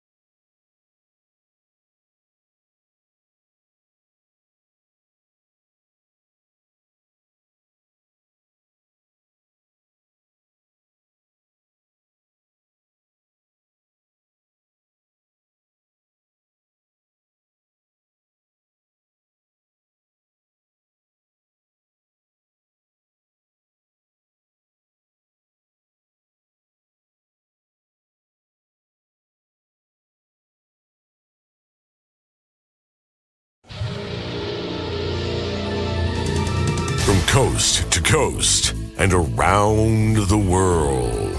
If it's not important, you'll hear it here. Exclusively on In Action News. Here now are Stone Ledbetter and Felix Foxworthy. Good afternoon, ladies and gentlemen. Hollywood is all abuzz because of the world premiere of the movie Other Side of the Street. Early reviews say this film is a triumph and the kind of cinematic masterpiece that will be the new favorite for kids and adults. Been hearing nothing but great things about it, man. And you were lucky enough to have your name selected to be of the first people to see the movie. Yes, indeed. The movie debuted last night at the Paramount Cinema, and now, Felix, everyone is waiting to hear your review. Yeah, I missed the movie. You didn't make it to the movie? I sure didn't, Stone. Felix, we've been telling people that you would have the review of the movie for weeks. Yeah, then I missed it, man. How did you miss the movie? Look, man, I planned to go to the movie, but I got an emergency call from my cousin Sugar Bear. Sugar Bear? That's your cousin's name? No, Stone. Sugar Bear is his nickname. His real name is Baby Boy. Baby Boy is his real name? Yeah, but we call him Sugar Bear because of my cousin Rupert. Who's Rupert? My family calls my cousin Rupert Baby Boy, and Rupert's older than Sugar Bear. So when Baby Boy was born, we called Baby Boy Sugar Bear and kept calling my other cousin Baby Boy. Rupert? Exactly. We kept calling Rupert Baby Boy and called Baby Boy Sugar Bear, which is who called me with an emergency last night. Baby Boy. You mean Rupert or Sugar Bear? Do you mean Rupert or Sugar Bear? I mean Sugar Bear. That's who called with an emergency. That's what I'm trying to tell you. Sugar Bear called with an emergency about Baby Boy. As in Rupert, not himself. No, about himself. You just said that your family called him Sugar Bear. We do, but Sugar Bear calls himself Baby Boy because that's his name. Like my family calls me Wonka, but I go by Felix because Felix is my real name. Why does your family call you Wonka? Because when I was a kid, man, my butt was like a chocolate factory. I'm sorry I asked. But yeah, Sugar Bear was having an emergency and needed my help. I hope everything turned out all right. It was a little touch and go there for a while, but we got it all sorted out. So Sugar Bear is okay? Mostly, man. He been kidnapped last night. My God, Felix, he was kidnapped? Yeah, man, so Sugar Bear called me to tell me their demands. They called you? Not his mother or his siblings, they called you. I don't know if they called his mother or not, Stone. I just know that he called me and explained the situation. Did you talk to the kidnappers? Of course, man. They wanted $1 million for Sugar Bear's safe return. $1 million? Did you contact the police? What did you do? When I was done laughing. Why were you laughing? $1 million for Sugar Bear. Come on, man. That's funny. Felix, nothing about this is funny. Your cousin was kidnapped. Yeah, man, that part's not funny. But $1 million, come on. What did you do after you laughed? What did you do? Well, we negotiated a bit. I thought I was going to solve it with $100 and a gift card to Taco Bell. A gift card to Taco Bell? It was a $50 gift card, Playboy. I understand that. It just doesn't seem like a strong chip in a hostage negotiation. Turns out that you are correct. So did you pay the kidnappers? Well, eventually I had to trade my tickets to the movie premiere in exchange for Sugar Bear. The tickets you had to last night's world premiere of The Other Side of the Street. Those would be the ones. The kidnappers took your movie premiere tickets as ransom for your cousin. They did. They wanted $1 million for your cousin. Sorry, man. It's still funny when you say it. $1 million in exchange for your cousin. They wanted a dollar amount but settled for tickets? To a movie premiere? I find that hard to believe. I find it hard to believe they thought I paid $1 million for Sugar Bear. But yeah, man, in the end, they took my tickets to the other side of the road. I got my cousin back, and that is why I missed the movie, Playboy. Is this a true story? It could be, ma'am. It could be? Could be, ma'am.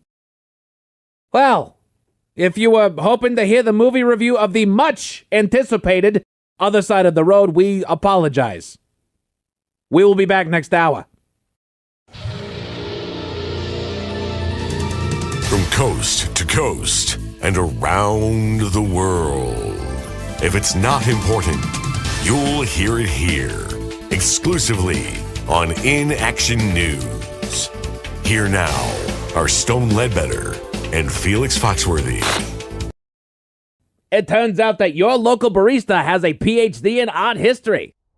But first, an interesting study was released by the local university today. My dog's feet smell like Fritos? No, that's not what the study was about. And dogs' feet smell like Fritos because dogs sweat through their feet. Oh, man. My Uncle Daryl. Daryl? Nope, Daryl. My Uncle Daryl used to sweat through his feet, man. Didn't smell like Fritos, though. I hate to ask, what did your Uncle Daryl's feet smell like? Uncle Daryl's feet smell like a wet bomb in Alabama in May during a harvest moon. That is extremely definitive. That is definitively what my Uncle Daryl's sweaty feet smelled like, man.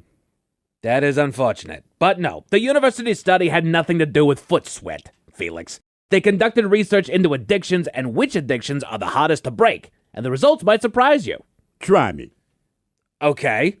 According to the university's research, the 8th hardest addiction to break is shopping. Shopping? Come on, man. Want to run out of money? Problem solved. Sure, but it's not that simple. A lot of people get themselves into major debt because they can't control the impulse to buy things. See, man, that's a positive thing about kleptomania. Shoplifting saves money. Next. The 7th toughest addiction to quit is food. Well, you gotta eat, man. Besides, most people stop eating when they're full. Although Olive Garden lets people order soup by the gallon now. By the gallon? Yeah, man, you can order through the catering menu. Okay, well, that makes sense. But it doesn't mean that you're catering. Good point. Good point. The internet and social media combine for the 6th toughest addiction to quit, followed by gambling, caffeine, illegal and prescription drugs, alcohol, and finally, nicotine. But you can still buy cigarettes, chewing tobacco, dips, and vapes. Years ago, my wife finally quit smoking. It wasn't easy. She tried patches, gums, mints, but the thing that worked for her, believe it or not, was hypnosis. That was 21 years ago. Yeah, I quit cold turkey, man. Oh, you used to smoke too? No, man, I used to eat cold turkey sandwiches, but I stopped. I quit cold turkey. Only hot turkey for me, Playboy. That's not what quitting cold turkey means, Felix. You're telling me that quitting cold turkey does not apply to quitting cold turkey? No! Quitting cold turkey means you stop doing something or end a bad habit by sheer willpower. You just stop. Yeah, I just stopped eating cold turkey, man. I quit cold turkey. I might regret asking this, as I often do, but why did you quit eating cold turkey? It was a bet, man. You bet someone that you could stop eating cold turkey? Yeah, I was at your favorite club a few weeks ago. My favorite club? The Sweating Yeti, man. The Sweating Yeti is not my favorite club. It is a place of ill repute.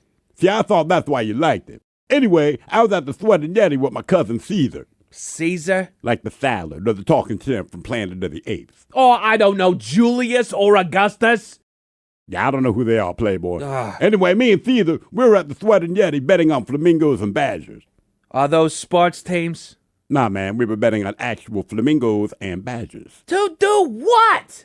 You don't want to know, Stone. You do not want to know. Wait, what were the flamingos at... Stone! You were betting on... Stone! No, man, seriously. How bad could you... Stone! Again, you do not want to know. Anyway, Caesar was saying that he was trying to quit gambling, man, lose the money and all that. I told him, just quit then. That's when he challenged me to quit cold turkey. Congratulations on your success, Felix. Thank you, man. I knew I could do it. We will be back next hour, ladies and gentlemen.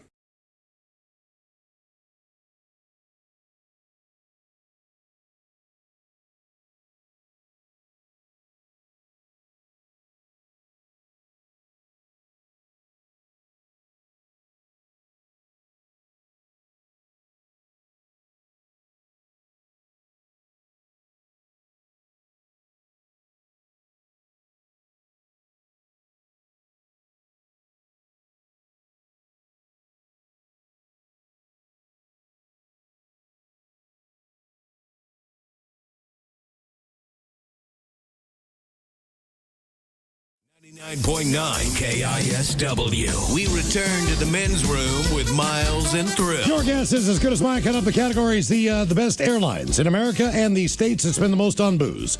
But first, time for a few emails from the men's room at KISW.com. You've got mail. You've got mail. Couple comments on the question on Altered State there. A decade ago, guys, I took my sleeping medication with some Jim Beam. Jesus. I woke up on my bed covered in marinara sauce. It was everywhere because I tried making it from scratch. That is a weird one. When you wake up, man, in your kitchen, it looks like you've just been through a science experiment. I have done that before, even if it was just sleepwalking. Yeah. Not even being hammered. Just like, what is this on my pillow? But you have any recollection of doing it, or do you have to piece it together? Have to piece it together. Like, oftentimes, that's why one of the main reasons I still don't have peanut butter in my house. I will just get up, like, say I fall asleep on the couch. Yeah. I'll just get up, stumble into the kitchen, get a glass of water, and take my finger and stick it in that peanut butter and just lick it off my finger. And then the next thing I know, I don't remember this. I wake up in the morning, and it was like there's peanut butter all over my pillow. There's peanut butter all over my sheets. It's still like, it's dried to my finger and hand. It's like, what are you doing? That was the most ridiculous reason not to have peanut butter. Well, I'm afraid I'm going to choke and die, dude. No, I understand. I still find it ridiculous. I understand. I'm just saying that's such a weird thing. It's just hard not to eat it. Like, I woke up this morning, there was pepperoni all over my kitchen floor. There's more? Did you make a pizza last night? I did, but did a version of you make a pizza last night? I put like the leftovers in the refrigerator. All right. So I must have had a couple pieces last night in the middle of the night. I don't remember this, but half the pepperoni fell off the pizza and was on my kitchen floor. I was like, what is that thing? I was like, crispy girl pepperoni. Uh-huh. Yeah, that's great. The other tough one is shredded cheese. You know, Like, like eat it by the handful. You know, like dip or something. Yeah, or right, you just put it in there. You ever get the Tillamook, like the farm style shrimp? Yeah, it's kind of bigger. Yeah, and then it's like Stroll says, one of those snacks you have while you're looking in the fridge. But to me, it's 100%. But it I just will pull spills. the cheese out. Yeah, it will never all go in your mouth. That's for sure. But I will eat that as I'm staring at the fridge trying to figure out what I want to eat. This one on the topic of layovers in airports. I never even heard of this before. Guys, I want to get this out there. If you guys want to shout this out for anyone in recovery, nationwide, anyone in recovery that struggles with addiction of alcohol can say to any employee at the airport, I'm friends with Bill W., or I'm here to see Bill W. And a volunteer that also is in recovery will come and sit with you until your flight to help you get through a long layover and what to steer clear of as far as drinking. Wow. Huh. Never heard of that. That's awesome. I'm surprised the guy hadn't sat down next to me like, you didn't ask for me, but... Cool. What do you do at CTEC? We had our eye on it. I'm Bill W. Hey, does CTEC still have the rule? What was it, like only 2 or 3? 2 drinks. In other words, you could get a beer and a shot. You cannot get a beer and a double. That's what I found out. So I asked for a beer and a double to Jack. And now I will not say what bar I was at. And she's like, look, I'm going to do that for you right now. But just so you know, that counts as 3 drinks. I'm like, I plan on having more. And she said, well, you can't. I'm like, what the hell are you talking about? So they have this 2-drink maximum at the bars. That said, as she recommended to me, just go next door to the next bar. So I bounced around to like 4 different bars because I had time to kill. And even when you walk in, they kind of smile because it's like, I saw you next door. I'm like, yeah, because you know the rules. So I asked her, where did this rule come from? I don't know if this is true, but apparently, I don't know if it was her bar or a different one. But some lady basically drank herself damn near to death, but she's drinking. She stood up, she peed herself, and then like crashed to the table or something like that, but basically passed out at the airport bar. So they came down, if that's actually true, but she said that's when they're like, okay, 2-drink maximum. But you're right. If you get a beer and a shot, those are your 2 drinks. If you want a double, then you got to get rid of the beer. It was so annoying. Yeah. So I just had to bounce around. If you to order different food, they'll give you a little bit more leniency, is what I've been told too. Sure. That wasn't part of my program. Just an appetizer, it's just something small to snack on. Whatever you see there that you're willing to eat. Give me a beer, double, and some fries. And that appetizer is still going to cost you $17. Yeah, look, I told you last time I was coming back, the last race I went to in Austin, right? I had a long layover in Denver, but same thing. Like, I just ordered chicken fingers and fries, like, 'cause I didn't want to get like hammered, so I just kind of slowly picked at the chicken fingers and then kind of drank a few beers. But like, I was like, all right, I got to have food in front of me. Yeah, right. Plus, you're just trying to, you know what I mean? Like, I must have been at that bar for 2.5 hours and had maybe 2 or 3 beers, so I felt kind of bad, like I was using the guy's space, and he's like, you want to order some more food? I'm like, I want more booze. Time for a couple of birthday emails brought to you by Men's Room Roasted Red Salsa from San Juan Salsa Company. Dip responsibly. Guys, Graffiti Josh here would like to give a birthday shout out to my wife Kelly. You are awesome, and I'm so proud of your 4.0 in school. Damn. Also, because I pay for it. Love you, babe. Let's see here. Whatever you want to. Dealer's choice there, Ted, on the. Something smart. On Kelly. Yeah. Okay. You like that? You like that? The smartest. All of Charles, please wish Stacy Boone a happy birthday. It's her 54th year trying to catch up to me, and she's doing a great job. Please have Coach Ted warn her about the evils of lime vodka and the dirty Germans talking dirty to her. And finish with an andro penis. Maybe Thrill saying panties. Thanks, guys. That from Scotty T. Did you say the dangers of lime vodka? Lime vodka. Oh. I've never had that. I don't know that I've had lime vodka either. I've had plenty. Coach said plenty of lime White Claws. Well, there's also lime Hornitos. Oh. Blanco. Well, listen, anything you're drinking that's going to be mixed with a little bit of lime juice, here's the danger here. That vodka probably tastes awesome, and you're having a good old time. Before you know it, you're face down in a Junifor brush. Yeah, you wanted to talk dirty to you as dirty Germans. Ich will deinen Prochain. Sorry? I'm sorry I said that wrong, but it basically means I want to see your butt. Yeah. So impressed with your actual German today. Yeah, thank you, Google Translate. I didn't realize you had that inside of you. Actually, when I first put into Google Translate, it came back and said, there is no German translation. So I had to narrow it down to, okay, how about I want to see your butt? I tried many different combinations and there is no translation. All right, guys, here you go. Happy. Oh, wait. What? Andro penis. Happy birthday. Happy birthday. Happy birthday to you. Ya's a Dirty Germans brought to you by Men's Room Original Sausage. Available through Uli's world famous sausage, mensroomlive.com, and other fine retailers. Schweinefleisch. Thank you, Mom. Let's get a contestant on the line now for Your Guess Is As Good As Mine, 206-803-ROCK. As we get to a contestant there, a couple of extra emails. When I was embarrassed. Hey, y'all. Hey. Near the end of COVID, I was passing through Seattle and stopped in the International District for lunch and shopping. I got something with shrimp and just remember the texture being a little bit off. Next day, I'm flying from Seattle up to Anchorage and then Barrow, Alaska. At the airport, I get a breakfast burrito and slowly start to feel worse and worse and worse, worrying that I got food poisoning. Get to Anchorage, I'm sitting on the bathroom floor hoping to throw up. I don't, and just want to make it home. So I get on the plane to Barrow, and after the takeoff, my stomach just turns. I can't hold it anymore. I just start emptying out my stomach. The force launches the mask off my face. It's at that point that I learn the vomit bags are now plastic, and I can't get them open. So I just keep throwing up onto my feet. Now, the thing about the small plane, like Barrow, is that you tend to know almost everybody. That plane was filled with people I either worked with every day or whatever. Between heaves, I saw a group of teenagers taking a selfie with me in the background. Oh, damn. I have not been that embarrassed since.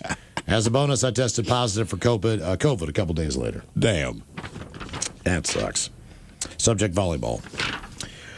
Great hearing Thrill talk about weekend trips to Vegas and Vancouver for his son's volleyball tournaments. They aligned with a friend of mine from Issaquah, whose daughter has also played in them. So I gave her a very vague description, tall, skinny black guy with a goatee.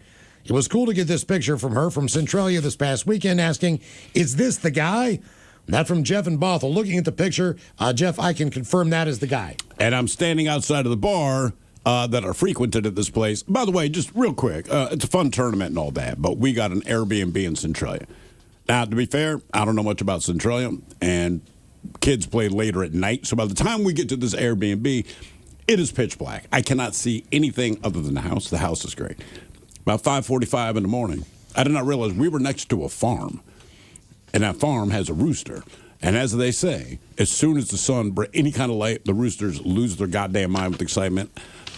I knew that was the thing. I did not realize they went for like 20 minutes straight. So somehow, out of 5 of us in the house, I'm the only person that heard this rooster for 20 straight freaking minutes. I am not a morning person. Seriously, man, I was about to go outside like, hey, I don't know you. You don't know me. I'm going to kill your goddamn chicken. I'm going to choke it. He won't stop, man. Like, I get it. The sun's up. Okay. Jesus. Good times. They're not super punctual.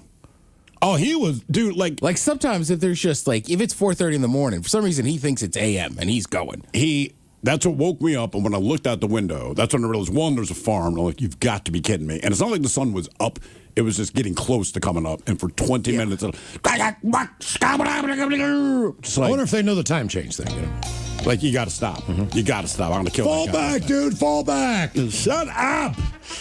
All right, time for a little Your Guess Is As Good As Mine. It's an easy game to play. You'll pick from one of 2 categories and try to get as many right in said category before 3 strikes and you're out. Steve, who is our contestant, ready to play Your Guess Is As Good As Mine. Hello, Luke. Welcome to the men's room. Hola, gentlemen. Hola. Luke, welcome to the program. And your guess is as good as mine. All right, Luke, your 2 categories you can pick from. Today we have the best airline in America. As Wallet Hub has put out a list of the best airlines in America, they include the 9 largest U.S. airlines, plus 2 regional ones, and compared them across 16 metrics. Cancellations, delays, mishandled baggage, entertainment options, Wi-Fi, legroom, price, and safety. I will give you the 2 regional airlines, just to make it a little bit easier for you, okay? Yeah, that's okay, because I haven't done a lot of flying in my life. Okay. So would you rather have the states that spend the most money on booze as your category? Sure. Okay. All right, Luke, that's where we'll go. I like the certainty. Yeah. Sure. Whatever. Go ahead. Let's risk it. Yeah. Recent report analyzed the states that spend the most on alcohol. Not surprisingly, Utah came in dead last due to the tight alcohol rules there. On the flip side, the state that spent the most, each adult drops an average of $1,250 a year on booze, which sounds like a lot, but when you break it down, that's only about $104 per month or $24 per week. I know I spend more than that a week on. Now, Luke, listen up here. I'm going to give you the states that are not on the most expensive list. This will hopefully help you narrow it down. So Utah is this about just price point or amount drank? This is more about price point. Okay. All right, so depending on how where much you live, spend, not necessarily how much you drink. Yes, exactly. And geography has a lot to do with that. So Utah is 50th at $606 per person. West Virginia pays the second least, possibly due to the fact that there's got their own moonshine. moonshine. Not only that, but like a gallon of gas there is still $3. Right. I mean, they just don't spend enough because the economy can't support it. The rest of the bottom 10. So none of these, Luke. Mississippi, Oklahoma, Tennessee, Ohio, Idaho, Kentucky, Indiana, and Alabama. So think of some expensive states and where you think people spend the most money on booze. Well, coupling some principles from Profile This, I'm going to guess New Jersey? New Jersey. Not on the list. I would think. I would guess Washington State. Washington's super expensive. Maybe Cali. I maybe just assume Cali.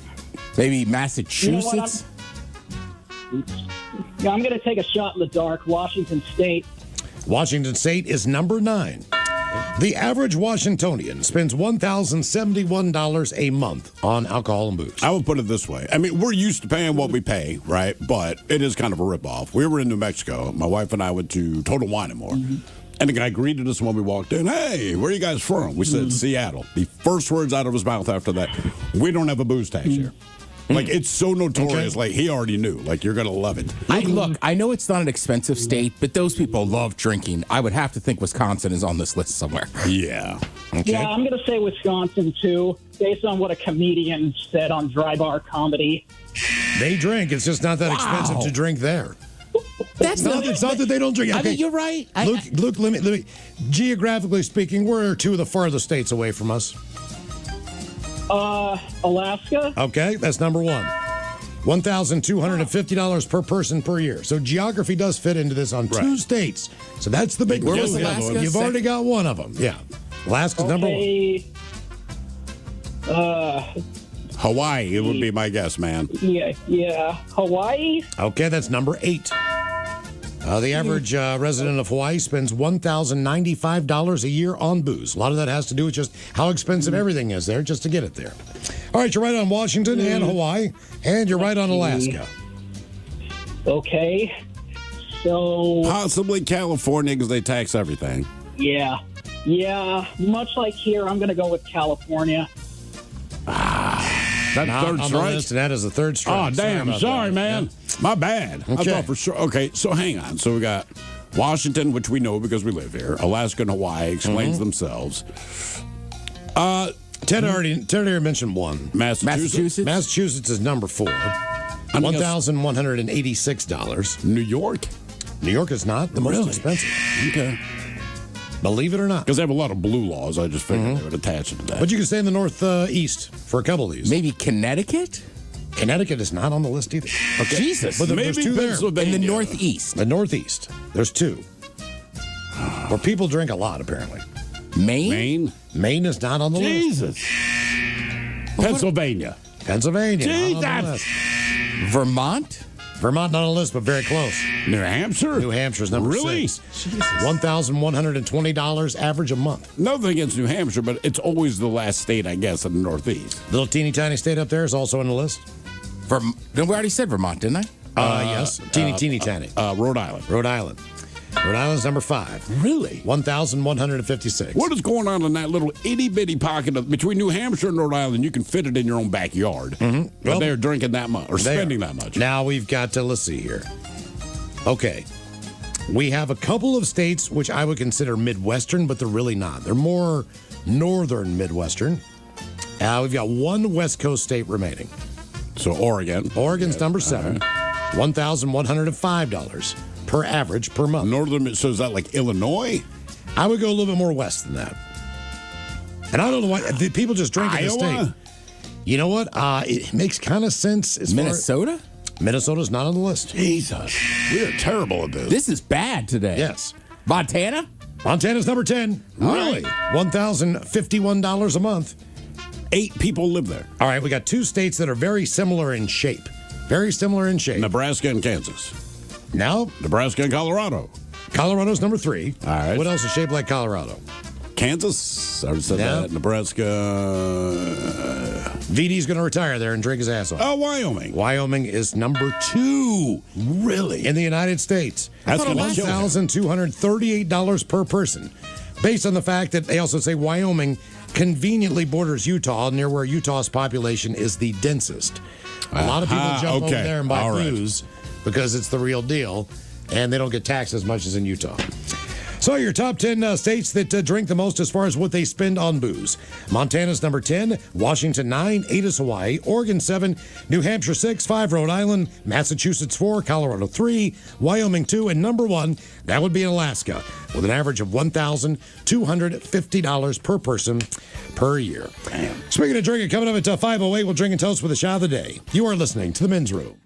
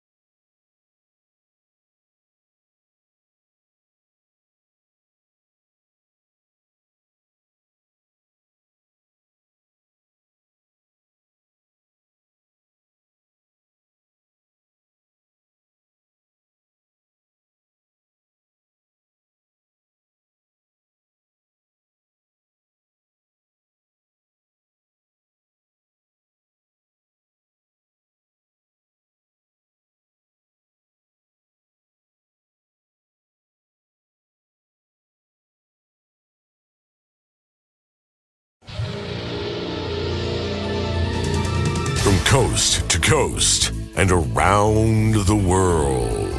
If it's not important, you'll hear it here. Exclusively on In Action News. Here now are Stone Ledbetter and Felix Foxworthy. Good afternoon, ladies and gentlemen. Hollywood is all abuzz because of the world premiere of the movie Other Side of the Street.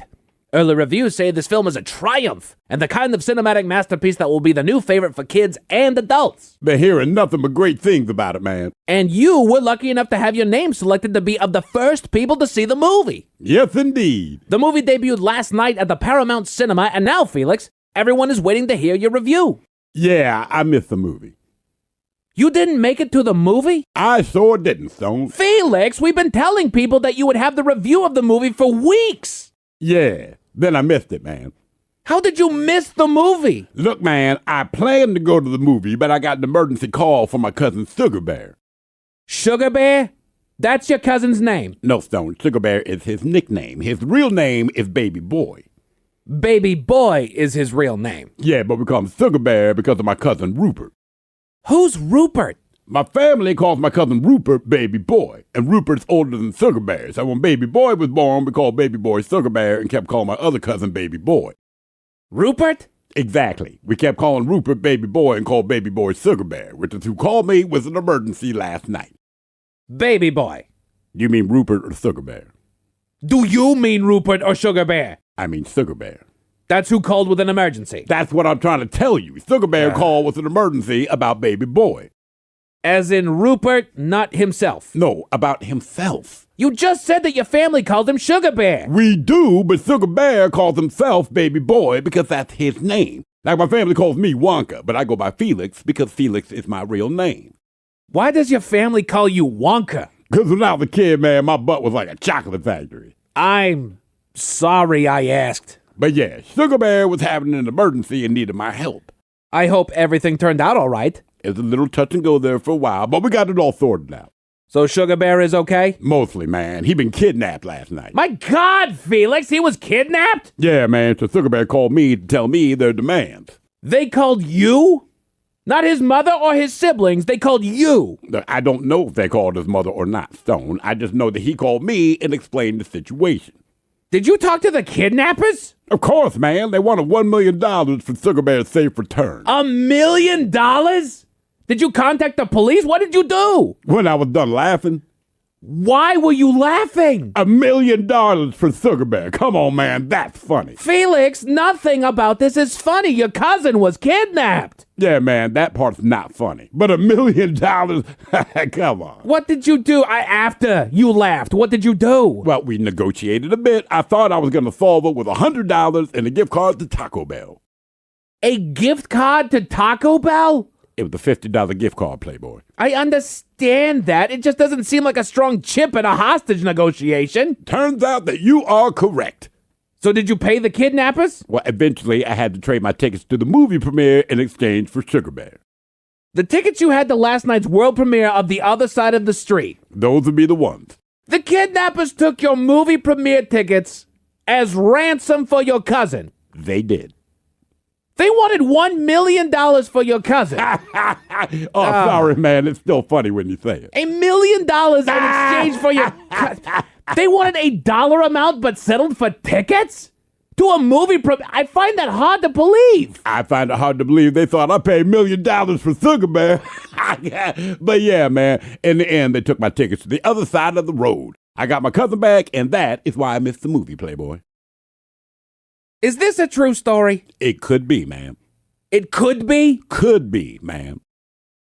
Well, if you were hoping to hear the movie review of the much anticipated Other Side of the Road, we apologize. We will be back next hour. From coast to coast and around the world. If it's not important, you'll hear it here. Exclusively on In Action News. Here now are Stone Ledbetter and Felix Foxworthy. It turns out that your local barista has a PhD in art history. But first, an interesting study was released by the local university today. Why dogs' feet smell like Fritos?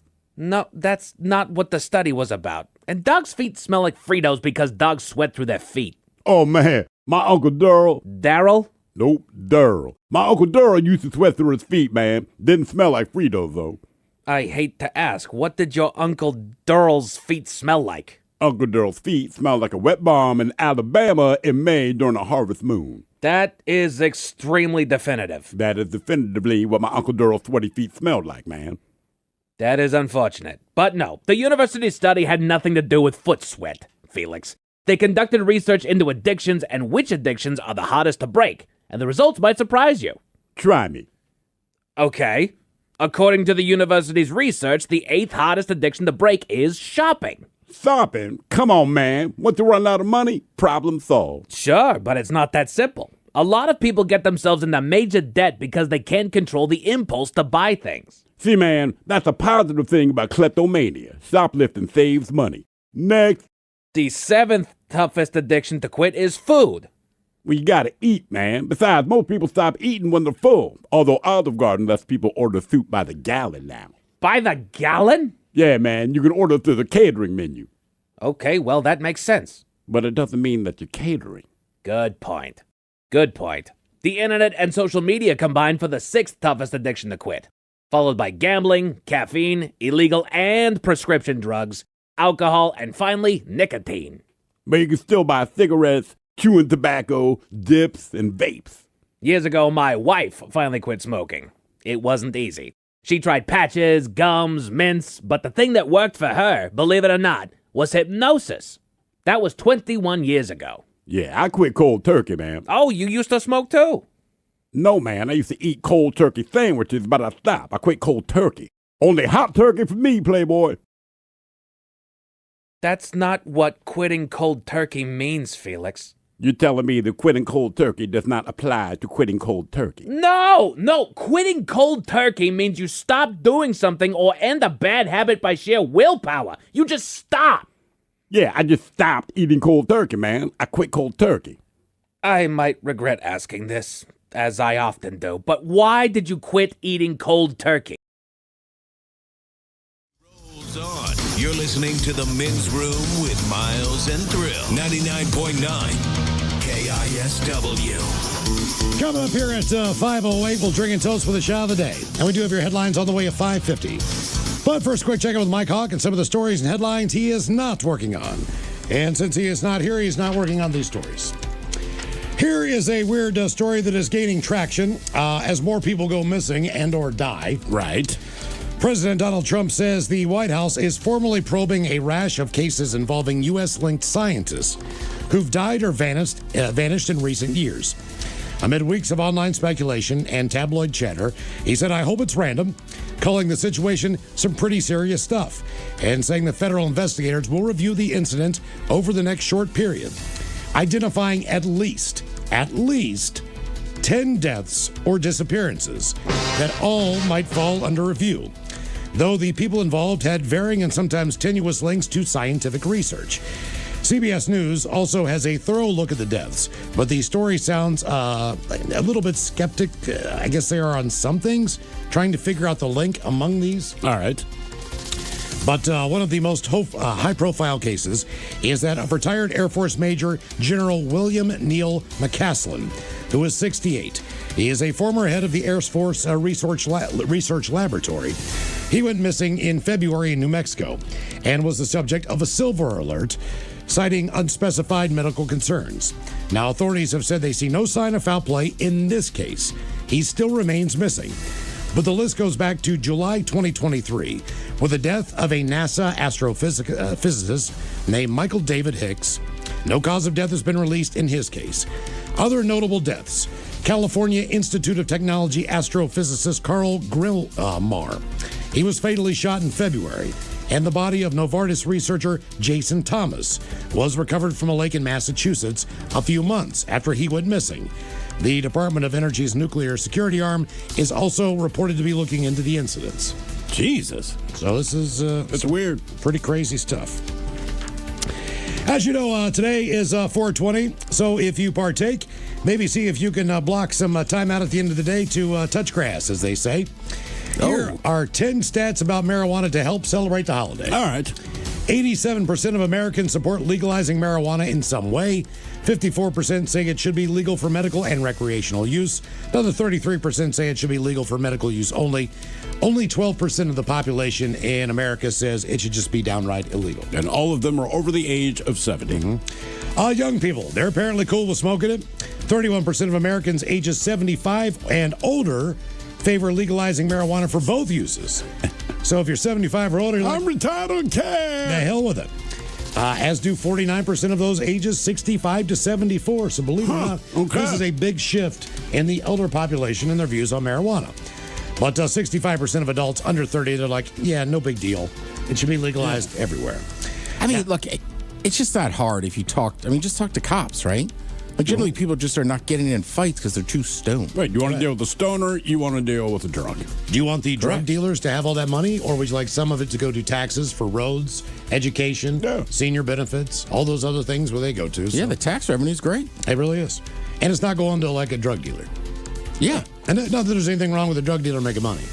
But just because something's legal doesn't mean you have to do it. Exactly. Well, and also smoking is legal. Most people choose not to do it. I mean, it's that simple. And also with legalization too, like I just it always sucked that you had to go to like a real drug dealer just to get marijuana. Right. Yeah. You know what I mean? Because you just put yourself in a more. Well, it's also still a class 1 drug. Yeah. Right. So you're just putting yourself in a more dangerous situation than I think most stoners would ever go to. Now, Trump talked about maybe 7-8 months ago about decriminalizing that level. Yes. But still haven't heard anything since that initial statement. I mean, I still think a big part of legalization and that movement, it sucks that America doesn't own their big beer companies anymore, but taking that lobbying money out of Capitol Hill, I think, helped it. Yeah, for sure. Now, here's the difference on marijuana legalization and how people support it and how differently it's increased. 40 years ago, 81% of Americans said absolutely not, this should be an illegal drug. Now it's 16%. So it's basically almost completely flipped. Now, that doesn't mean that everyone wants to use cannabis. 51% of U.S. adults have used marijuana at least once. That's less than the 85% who have never consumed alcohol. And 65% who have never used tobacco or nicotine products. All right. But believe it or not, nicotine is making a weird comeback. What, through Zens and vapes? Correct. Just Nicotine, not cigarettes. not cigarettes. As or long tobacco. as you're not smoking any kind of smoke into your lungs, nicotine does have some positive effects as far as stamina goes. You're more alert oftentimes with a dose of nicotine. That's why they say some people just wear a patch, even though they're not trying to quit smoking. Right, just keep that. Just to slap their arm and bam, it's like a shot of caffeine. Chewing the nicotine gum. It's the same thing. Far fewer are current users. In 2023, 23% of adults said they had used marijuana in the prior year. They say 52% of U.S. adults say legalizing marijuana for recreational use is good for local economies. 27% say legalizing it decreases the use of harder drugs like heroin, fentanyl, and cocaine. But most Americans support easing penalties for people with marijuana convictions. 61% support removing or expunging marijuana-related offenses from people's criminal records. I agree. I mean, that should not be why people are in jail. I mean, look, I don't have any scientific stuff to back it up. But again, my mother, who, has early onset, like, giving her a little bit of marijuana, it was mind-blowing to see her reaction. As far as how much, more focused she was? Yeah, because with Alzheimer's. Yeah. And you have nighttime, which kind of gets worse. Sure. But man, that last night we had dinner, she had a little bit of an edible. She was firing on all cylinders. Nice. Yeah, nice. cracking jokes. I was like, oh, you should probably take a little bit of this every day. Now, there are 24 states, including the District of Columbia, that allow marijuana for both recreation and medical use. In 16 states, it is legal just for medical use. But there are 10 that say absolutely no way on any level. That would be, in case you're thinking about moving, Tennessee, Georgia, North Carolina, South Carolina. The Carolinas don't have any weed down there. That's a shame. They're on the beach for crying out loud. They got tobacco. And booze. Ah, there you go. Indiana, Wisconsin, which seems strange. Maybe that's an alcohol thing as far There as might be a lobby there. lobbying. Like, if it's Wisconsin and I have beer, do not legalize weed. Iowa, Kansas, Wyoming, they say the worst state. What is the worst state? Believe it or not, in the United States to get caught with marijuana. I would say Mississippi. Okay. Texas. It's a neighboring state to Washington. Oh, Idaho. They do not. They don't play even around. hide it. No, they don't play around with that. They don't want you there. Seems like. No, they sit around that border, man. That's Coeur d'Alene ironic. And pop you. The weird thing about it is, though, is that on that border there, on 90, I want to say, I can't remember which is which, but Idaho has a better deal on the fireworks alcohol sale. Oh, based okay. on Probably. taxes. Okay, I also want to say that one is more lax on strip clubs and then marijuana. So when you hit that border, everything on the Washington side, for the most part, is weed. We got dispensary, weed. right? Yeah. You cross that line, and I'm pretty sure it's booze and strip. We got booze. We got strip clubs. Idaho's the only state I know where both their neighbors are not big fans. Like when I go to Montana in the summer, the people I hang out with, some of them are a little bit older, they are very, very conservative people. Yep. And even they're like, Idaho's full of psychos. Really? Yeah, it kind of shocked me. I go, well, also they're in Montana, so a lot of them still like their weed. Sure. They just happen to lean much more conservative. Whereas Idaho is just so conservative, they don't want anything. Yep. Keep having fun. Okay. Speaking of drugs, we go to Olympia, Washington. An inmate in Thurston County Jail is facing additional charges on top of the ones he was initially brought in for. According to the Thurston County Sheriff's Office, a man who is being booked for domestic violence was being escorted through the facility when a corrections sergeant saw him making movements with his hands toward the backside of his pants. All right. The sergeant intervened and found that the inmate had something in his backside. He had fentanyl in his rectal cavity, according to the sheriff. The pair fought over control of the drugs. The inmate then tried to eat the narcotics. So he stuck these in his mouth after pulling them out of his rectum, according to the sheriff. But he was stopped. They took him out of his mouth. That inmate was booked for possession of a controlled substance in a correctional facility. And given a breath mint. I cannot imagine pulling something out of my backside that was not in any packaging and then popping it in my mouth. Straight in my mouth. Hell of a drug, fentanyl. I mean, I guess that's what addiction does, but damn. Here's some craziness. Yeah, exactly. Just having it up there, just nothing around it, huh? I know, man. Ew. We go to Beijing. This is a weird one. A humanoid robot, the 1.5 marathon race for robots in Beijing, yesterday ran faster than any human world record in a show of China's technological leaps. The winner was from Honor, which is a Chinese smartphone maker, completed the 13-mile race in 50 minutes and 26 seconds. That was faster than the human world record holder, Uganda's Jacob Kiplimo, who finished the same distance in 57 minutes in March at the Lisbon Road Race. The robot was 7 minutes faster than the human world record holder. That can't be shocking to people. It's a robot. Yeah. It's not sucking wind. It doesn't need air. Right, like it doesn't his get joints cramps. aren't gonna. He's not right. He's not cramping up. Nothing hurts. He's just jogging along. Now, keep in mind, this is how crazy this technology has gotten. Last year was the inaugural humanoid robot race with regular people involved too. Last year, the winning robot finished in 2 hours, 40 minutes, and 42 seconds. This year, it finished in 50 minutes. 2 hours and 40 minutes compared to 1 year later, and the thing does it in 50. But they say the competition, which was held alongside a race for humans, they were running with humans too, wasn't without hiccups. One robot fell flat on his face at the start line and burst into flames. Oh, damn. Oh. Another bumped into a barrier and broke through that. Looking ahead, some of these technologies. Like the first guy just burst into flames. Jesus. They say might be transferred to other areas like warfare.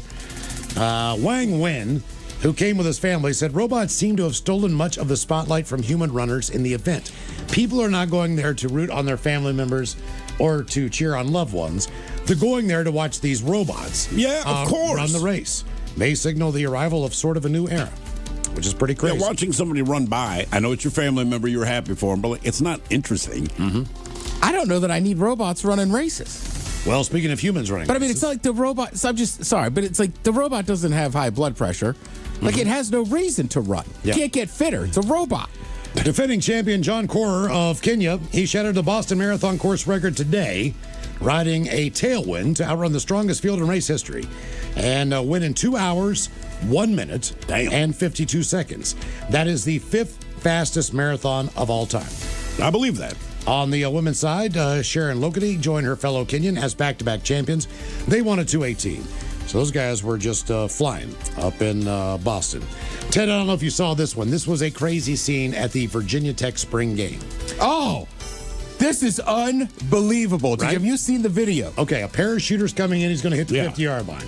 He is also dragging an American flag that is, I don't know, like as big as the one you see off the roadway in Tacoma. Like this is a big-ass American flag that is below him. Right, it's got the weight on it. You've seen these parachuters do this before. Problem is he gets caught in a gust as he's coming into the stadium. So they say a skydiver crashed into the Lane Stadium scoreboard before Virginia Tech's spring football game on Saturday.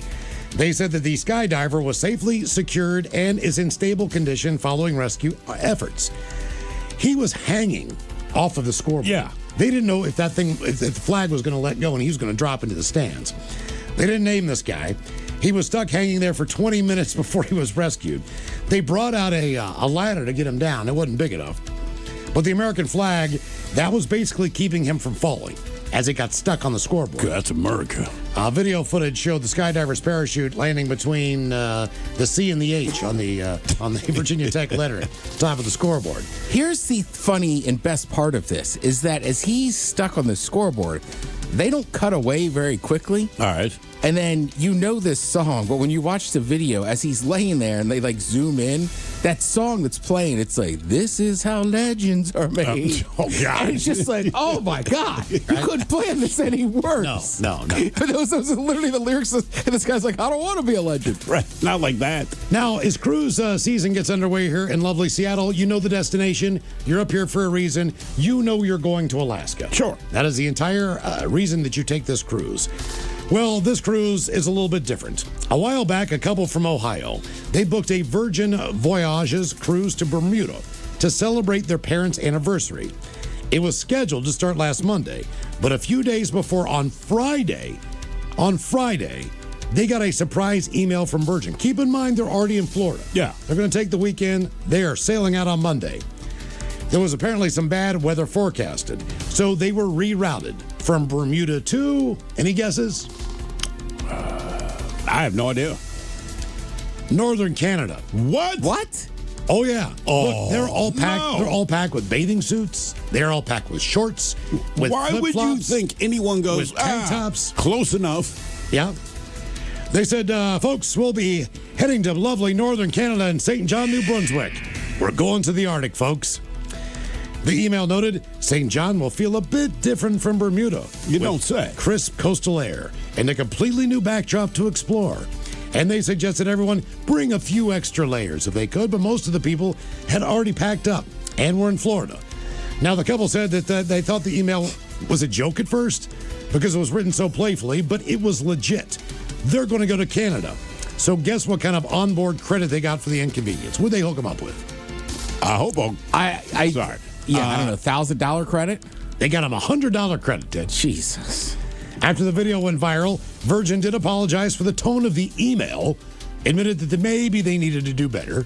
But Virgin did add, itineraries can change for safety, but you deserve us to be real about it when they do.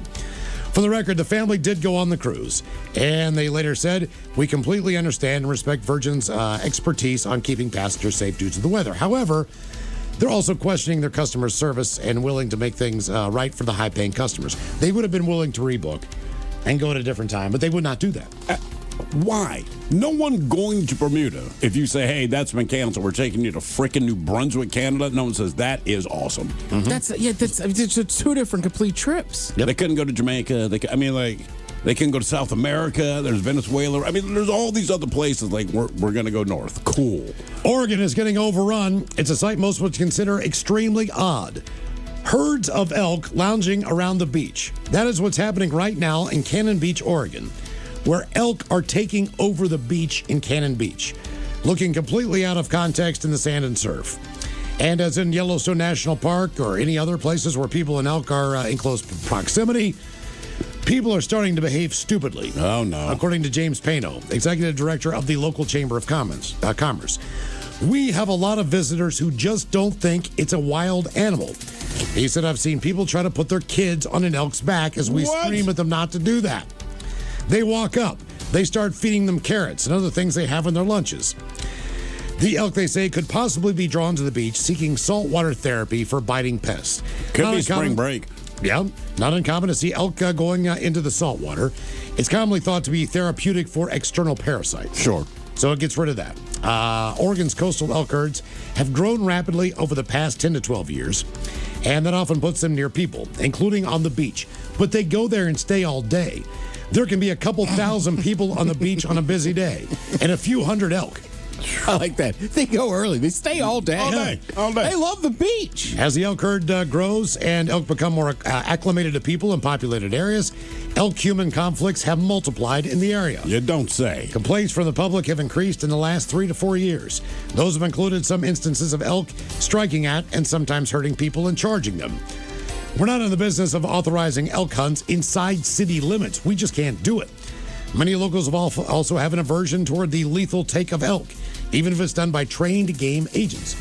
So, in other words, if you went in there and did a kill, some of the residents are like, no.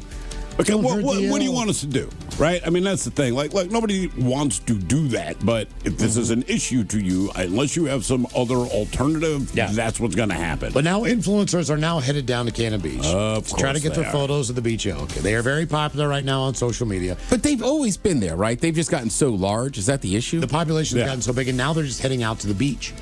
But I thought they always would go to the beach once in a while, these elk. But I guess it's just that 100 show up and they don't leave. Yeah, they might have been like to Neyland State Park or someplace that's a little bit more open where they have wild horses.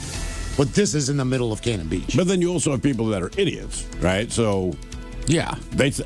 Right. It's like going to Assateague Island. Most of us know it's over in Maryland. They had the wild horses. We don't mess with the horse. Correct. But as they're saying now, this beach elk phenomena attempts to be made on social media as a tourist attraction. He said, however, you can't schedule where the elk are going to be. My office manager tells people they don't text me their schedule. They said many of the complaints this department gets about elk stem from people trying to get too close to the animals, many who have been bitten. They said also, elk's going to go after your dog, man.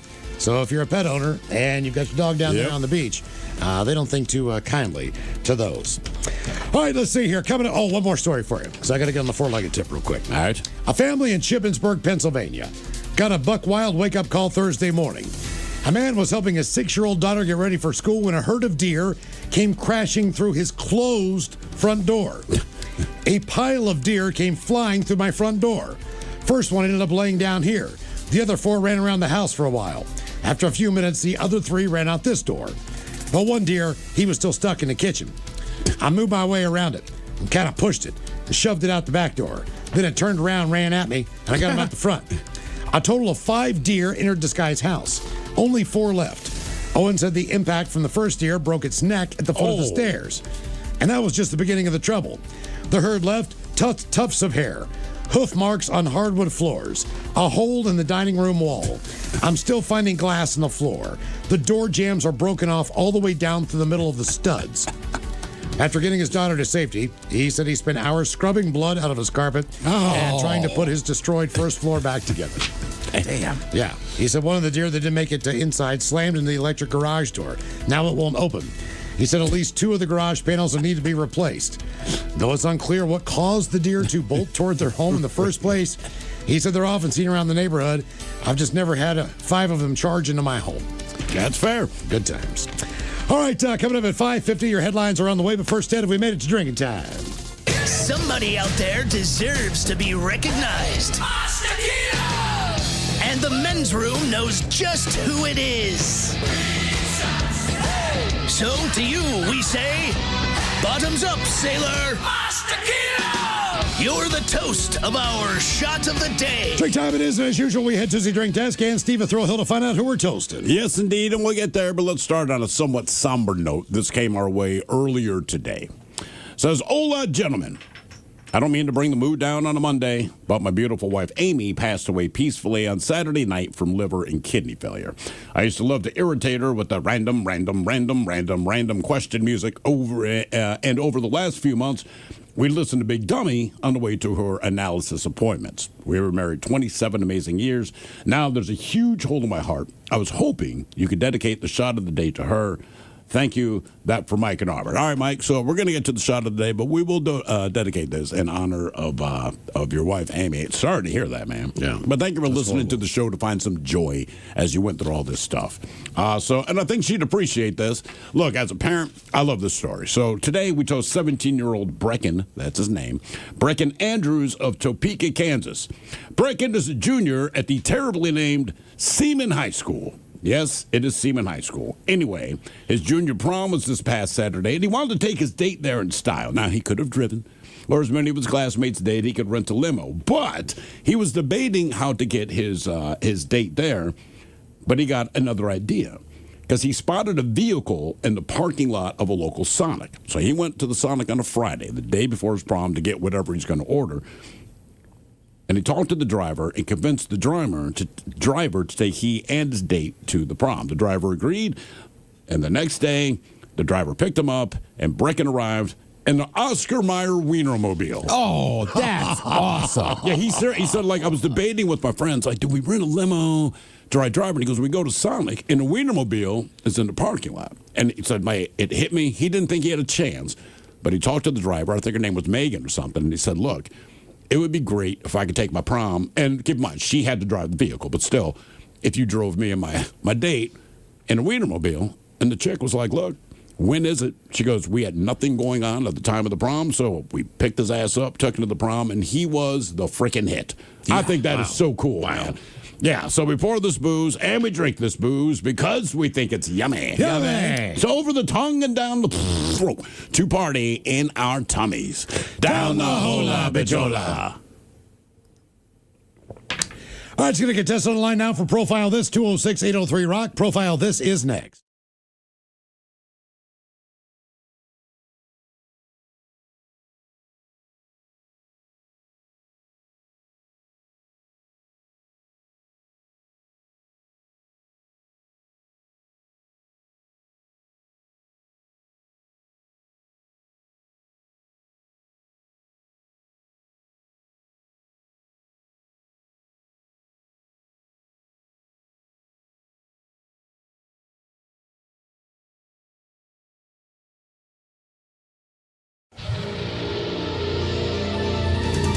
From coast to coast and around the world.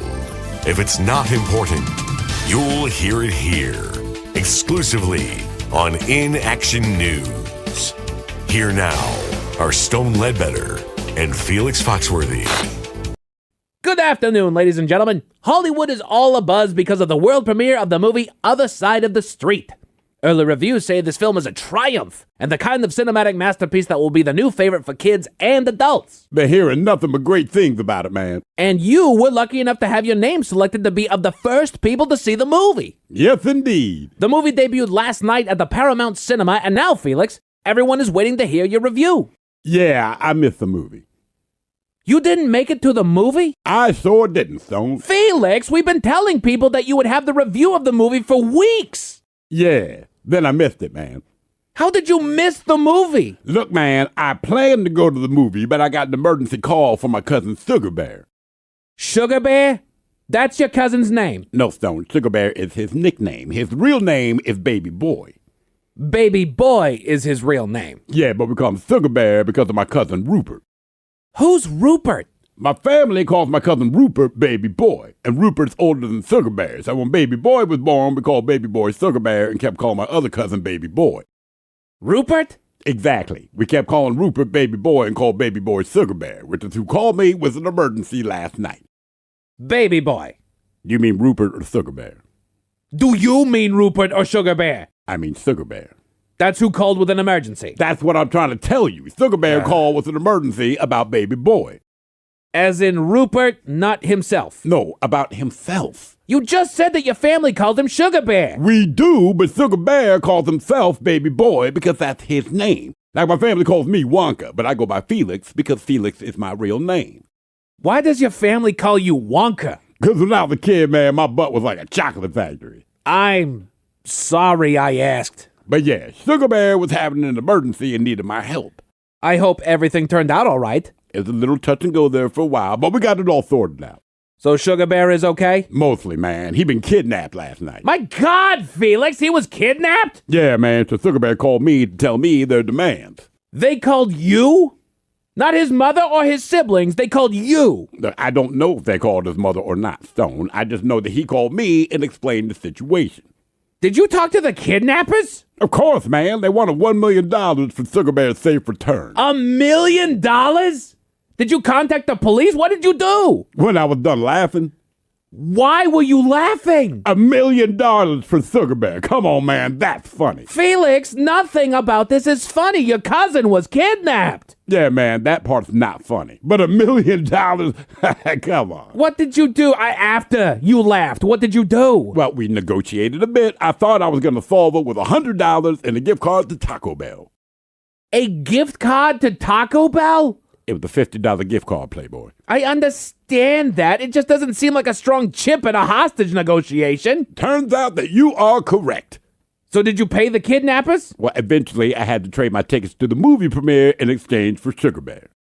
The tickets you had to last night's world premiere of The Other Side of the Street. Those would be the ones. The kidnappers took your movie premiere tickets as ransom for your cousin. They did.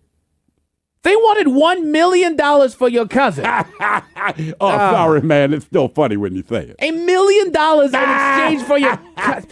They wanted a dollar amount but settled for tickets?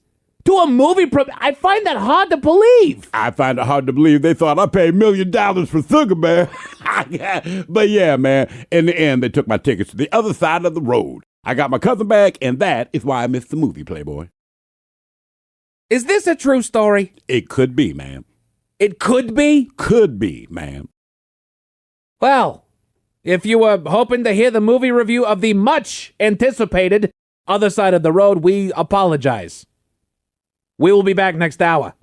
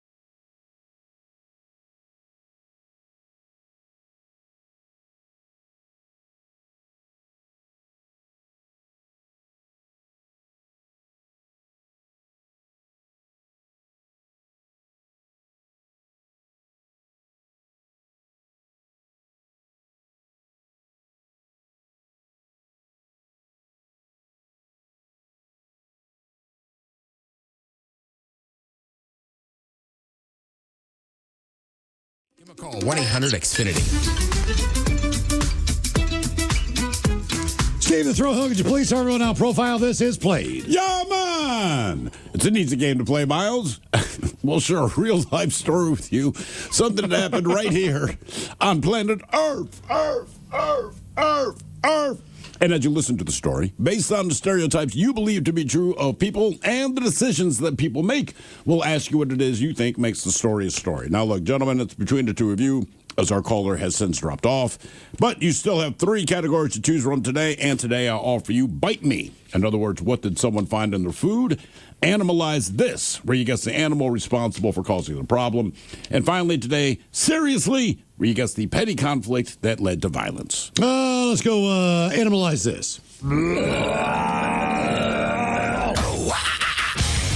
Police in Pennsylvania, they're trying to find the owner of an elusive animal seen wandering loose in a neighborhood.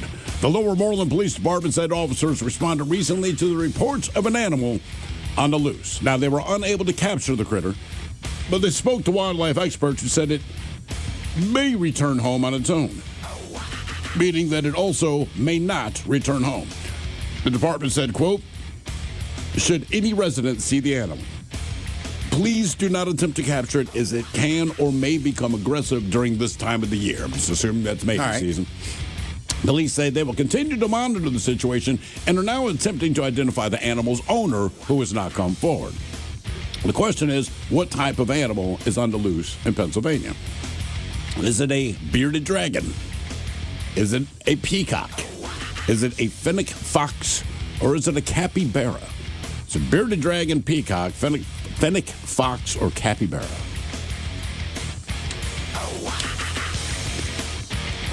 Man. And where'd you say it was? It's in Pennsylvania. I'm not sure what part it is, Lower Moreland, wherever the hell that is. But people are kind of scared of it, right? I don't know if people are scared. Everyone's saying the cops are just like, look, man, don't try to capture it yourself. Just let us know, and we'll send the proper authorities to deal with it. I'm going to go bearded dragon, Ted. All right. I don't think they're big enough to scare people, so I'm going to say it's a capybara. Capybara. Okay. What is on the loose in PA? Is it a bearded dragon, a peacock, a fox, or a capybara? We'll find out next. That was a tease. You are listening to The Men's Room.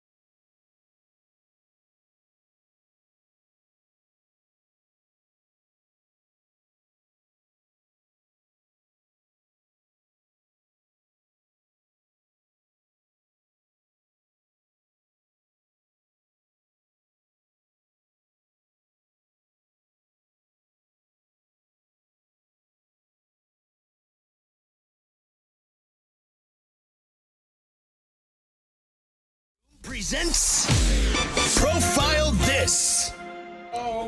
Categories analyze this on Profile This. PA police are trying to find the owner of an animal on the loose and still has not been captured. They believe it escaped somehow, but either way, could be mating season. So they're saying if you see it, report it, but don't try to apprehend the animal on the loose. Yeah.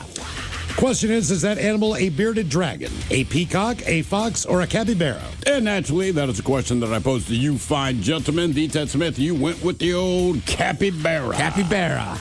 It was not a capybara. Okay. Miles, you went with the bearded dragon. I did. It was not the bearded dragon. It was, in fact, a peacock. A peacock? Dude, my one experience with the peacock, just kind of roaming on its own. Don't mess with them. Okay. Do not do it, man. I just wouldn't be shocked if they're just there. Why? Well, in the We wild. have turkeys. Yeah. Well, yeah. They have the same general attitude. They will chase your ass down when they want to fight.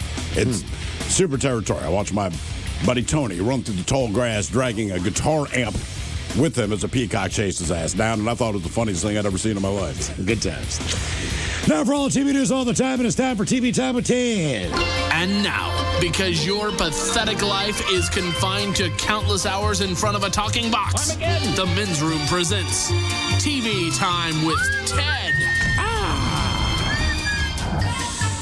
All right. I just got to get this out of the way for anybody else that is like me as a long-suffering Arsenal fan. Jesus Christ, that sucked yesterday morning. They should win this league. They could still win the league. But a month ago, they had a chance to win 4 trophies, and now it's dwindled to 2. Okay. And it does not look good. You can hear it in my voice. On to happier notes. We were talking earlier today that today is 420. I would say the International Day to celebrate marijuana and marijuana-inspired films. Sure. Somebody texted me this morning. They were like, wish I didn't have to work. I was like, I agree. I could easily sit at home and get stoned to watch some movies. So you now, guys, does it have to necessarily be a marijuana-themed movie, or just one that's so funny that if you get stoned, you're going to enjoy it and laugh? So this list I pulled up is mostly funny stuff. Okay. But some of the list have on some old school movies like Up in Smoke, anything from Nice. Well, those are still funny. What was the I looked at one list of stoner films and it had Easy Rider on there. And I don't know that that's okay. I understand why you call it a stoner film. They should just understand that typically when you say stoner film, most people infer that it is a comedy or somewhat funny. That movie is neither. Yeah, I mean, even if it wasn't correct, like sometimes it's just a visual simulation. So Pink Floyd, The Wall, not fun, but clearly a stoner movie. But if you're going to watch it, you might as well get a buzz on. Right. So this list I have here, they just kind of ranked them. These are more funny movies. Okay. Right. So the only one that didn't, the honorable mention they put on here was Fear and Loathing in Las Vegas. That's for the visuals. That just seems that's more of a drug movie. Yeah. Than specifically like stoner comedy. Agreed. Ted just missed the list. Still pretty good. Fast Times at Ridgemont High. Jay and Silent Bob Strike Back. And then one that I guess it is a stoner movie, but Super Troopers. Okay. Yeah. I figured it'd be like Half Baked and crap like that. Yeah. Well, that's the actual list. Super Troopers, though, too, there's that one scene in the beginning where those kids have the weed and the mushrooms, but I don't know. That's more of just a stupid comedy. I don't know that I'd call it a stoner film. One of my favorites is Team America. Yep. Yeah. That's a great one to watch, Stone. There's no marijuana reference in that at all. No. It's just one of those movies where you kind of. I think Meet the Millers, that's one that Meet the Millers is a great one. That is a hysterical movie. So they, number 10 on this list, they had Smiley Face. Smiley Face. I have not seen that. Anna Faris plays an actor who, after eating her roommate's special cupcakes, struggles to complete her daily task and a series of surreal misadventures. I like to see how that's just funny. Stupid, I'm sure. I like Turn Waiting, too. That's another good stoner movie. Has nothing to do with getting stoned, but it's a great movie. Wow. Anything that has to do with a restaurant has to have some marijuana involved. Yes. Next on the list of stoner movies, they have Grandma's Boy. I don't know that one. You never seen Grandma's Boy? No. Oh, great classic cult film. Who was in it? The name sounds vaguely familiar, but I know I have not seen it. I mean, Nick Swartzman's in it. I'm trying to remember. It's basically like a 35-year-old dude. He's a video game tester. He moves back in with his grandma and her roommates. But then there's a stoner guy. There's a monkey that lives at the drug dealer's house. Okay. The guy that runs the game company is like a robot. You never see Grandma's Boy? No. It came out in 2006. Oh, it is. I mean, it is about as dumb can be, but it's pretty funny. Miles, you would like it. Okay. Yeah, a video game tester is forced to move in with his grandmother after being evicted from his home while falling for a woman who was sent overseas as a production of the video game company's newest video game. All right. Yeah, it's good. Next on the list from 2001, they have How High. It's Method Man and Redman play two students who smoke a magical blend of weed that helps them ace their college entrance exams, and they get into Harvard. Okay. I found the weed helped me with tests. Absolutely. Because there's nothing else. Like the night before, whatever your big exam, and this is just my experience, if I got stoned and then reread all the notes or whatever I highlighted, like you retained it because when you're stoned, everything's interesting. And I remember specifically a history test. Like you kind of knew the stuff, but you ended up going down the rabbit hole with everything. So by the time we got the test, I'm like, not only do I know this answer, I could write a paragraph about why this happened. I have a psych minor just because I got stoned before I went to that. And everything made sense. That's what I mean. Like I was like, this is easy. Another classic one for me from 98, you have Half Baked. Yep. Yeah, that's one of the classics. Chappelle's in there, right? They start selling weed to get their buddy out of jail. Then before you realize that they're like actual weed dealers. Do you see where Chappelle, you were talking about the getting the Chappelle show back on Comedy Central, that he might be willing to do it? Right. He's always said no way. Now he's kind of like maybe. He wants Eddie Murphy to take over the role of Charlie and some of the stories that he wants to tell about Charlie Murphy. Okay. So that's on the table. And I mean, it's Eddie Murphy. He's going to be funny no matter what. Yeah, him and Chappelle together. Come on, man. I mean, Chappelle's massive. You think he's big enough to get Eddie Murphy to come on there and tell stories, though? Yeah. I do, yeah. I think, because, like, with Eddie Murphy before, he would not do a lot of things, but I think when he did Coming to America again, and just kind of, embracing his past and what he's done before. Yeah. Well, he got so famous there for a while, it's kind of hard to, you don't really have to Beverly Hills Cop one. Yeah, Beverly Hills Cop's great. Miles mentioned it earlier, but Up in Smoke makes the list. It's the original Cheech and Chong film. Yep. Dio unknowingly smuggles a van made entirely out of marijuana from Mexico to Los Angeles. I liked my favorite Cheech and Chong one, though, was Nice Dreams. That was the one with Stacy Keach, who kept smoking weed into a gun. He turns into a lizard by the end of it. That one was bees or itching. Yeah. Yeah. I don't know. It's got Pee Wee Herman. I know those movies. I don't know that I know them enough that I could separate which movie was which. Each one will have just a specific scene that you'll really remember. Don't watch the next movie because it's more of a theater play. Up in Smoke is good, but Nice Dreams, I think, is the one to watch. Yeah, I agree. Next on the Stoner Films, you can watch tonight, you have Harold and Kumar Go to White Castle. Sure. Mm-hmm. Modern classic. Yeah, quintessential. The only issue I have with that one is it's really going to make you want to eat White Castle burgers. It does. Yeah. I think that's the best thing that's happened to White Castle since they opened. And the fact that they don't have a Harold and Kumar meal to this day is stupid. You should have like a stoner pack of 10 sliders and 5 fries and, a couple milkshakes or whatever. Well, they have that Crave pack. Well, they should call it. Which is like 40 or 50 of those sliders in there. Damn. Mm-hmm. I mean, look, to me, White Castle, those things are so small. They are, but 40 to 50. Well, you're having a party. You just buy the box. Or it's just, I don't know. It's the end of the night. Yeah, are you having a party? Yeah. I mean, you are. Miles, you've been to a White Castle, the most recent out of any of us. How many? 3 nights in a row. How many did you get? How many sliders? Oh God, me and Castle, I think got probably 6 or 8. All right, each just house 4. But we got like mozzarella sticks. We're yeah. We're getting a little crazy in there. I mean, I feel like even when I was a kid, when we went to the Little Tavern. Little in Tavern, the DC area. So it was basically like our version of White Castle. But I feel like even then, you always got orders of at least 6. And I think adults were getting 8 or 9 of them. Next on the list of stoner movies, you got Friday. Ice Cube and Chris Tucker. Sure. Spend the whole day on a porch trying to basically get back their money and smoking weed. And that's pretty much it. Yeah. I mean, there's almost nothing else in the movie. Pineapple Express makes the list. Still haven't seen that one, but I heard it was good. Yeah, as they say, stoner action comedy. Yeah. That's worth watching. That was what, Rogan and Seth Rogen and James Franco. Thank you. Yes. Yeah. Pretty good. Dazed and Confused makes the list at number 2. That's from 93. Mm-hmm. I mean, look, Dazed and Confused, also in my mind, just a great movie in general, but definitely a good stoner film. And then, do you have any idea what number 1 would be? If it's not Harold and Kumar or Cheech and Chong. 98. 98. Yeah, man. Fridays? Big Lebowski. Oh, okay. Yeah. So they say, often cited as the ultimate stoner film, follows the dude, Lebowski, relaxed burnout, who gets entangled in kidnapping case of mistaken identity. Which, again, that's a pretty good list. But those are all pretty funny, kind of like stoner movies. Right. Even if you're not stoned, they're still funny movies. Yeah, because, like, I love this. There's kind of a cult classic if you like rap music, right? Belly. Mm-hmm. I think it's a great movie.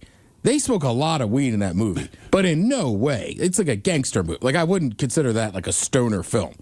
But they smoke a lot of blunts oftentimes in that film. And truly, if you smoke enough weed, any movie's fun. You can watch The Exorcist and have a belly laugh. Yeah. And actually, when you listen to what the little girl says when Satan possesses her, if you're stoned, you're like, that is hilarious. Ted, I think that that thing you brought up last week, is it on Netflix? The Expos one? The Jimmy Kimmel weed documentary series? Yeah. What's it called? Like 20-minute snippets or whatever. Of like, stoner culture. Oh. I think that you brought it to us. Yeah. Did I? You told us about this. He did. I want to say you said he did 4 of them. And they're each 20. Yeah, 4 of them at 20 minutes for 420. Yeah. I forget what service those are supposed to be on, I think right? it's Netflix or something. But they're supposed to line up with today. Yeah, okay. And be released tonight. That's what I was going to check out. I haven't. My issue is I kind of forgot is I haven't watched it yet. I just was reading the information. Right. But I might. Oh, right. Okay. I might actually go home and actually. That was my plan tonight. Either that or the boys or something. Anyway. Yeah, I don't. You know what? After I read this list, I was like, who knows? Maybe I'll fire up Dazed Confused. There's a few good ones on here that I haven't watched in a while. Thank you, Ted. We appreciate it. You're listening to The Men's Room. Here's your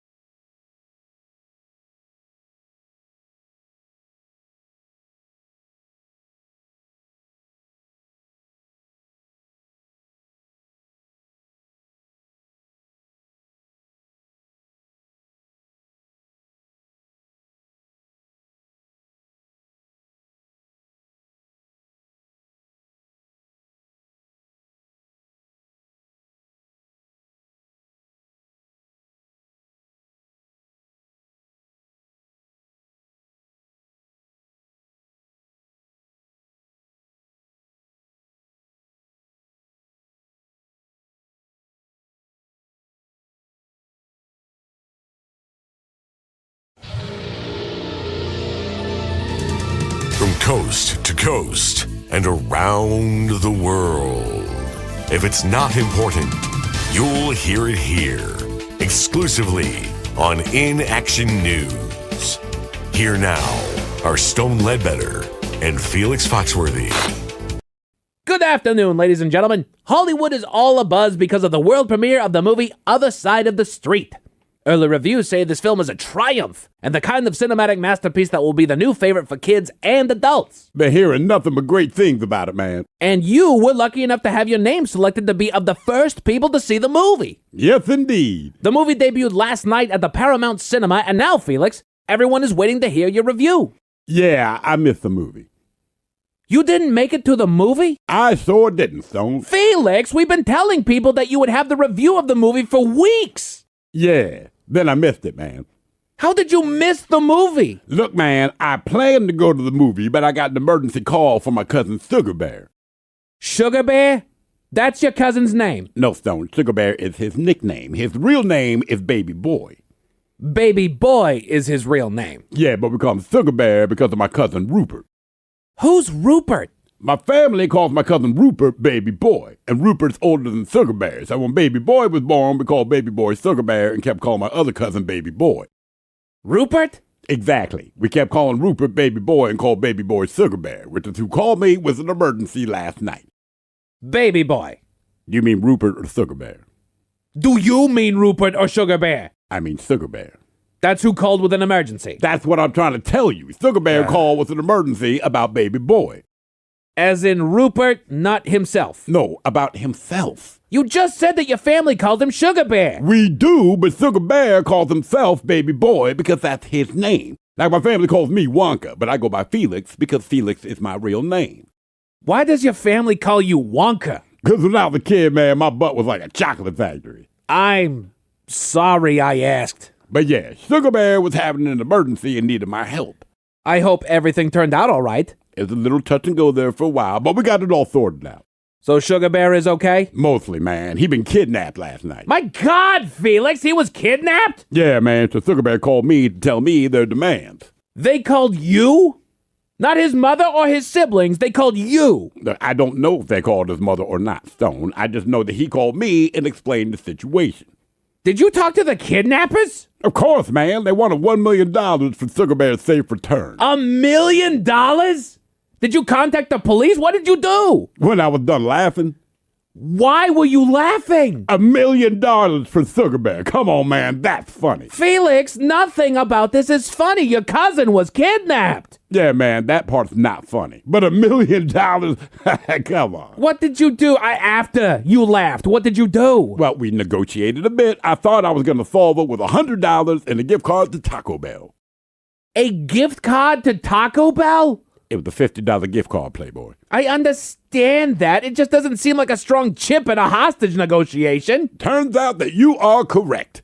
So did you pay the kidnappers? Well, eventually I had to trade my tickets to the movie premiere in exchange for Sugar Bear. The tickets you had to last night's world premiere of The Other Side of the Street. Those would be the ones. The kidnappers took your movie premiere tickets as ransom for your cousin. They did. They wanted $1 million for your cousin. Sorry, man. It's still funny when you say it. $1 million in exchange for your cousin. They wanted a dollar amount but settled for tickets? To a movie I find that hard to believe. I find it hard to believe they thought I paid $1 million for Sugar Bear. But yeah, man, in the end, they took my tickets to the other side of the road. I got my cousin back, and that is why I missed the movie, Playboy. Is this a true story? It could be, ma'am. It could be? Could be, ma'am. Well, if you were hoping to hear the movie review of the much anticipated Other Side of the Road, we apologize. We will be back next hour. From coast to coast and around the world. If it's not important, you'll hear it here. Exclusively on In Action News.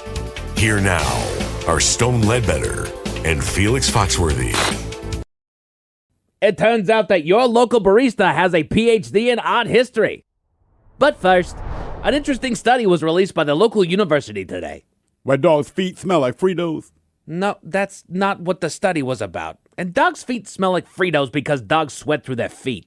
Oh, man. My Uncle Daryl. Daryl? Nope, Daryl. My Uncle Daryl used to sweat through his feet, man. Didn't smell like Fritos, though.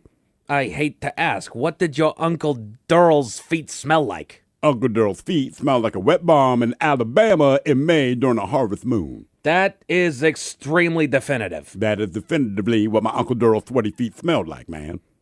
That is unfortunate. But no, the university study had nothing to do with foot sweat, Felix. They conducted research into addictions and which addictions are the hardest to break. And the results might surprise you. Try me. Okay.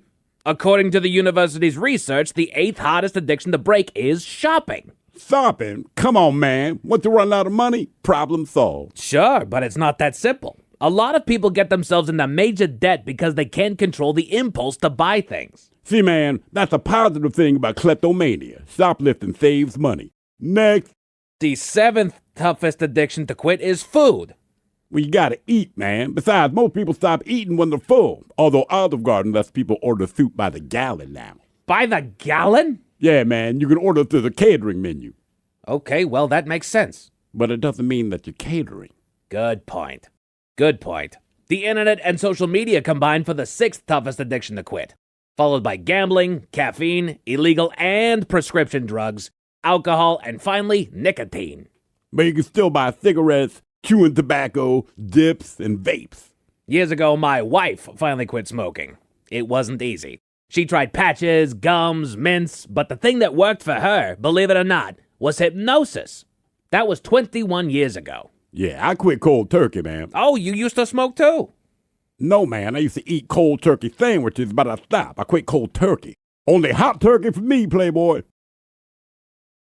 That's not what quitting cold turkey means, Felix. You're telling me that quitting cold turkey does not apply to quitting cold turkey? No, quitting cold turkey means you stop doing something or end a bad habit by sheer willpower. You just stop. Yeah, I just stopped eating cold turkey, man. I quit cold turkey. I might regret asking this, as I often do, but why did you quit eating cold turkey? It was a bet, man. You bet someone that you could stop eating cold turkey? Yeah, I was at your favorite club a few weeks ago. My favorite club? The Sweating Yeti, man. The Sweating Yeti is not my favorite club. It is a place of ill repute. See, I thought that's why you liked it. Anyway, I was at the Sweating Yeti with my cousin Caesar. Caesar? Like the salad or the talking chimp from Planet of the Apes. Oh, I don't know, Julius or Augustus? Yeah, I don't know who they are, Playboy. Anyway, me and Caesar, we were at the Sweating Yeti betting on flamingos and badgers. Are those sports teams? Nah, man, we were betting on actual flamingos and badgers. To do what? You don't want to know, Stone. You do not want to know. Wait, what were the flamingos at... Stone! You were betting on... Stone! No, man, seriously. How bad could you... Stone! Again, you do not want to know.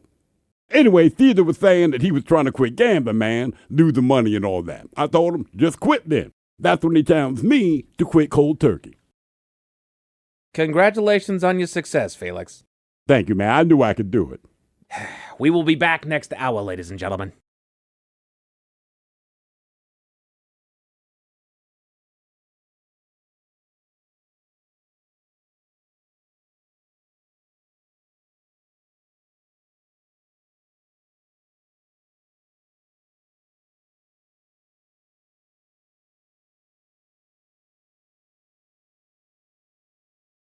Rolls on. You're listening to The Men's Room with Miles and Thrill. 99.9 KISW. All right, here we go. Safari guide who said he'd rather be killed by an elephant finally meets his fate. Meanwhile, a 3-year-old goes on a turkey hunt, discovers his aim not so great. For the first time in 65 years, Nutella releases a new flavor. 2 pilots who make emergency landings here in Washington were lifesavers. And a farmer in England is on the lookout for some ugly cows. It is time for your headline. Now, it's time to hit the headlines. Here's Mike Hawk. Lies! Mike's not here. Drivers along State Route 14 in southwest Washington, they faced delays on Saturday afternoon. Not because of construction for a change, but because a small plane made an emergency landing on the highway near Vancouver. It's about 12:30 in the afternoon. Vancouver Fire Department crews, they were dispatched to reports of a Cessna aircraft landing on State Route 14. Now, crews found found the aircraft in the grass along the eastbound shoulder near milepost 2. Now, the aircraft experienced a mechanical issue shortly after departing Pearson Airfield. The pilot safely executed an emergency landing and then taxied over to the shoulder of the road, which I thought was very nice of him, out of the flow of traffic. But as a result of the plane being on the road, traffic slowed because, frankly, that's interesting to look at. Anyway, the Vancouver Fire Department, they assisted the scene by the American Medical Response, the Vancouver Police Department, and the Washington State Patrol. And Trooper Dakota Russell for Washington State Patrol said the plane did not hit any cars. And it was blocked, SR-14 was blocked at the time, and asked drivers to be patient. I feel like that's one of those times I'd have an easier time being patient, like, a plane landed on the highway. Like, it's one of the few times you kind of go like, I get it. There's not much you could do. But hey, there's more. Let's go to Auburn, Washington, where a small aircraft made an emergency landing in Auburn Saturday afternoon after experiencing engine trouble en route from California. Now, during the flight, the pilot initially attempted to land in Renton, but determined it would be safer to divert to Auburn. Now, as the plane approached the area, it lost its second engine, forcing an emergency landing. The pilot successfully landed the aircraft in a field at GSA construction site, and she sustained non-life-threatening injuries, was transported for medical evaluation. Another passenger on board, not injured, but I'm pretty sure he pooped himself. Oh. And then we get this story. Customers at an auto parts store in Los Angeles neighborhood narrowly missed becoming part of a plane crash late this morning, when a single-engine Cessna 172 went down in the parking lot of an O'Reilly Auto Parts store off of Van Nuys Boulevard just after 11 a.m. It ended up upside down, only feet away from parked vehicles. Authorities say the 7-year-old pilot, he was the only person on board, and they said he was pulled from the plane and hospitalized in critical condition. So maybe don't take a Cessna. But we got more things dropping from the sky. We go back to California. Well, a hot air balloon landed in a homeowner's backyard. Witness said she was awoken by the sounds of her neighbors yelling outside of her home just after 8 a.m. Now, video showed a large group of neighbors standing outside and watching the scene unfold.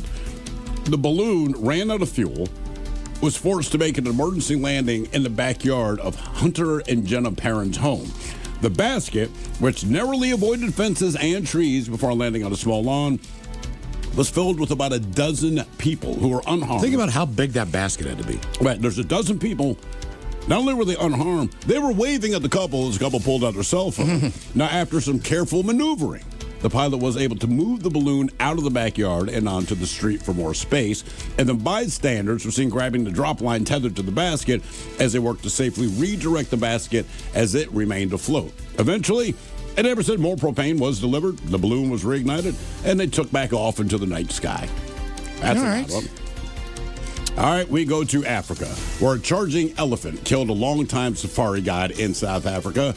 Oddly enough, he once declared that he would, quote, rather be killed by an elephant than shoot one. Gary Freeman, he was leading a walking safari when he died in the elephant attack.